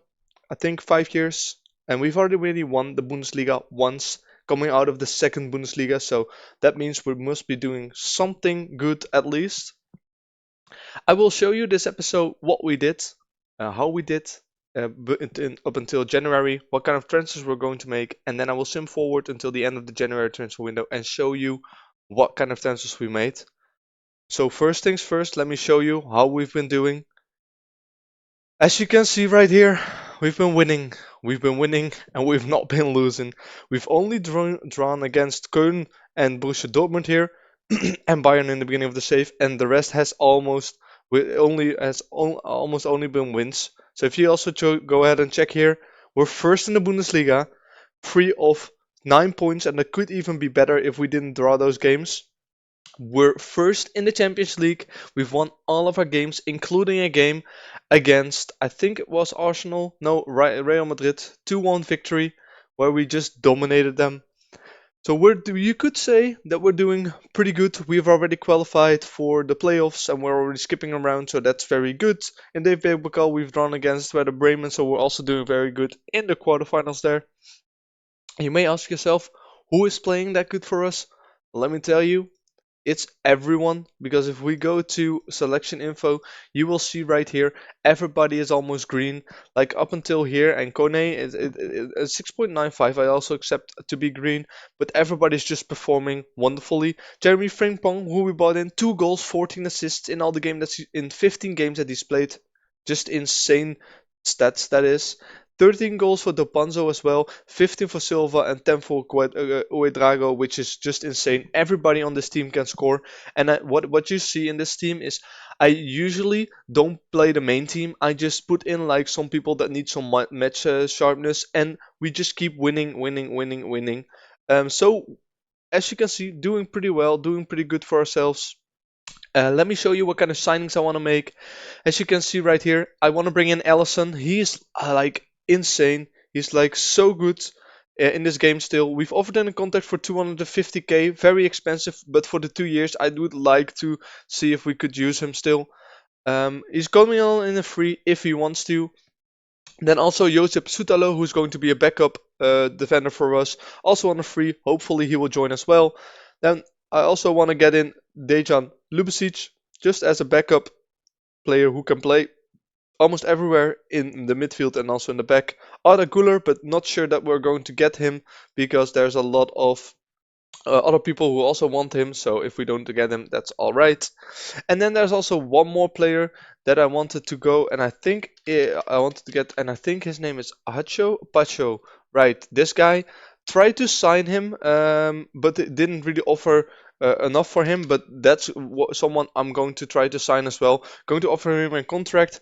Just looks like a very good, very, very good backup defender. Also to have 27 years old. And if they come in next year, Jonathan Tah is probably someone who we can get rid of. And I think there's also offers in for Thomas Araujo. We could probably sell him on with maybe a little bit of a loss, but that wouldn't be too bad if we would just get in a better center back. Then also 2 new players arrived here. Cantero arrived, the Argentinian winger who we bought for 10 million and loan out to River. We're going to be loaning him out again. Then also Claudio De Rosa, as you can see here, ball playing defender, very good already. If we look at 40 million we had to pay for him. Gonna try to loan him out, see who wants to get him in. And then also, of course, Carlos Roberto, the driven wonder kid in the back. 52 million he's already worth. Bought him for 24 million this season, and that leaves us with a transfer budget of 23 million. However, I did change this a little bit because I wanted to see if I could get a lot of pre-signings in. These guys that I have right here are all probably the only ones who are going to be the pre-signings. There's nothing else we can really use. As for out, I kind of want to get rid of Maxim Murhin because the one time that he got a starting spot for us, he just got a red card instantly. So just want to get rid of him. Don't really like him. And that's how we're looking. So what I will do with you is I will go ahead and see what kind of transfers we can make at the end of the January transfer window. Then I will come back, and I will probably be coming back right here before the game against Düsseldorf, show you what signings we've made and show you what other things we've done. As for the staff, I've also filled in all of the positions now. We have 22 scouts, 11 physios, and 4 sports scientists. I really like the sports scientists. They do give, they make it feel like you have more control over your club and over your players. But maybe it's just me that's a little bit delulu in that. Anyway, I will be back once the January transfer window is over, and I will show you how we've done. So I will see you in a little bit. There, guys, here we are. Just simmed through a couple of more matches, and we had some pretty interesting games here. Against Stuttgart, we were 2-0 behind, came back from 2-4-2. Same happened here in the against Borussia Mönchengladbach. 2-0 behind and then 1-5-2. Then tied against Freiburg and against Bayern München, which wasn't so good for our standings, but we're still 7 points ahead, so it's not that bad. And we also finished first in our Champions League because, as you can see, we won 2-1 again in the Parc des Princes against Paris Saint-Germain. Just a nice little win there. Gabriel Silva bagging us the 2 goals that we needed, and we also went through in the DFB Pokal quarterfinals against Werder Bremen. So doing pretty good there. Not a lot happened in the January transfer window. A couple noteworthy things is that Tsimikas, our starting left back for the past couple of 2 years, is going to leave. This year he has an average of 7.69, which is just insane, and last year 7.35. I wanted to renew his contract. He didn't want to renew. He's joined off to Chelsea next year after the end of this season. So we really liked it that we could use him, and that means that for the next year we're going to have to change something. Maybe I will start playing Vescirelli a little bit more on the left side to get him some playing time in, so that he can grow and become better than Tsimikas. Then also Dopanza wants a new deal. I mean, probably understandable, but he still has a 3-year deal for 30k. I told him he will get it at the end of the year. He didn't like that answer, so now he's mad. Anyway, that's the contract that that's the guy that I promised a contract, and I think I also promised a sign kind of like the same thing to Gabriel Silva. Oh yeah, and one thing that we did get in, Bayern offered 61 mil for Manu Kone. I told him he wanted to leave, of course, because Bayern is a big club and they can win the Champions League. Told him stay, and if they offered 90 million for you, you can leave. So they didn't offer that in the end. So glad that he is still there, but maybe we should be careful that he doesn't want to leave yet later on. Furthermore, I don't think a lot happened. We are playing pretty well, pretty nice football. However, in the Bundesliga, you don't see one of our players in the top scoring list, but you see a lot of players with different goal contributions. Huidrago with 8, Dopanzo with 9, and Gabriel Silva with 10. We are, however, scoring a lot of goals, 42. And also, if you look at the home screen, you can also see we have the best goal scored, and we're third best conceded. And that's really scary because we are conceding a lot. 2 there, 3 there, 5 2, 2 there, 2 there. So we are conceding a lot, but for some reason, other teams are even conceding a lot more. If you go goals against, we are, yeah, as you can see, third, and goals forward, we are like 16 goals ahead of Bayern, so we're doing pretty well there. We did have the away game against Bayern, so the next games won't be that hard anymore. I think we still have Bayern 04 here, Red Bull Leipzig at home, and Borussia Dortmund, and I think that's it. So you would say, if everything goes to plan, we should be able to win the Bundesliga this season. But, you know, anything can happen, like you also saw the couple of seasons before. Let me just show you the couple of transfers that we still made. I am bringing in Lasse Vint, which you also saw. A perfectionist personality, goalkeeper, 6 determination. Bringing him on a free, and we could sell him on for some profit later on, definitely. Then Arda Güler is coming in for sure now. And Satulo and Pasho, I already told you before about Pasho. Signing him in on a free transfer, he's going to be a backup ball playing defender for us. So I think that means that Jonathan Tah is going to have to leave. And probably, I'm not going to say it outright yet, but probably Thomas Araujo is also someone who could leave if he wants to, because otherwise we have a lot of defenders who can play there. Is there anything else I wanted to show you? No, I think that's it. We did manage to loan out a lot of our youngsters. Carlos Roberto went to Napoli. De Rosa went to Atletico Madrid as a starter. Patrick Danek went to Real Madrid on loan. So interesting that a guy that doesn't even play for me is going on loan as an important player at Real Madrid.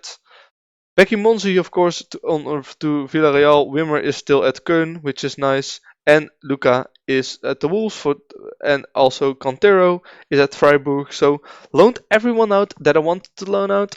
If I go ahead and look here for youngsters, I don't really find a lot of good youngsters that I could potentially get in. Of course, we have Julian Thomas here, but he's just not. We can't really buy him. There is this guy who's new. Been looking into him. He's a professional, so would be nice to get him in. But I don't think he would want to join me. We could give it a try right here, live on camera. I would have to dive into that a bit more because what they are offering there is not what I want. But it's looking like there's a lot of greater players coming in here. So we're going to have to take a look here, scout some youngsters, because if we don't scout the youngsters in time, then it looks like it's going to be hard for us to find very good players here. So we're really going to need to find them earlier than we're doing right now. Otherwise, we keep on paying the highest fee possible. And I think for someone as Fabian Keitel here, who is a defensive midfielder, it's the perfect time that we found him. So I'm going to try my best to persuade him and Bayern to sell to us, and I will see if I can get him in. Anyway, I will be back with the youth intake. It said that it was a promising youth intake, so I'm looking forward to seeing what kind of players we can get from that, and I will be back in a click. So guys, here we are for the youth intake. Before we go to the youth intake, let me just show you how we did. We won 5-1 against Düsseldorf, 8-1 against Hanover, and 4-0 against Wolfsburg.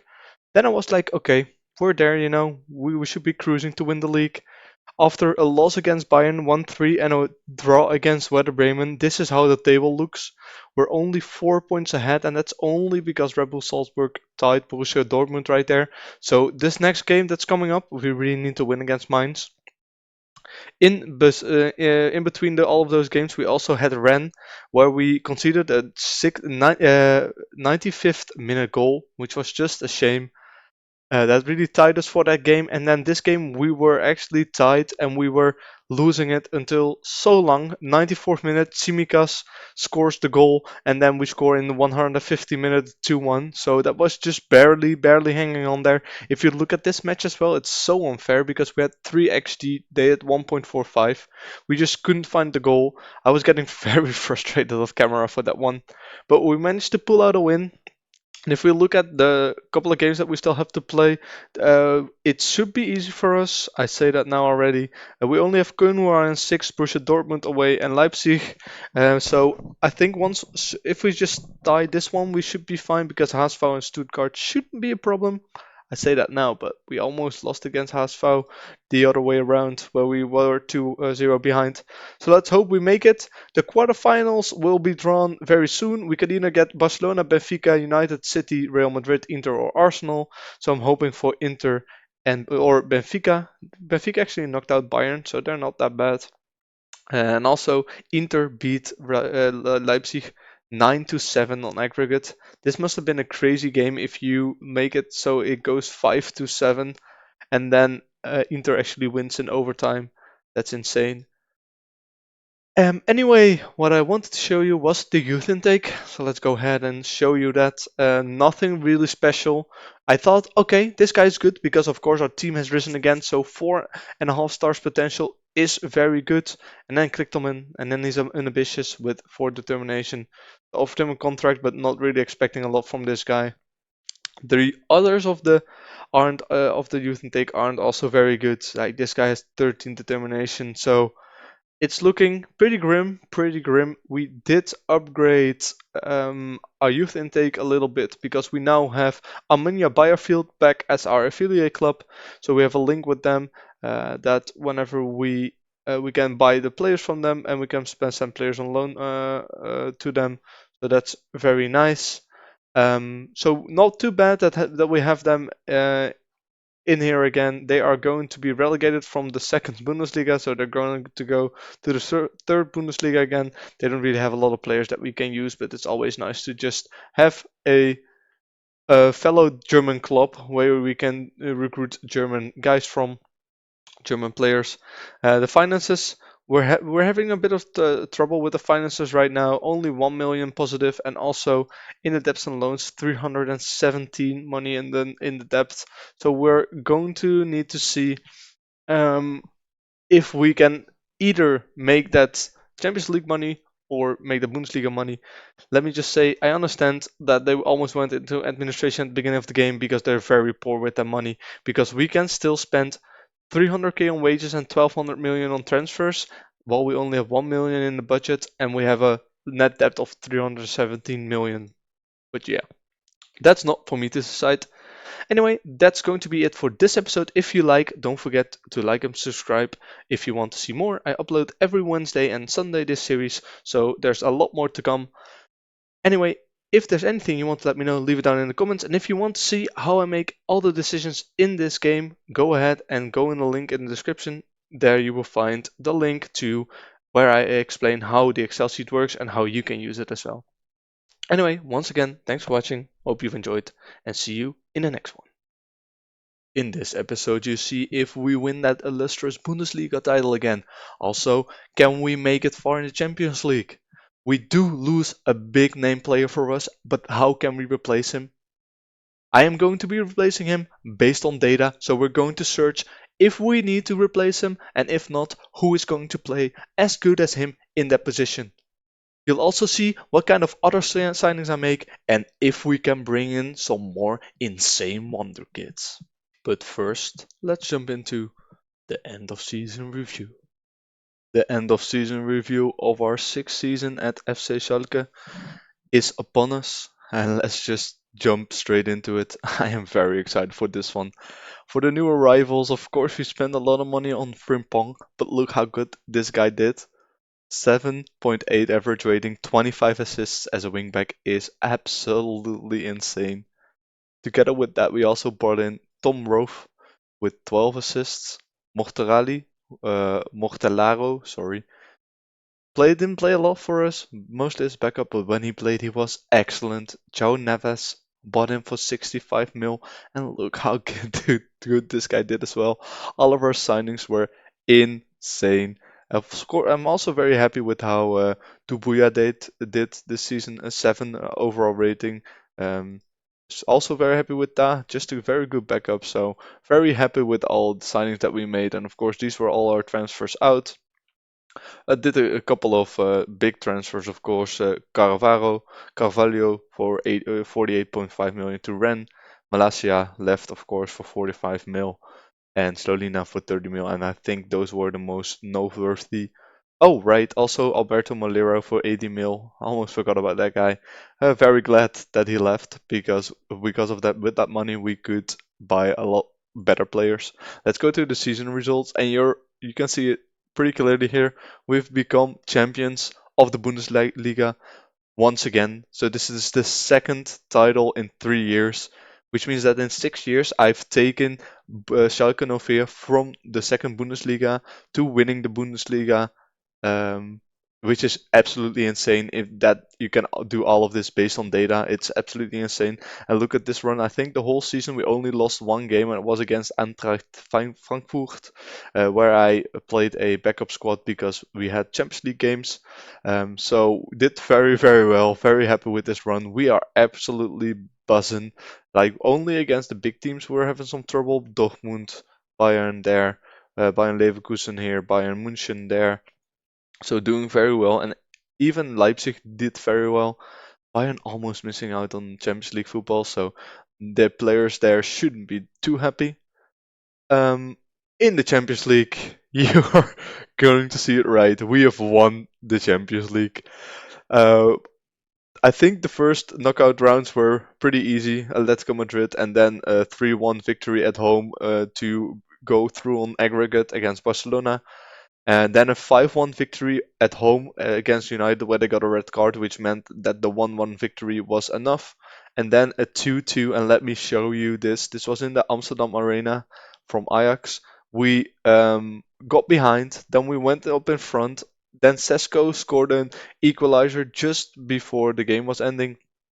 And after that, Alexander Arnold scored, so I was like, surely it's over. I hate this game. And then we score a last minute winner by Kaneshi, our goalkeeper. Can you even imagine it? He's just scored a great header, which brought us into extra time. And then we missed the first penalty.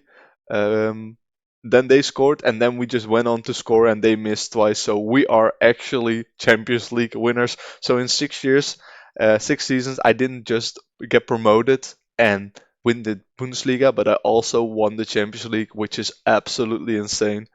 We didn't have the same success in the DFB Pokal, where we got knocked out by Bayern because we just played very poorly, and I had my priorities at the Champions League final.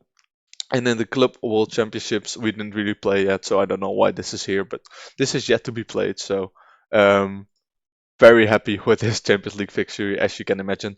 So moments to remember. I don't know why the final against Liverpool is not on here, but they're saying that it's the 4-2 victory against Leipzig, and that was pretty good. That was a well needed victory. So I mean, I can't really complain. And the goal of the season, why is that not the header from our goalkeeper Kaneshi? Anyway, we're now worldwidely known by everyone. We have a lot more money in sponsorship deals, a lot less broadcast revenue. Don't know why that is. Maybe we didn't get the money yet. Only 60 million more in competition prize money, which is insane, and 6 million more in matchday and commercial and retail. We're currently earning 36 million with selling 700,000 shirts. So very nice with that. And let's check how we lined up. And this is actually how we line up the most of the season. Tsimikas is of course going to leave, but we already have a replacement for him. And look at these insane stats. Frimpong has 25 assists, and look at these goal scoring charts. So Uedrago, Tupanzo, and Silva both have 25 plus goals. Like everybody in this team can score, which is insane. Even our goalkeeper. So very happy with how everybody's playing. I think it's going to be hard for me to improve this team again, but I'm just going to try because a lot of people players are going to leave. So here you can see the timeline, and let me just show you where we won the Bundesliga. Right here we won the Bundesliga. So very nice. 26, 27, and now also in 28, 29 we win the Bundesliga. So that's very nice. I think furthermore there's not a lot to show. Of course, you can see our supporters or our followers have grown massively, 8.8 million now on social media, which means that we get a lot more known. Let's accept this current vision and discuss the plans for next season. Um, I have nothing else to talk about. Let's just leave it at that because I don't want to go into there. Yeah, and as you can see, I'm trying to see if I can find someone who with who we can replace build up our team again. Because Kone, I want to offer him a new deal, but he's not accepting. So he's probably going to leave this season. And of course, you saw in the previous episode that we're also getting in a lot of players. So Ellison, the goalkeeper, is coming in. Sutalo, Pasho, some two youngsters who I bought in. Lubicic, who's just going to be a backup for us. Arda Guler, and I think a new one which you also haven't seen yet, Toza Nomura. He is going to be joining us for 42 million in 1-7. Bottom up, very good backup youngster. He's already first team level. Also, if I look to the data, he's almost as good as Chukwu right here. So I just bought him in for 42 million. And then, of course, I have one big transfer target who I really want to get in.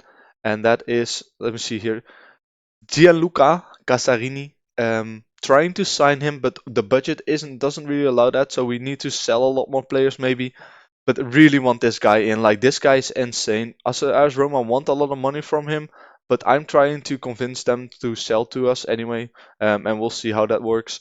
Finance-wise, we have 140 million in transfer budget, or in the overall balance, and we're doing really, really good.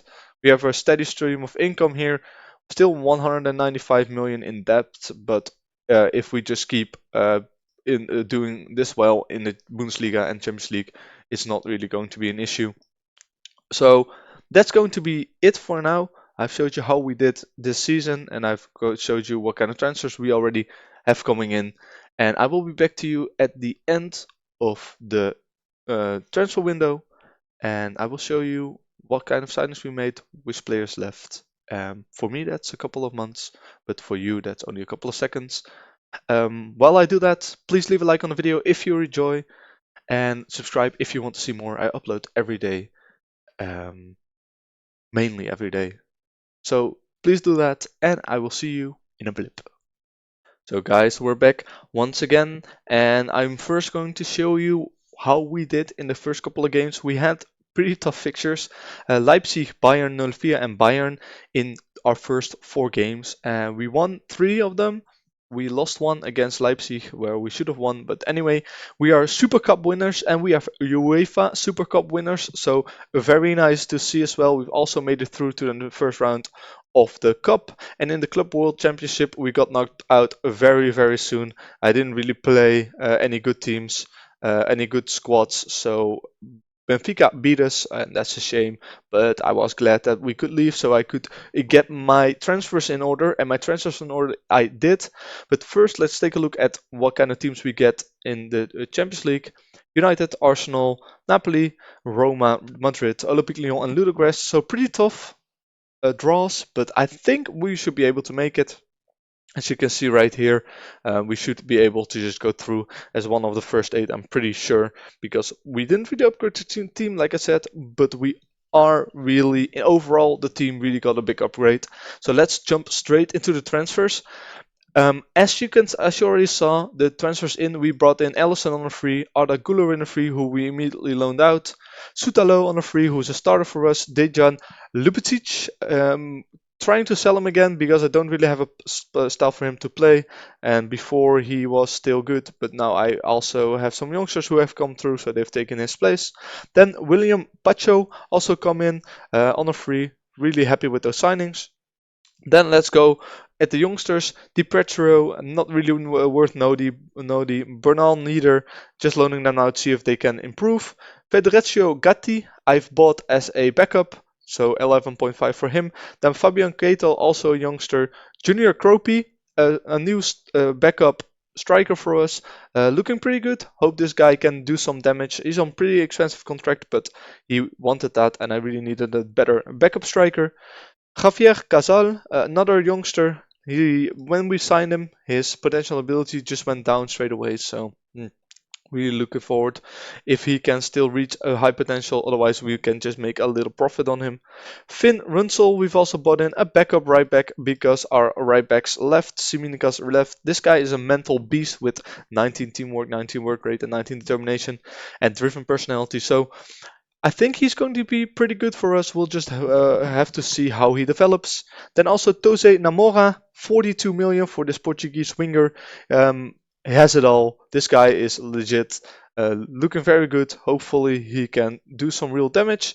And then the biggest signing of this transfer window, Morgan Bouncer, 15 million for this guy, and we immediately loan him out. A professional wonder kid, hoping he can develop a lot, and hopefully he will be able to lead our attack in the future.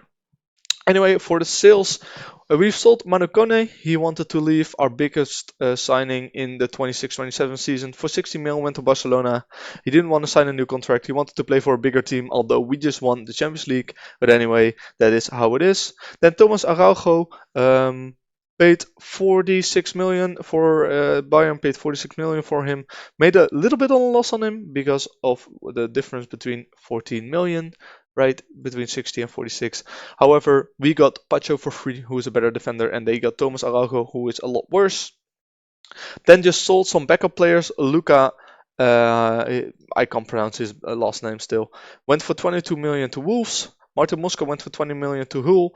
Carboni went for 17.5 to Nice. So I got rid of two of my backup strikers. Also, Josh McCauley left on to Mainz, and Jonathan Tah left to FC Porto because we didn't need him anymore with the arrivals of Sutalo and Pacho.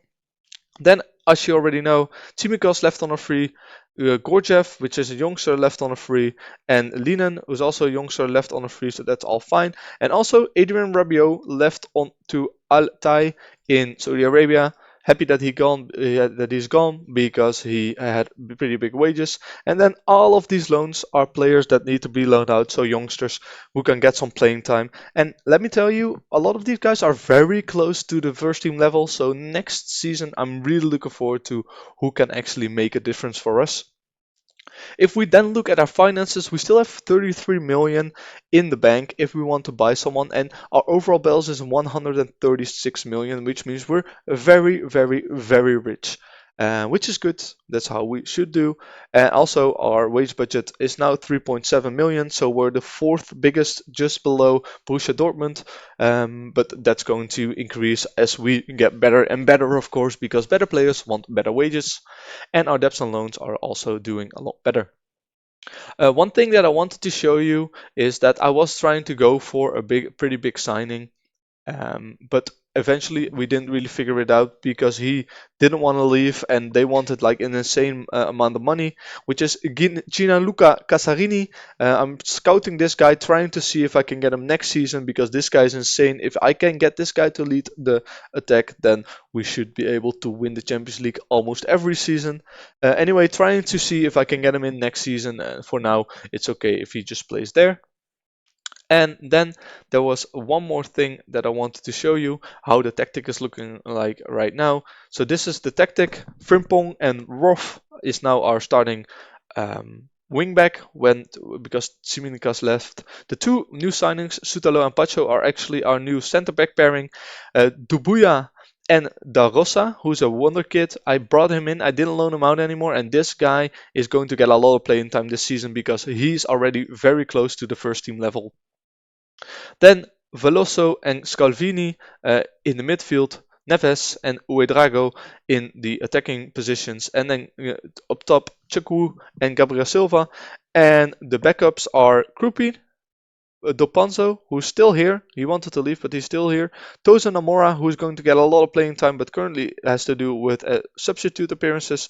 And also Luca Mortarallaro on the bench, and also a youngster who we already have from the first season, Tobias Wimmer. He's finally ready for the first team football that he needs. So he's going to be a backup player. I'm going to try to play him a lot.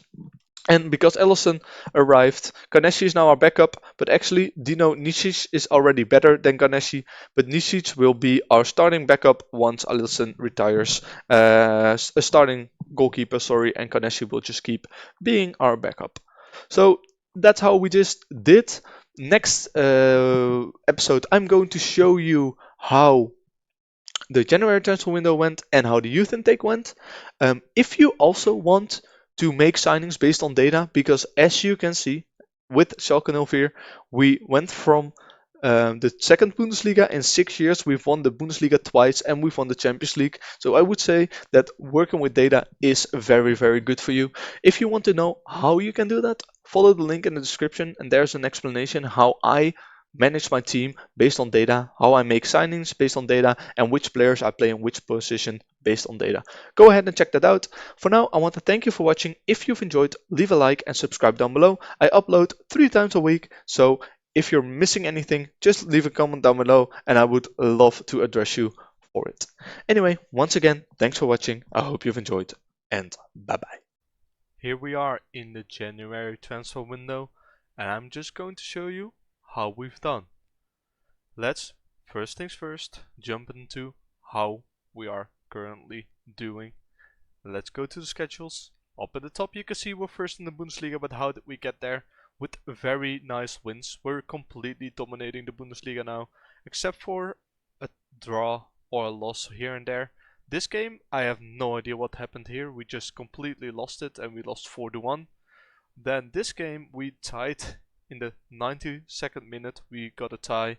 Otherwise we would have been winning it and would have been a further ahead. Then we've also drawn against Hanover here and we've lost against Red Bull Leipzig, as you already saw. Then in the Champions League it didn't go as easy this season. We did lose against United away and against Arsenal away, but then we did win against Roma, Napoli and Real Madrid. So three very important wins. Then in the cup we're currently rooted against Hoffenheim and Bayern Munich are already knocked out. So the only good team that's left in there is, I think, Red Bull Leipzig, as you can see here. Yeah, Red Bull Leipzig. So we should be able to possibly win that as well. Then in Champions League, we did lose 2 games, but we won also 4, so that means that we're still in 4th, which is very nice. Won 12 points, looking very good. And in the Bundesliga, we're in first place, 3 points ahead of Red Bull Leipzig and 5 points ahead of FC Bayern. So as you can see, once again, doing very well. I have given a couple of new contracts to, I think I've given a new one to Dopanzo. Right here, Emiliano Dopanzo, our backup striker. He's now earning 140k. He's still a backup, but he's doing very well for us. And I also want to give a new contract to Ibrahim Chukwu, who is the lowest paid player, but he wants a wage of 200k, and I'm not sure if I want to give that to him. Anyway, Liverpool probably want to get him in, so we're just gonna have to wait and see if we may end up selling him or playing him further and just giving him that contract that he wants. Then in the other areas, Scalvini is wanted by Barcelona and he really wants to join, so we might be looking for another ball-winning midfielder this transfer window. But as you know, the January transfer window for me is always based on pre-contract signings. So what I've already done here in our scouting is I have gone to scout the players and I've selected everybody who has their expiring contracts. I will load this data into the Excel and look which players I can possibly sign. Anyway, I will be back at the end of the transfer window, so probably after the game against Werder Bremen, I'll show you how we did in those last 2 Champions League games, and I will show you what kind of players we brought in on a free transfer. So we jumped into the January transfer window and now we are at the end of it. In January, we played a couple of games. We started off with a 4-0 win over Freiburg, then a draw against Bayern 04, where we should have definitely won, but unfortunately it was only a draw that we could get. Then against Olympique Lyon in the Champions League we lost because I played a backup side because the next game against Red Bull Leipzig was a lot more important. So unfortunately lost that one as well while we were leading. At some point in the game we just couldn't really get more goals in. Then against Leipzig we did have a very barely win over Red Bull Leipzig. Then we went to the Champions League game against Ludogorets. Only won 2-0. We should have won a lot more. We had a really high XG, but we just couldn't get the goals in. So only a 2-0 victory. After that we beat Werder Bremen with 5-2 in the Bundesliga, which means that currently we are sitting in first place in the Bundesliga, 7 points clear of Red Bull Leipzig and 6 points clear of Bayern München once they play their remaining game. Then in the Champions League, because of that loss against Olympique Marseille and our bare 2-0 win over Ludogorets, we now have to play in the playoffs, so we're probably playing one of the lower placed teams, but it's just a shame because it's giving us more games to play and I didn't really like that. Anyway, that means that we have to play in the playoffs. Then we also are going to play in the DFB Pokal, and I've made 2 big signings because a big player left. So let me show you who left. Here we are at the transfers and you can see the big sale of them all. Chukwu, our Nigerian striker, went to Liverpool for 160 or 46 million euros, and it could end up being 180 million. He left, he wanted more playing time, he wanted to be paid more. We paid him 20k, Liverpool's paying him 325k, so I think we're both happy. And with that money, we instantly bought 2 replacements. So we receive big and we're going to spend big. Mauricio Podence is the one-on-one replacement for Chukwu, and this guy has it all.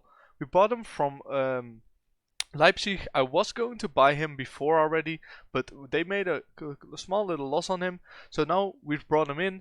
He's playing pretty okay for now. I wanted to get someone else in, but he got injured, so we're trying to get him in the next transfer window. And let me actually show you who that guy is. It is Casarini. You probably don't know him, but that's this guy. So he got injured, so he failed the medical, but I actually wanted to get this guy in. Now we've got Podent, which is also fine, but I'm going to try to get this guy in the next transfer window. So other than that, we also brought in another player which I'm very hyped about, which is Juan Carlos Torres from Villarreal. And look at this guy. This guy's 20 years old. He's already a starting wingback for us, and he's actually excellent in the ball winning midfield role. If we go ahead and look at his marking and tackling, great mentals, great physicals. This guy has it all. He's going to be a starting player for years to come. Only had to spend 99 million, and mark my words, that's going to be a bargain once you see what other players are going to pop up. So this January transfer window made two big signings: Mauricio Podence, Juan Carlos Torres, and let's see how they do. So the rest of the season we're going to have to play against a lot of big teams yet. So we're going to have to play against the quarterfinal, then we're going to have to play in the league knockouts, Champions League knockout rounds, and we're going to try to obtain another Bundesliga title. If you want to see how I made these signings and why I made these signings, go ahead and click on the link in the description. There's a video there where I explain how I make all of my signings and how I decide which player gets to play in which position. Before we jump into the last part of this episode, the youth intake, I want to ask you if you could leave a like if you're enjoying the content and subscribe if you want to see more. It really helps me out a ton, and I know a lot of people who are watching this right now aren't subscribed. So go ahead, click on that subscribe and get notified whenever I upload. Without any further ado, let's jump straight into the youth intake. It is the 13th of April 2030. And we've just gotten our 7th youth intake, and our 7th youth intake is not bad. We've gotten a top wonder kid, Cho Huangyong. Is described as fairly professional, not as a wonder kid, but this guy has it all to make it big. He only needs to train up his heading. He's already 191 centimeters, 16 tackling, 11 marking, okay physicals, okay mentals. This guy could really be something. Then we've also got a backup goalkeeper. Don't think he's going to really go anywhere, but 5 eccentricity means that he could be potentially pretty good. And then we've also gotten a fickle advanced forward, so a striker with 17 flair, 17 aggression and 17 technique already. Not really expecting a lot from him, but might turn out to be a decent player. Then let's go ahead and check how we did. We did pretty okay. We won all of our games except for against Bayern, Nuremberg and Wolfsburg, and just imagine if we won those, then we would have been 11 points clear of Bayern, and now we're only 4 points clear. However, that's not something we can do anything about anymore. We just lost them or tied them, which feels as a loss. It's a shame because Bayern here, they came back at the 96th minute. It's insane that they scored there. And Wolfsburg was just a very weird game where we couldn't even get to goal. Then this game against FC Bayern in the Champions League, we were drawn against them. We have the away game in a couple of games, which is going to be very interesting. We just need to score more than them or not let them score. So really looking forward to see what we can do. Unfortunately for me, my star striker Gabriel Silva is out injured, and I also can't use Torres, our new signing, because Torres has gotten a booking in his last game. So that's going to be very unfortunate. But we'll see how we'll do. I do hope that we can get through, and if we're going through, we probably have to play Arsenal, Paris or Real Madrid. So it's going to be even tougher. Anyway, that's the end of this episode. The next episode, we are going to take a look at how we did in our last season at Schalke 04, and then we're going to see if we want to continue this series or make another one with the same concept. Anyway, I want to thank you for watching. I hope you've enjoyed, and I also hope to see you in the next one. Hi guys, and welcome back to another episode of the Schalke No Fear Road to Glory.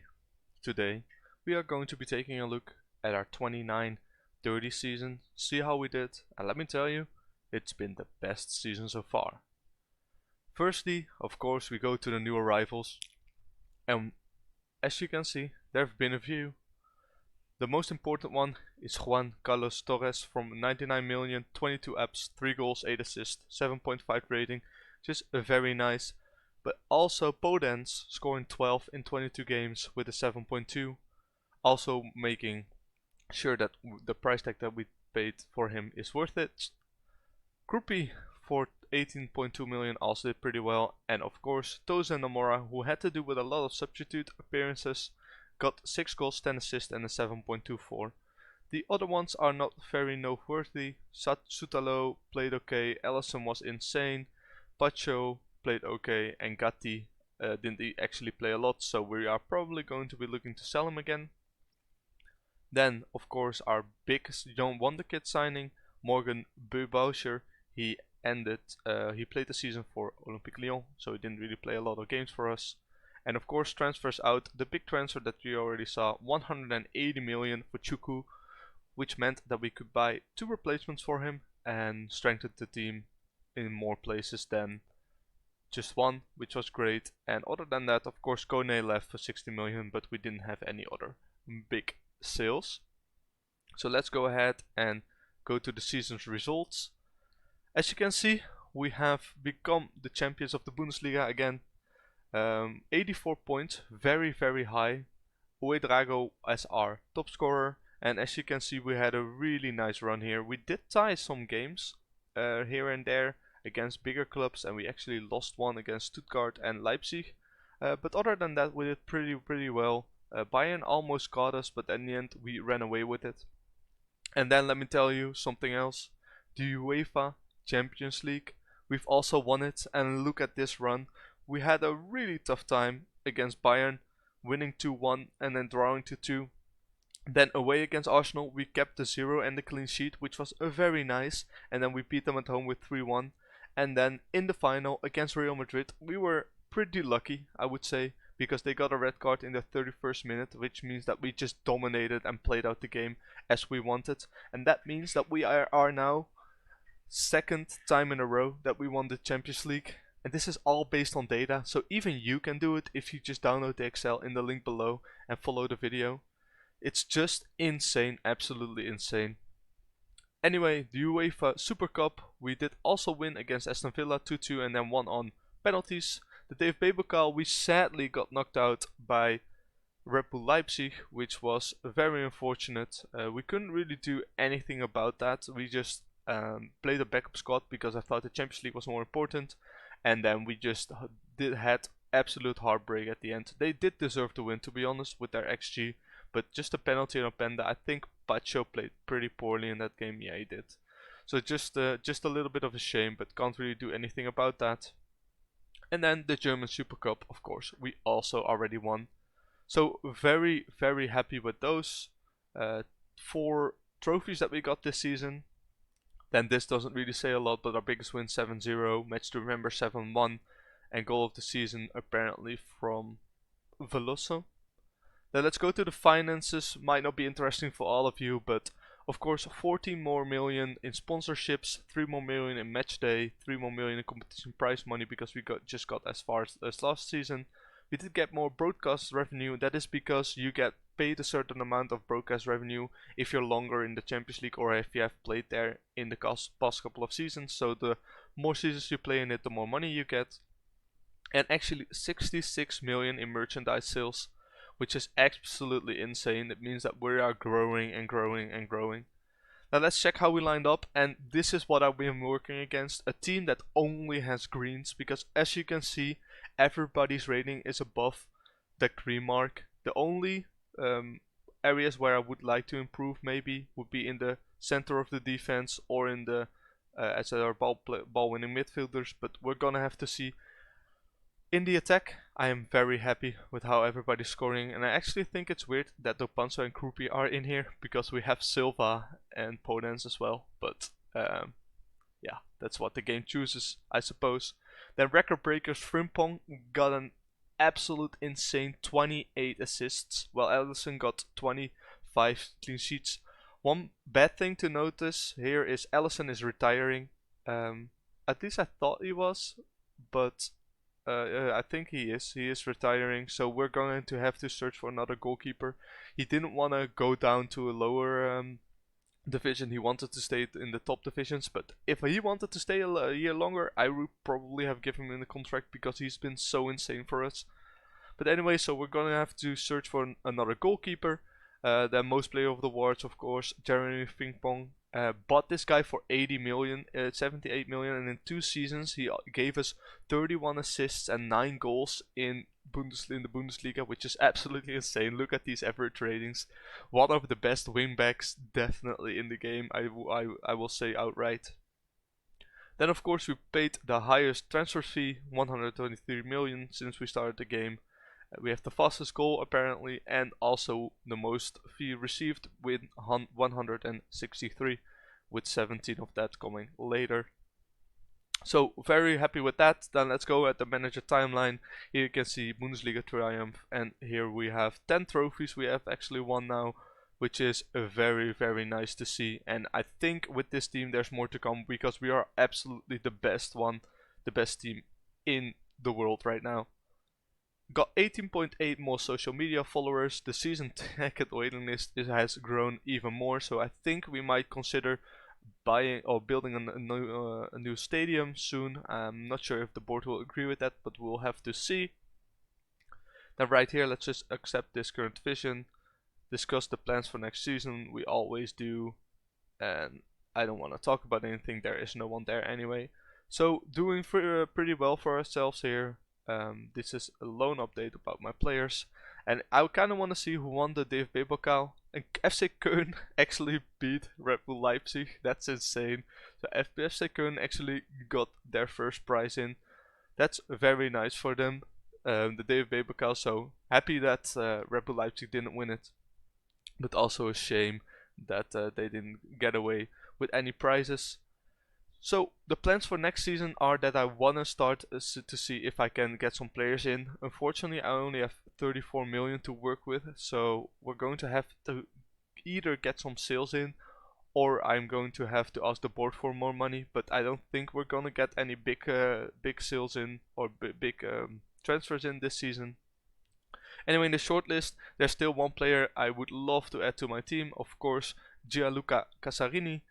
His asking price is pretty high at this point, 201 million, so I'm hoping that we can get him. Of course, Man City now also wants him, so it's going to be harder for us to actually get him in, but I do have some other players also on my shortlist who I want to buy. Anyway, I will sim through the whole transfer window, then I will come back to you when we have done all the transfers, and then I will think about if we're going to do another season, or we're just gonna leave it on this high, where we win the Champions League, we win the Bundesliga, and we actually have the biggest team and the best team in the world. Anyway, I will see you in a bit, where we discuss what kind of transfers we made and what kind of transfers we did, and after that we will decide if we want to go through with the series or if we want to end it right there. First and foremost, let's look how we did in those couple of games before the transfer window ended. As you can see, we are in third. We've won all our games, but with small margins. A 2-0 victory, a 1-0, 2-0, so I may have to tweak something in the tactic so we can do a lot better.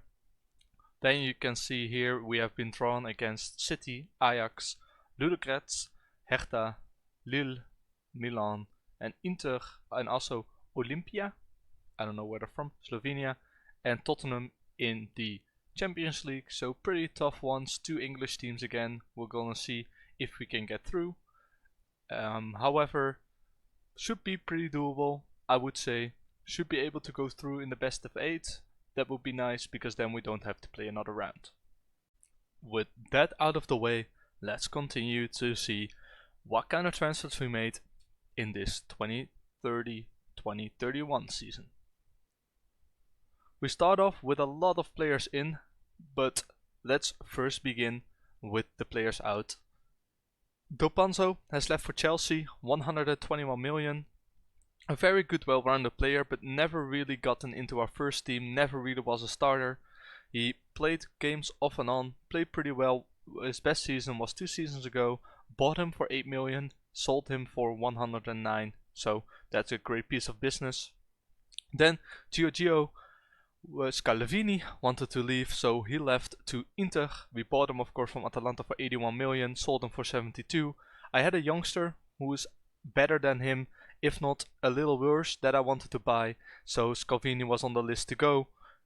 Not too sad to see him go, because it also opened up more room in the wage budget.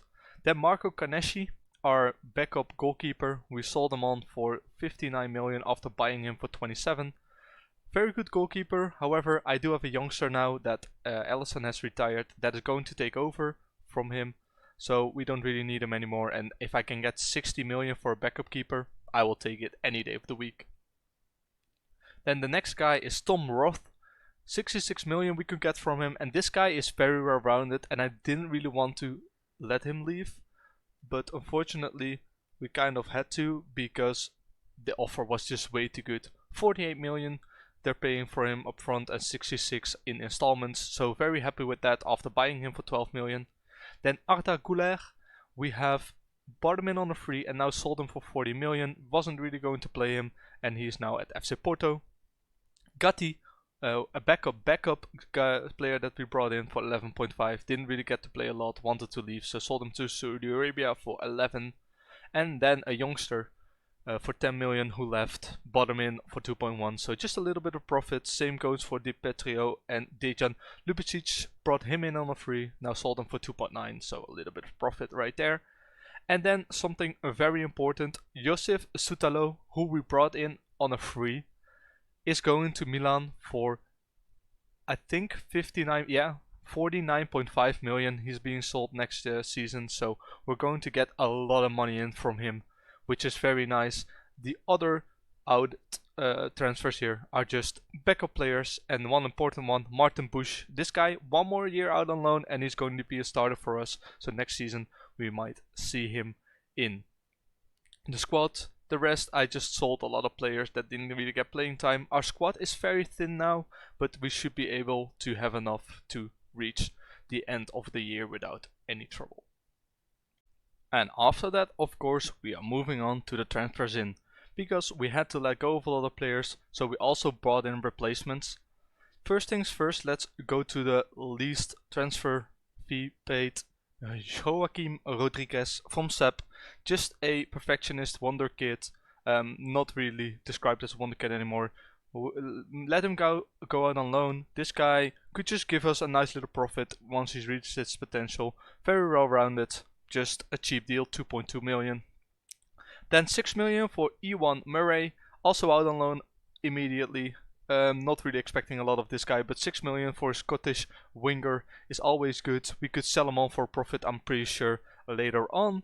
And also Guilherme Augusto, a lot better guy. If you look at his stats, physically still needs to improve a lot, mentally is insane, and technically he has everything that you need in that deep lying playing role. But we're trying to retrain him to be able to play as a shadow striker, and hopefully he can be a very good backup for us. This guy is actually listed as a wonder kid, so very nice to see.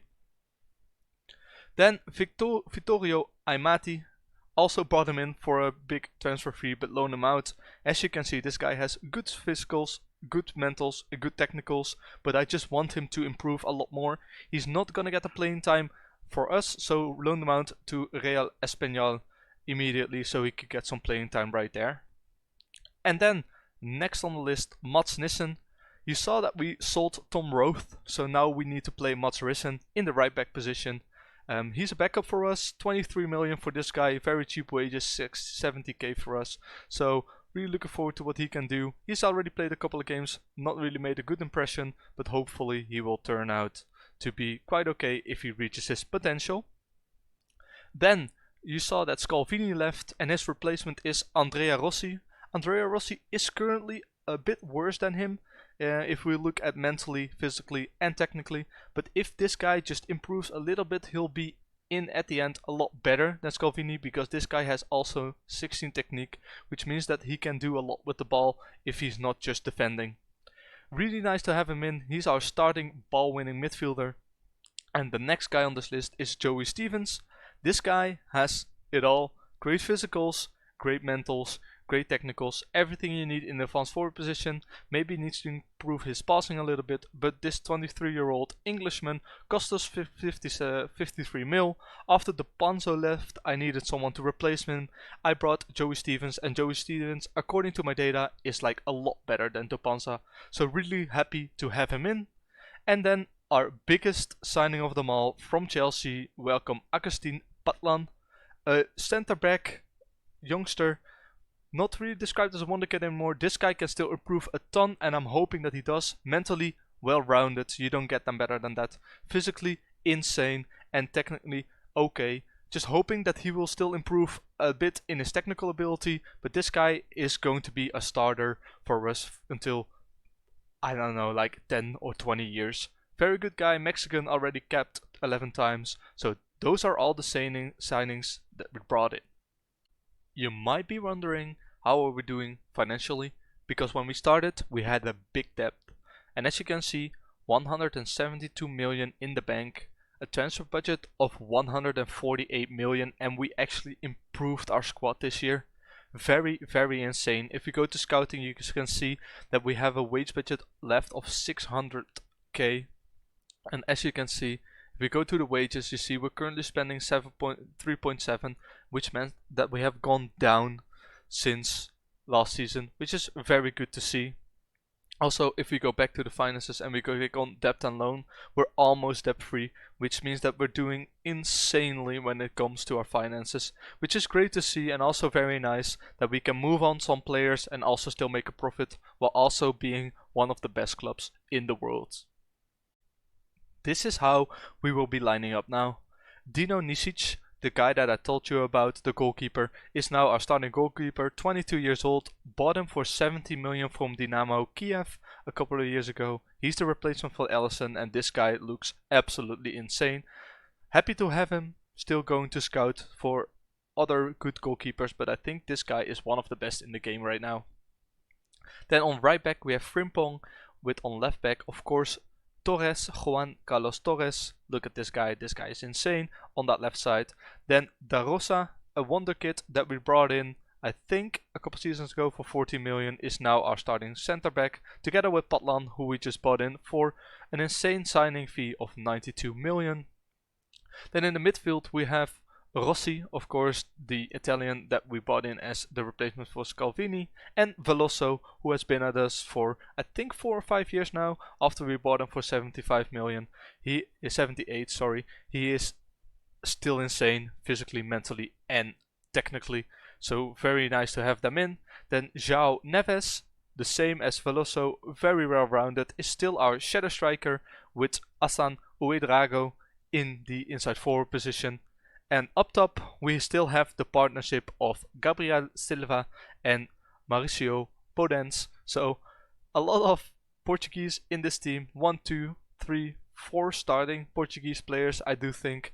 And on the bench, we still have insane players as Pacho, who we brought in on a free. Tobias Wimmer, who came from our own youth. And he's been starting a lot of games last season. So really looking forward to what he can bring. Then on the bench we still have like a lot of good players like Luca Mortello, Tobias Wimmer, Joey Stevens right here, the new signing, and also Claudio Vescirelli, which is insane mentally and physically as well. Technically could be better, but that's all what we have right now. So as you can see, the squad is pretty thin. We don't really have a lot of good backups, but I think after next season we can sure invest some of that 184 million that we still have left to bring in some good rotational talent. With all of that being said, this will be the end of this Schalke 04 Road to Glory series. Our journey started in the second Bundesliga, and along the way to our second Champions League win, we have gathered multiple Bundesliga wins and other titles. I think it is fair to say that, with the help of data, we have helped Schalke 04 to become the European powerhouse that they once were. If you would like me to continue this series, please leave a like down below and let me know in the comments why you would like me to continue. There will be a lot more content coming your way. If you do not want to miss out on any of that content, subscribe down below to get notified whenever I upload. Anyway guys, that's all for now. Thank you for watching, I hope you have enjoyed, and I do hope to see you in the next one.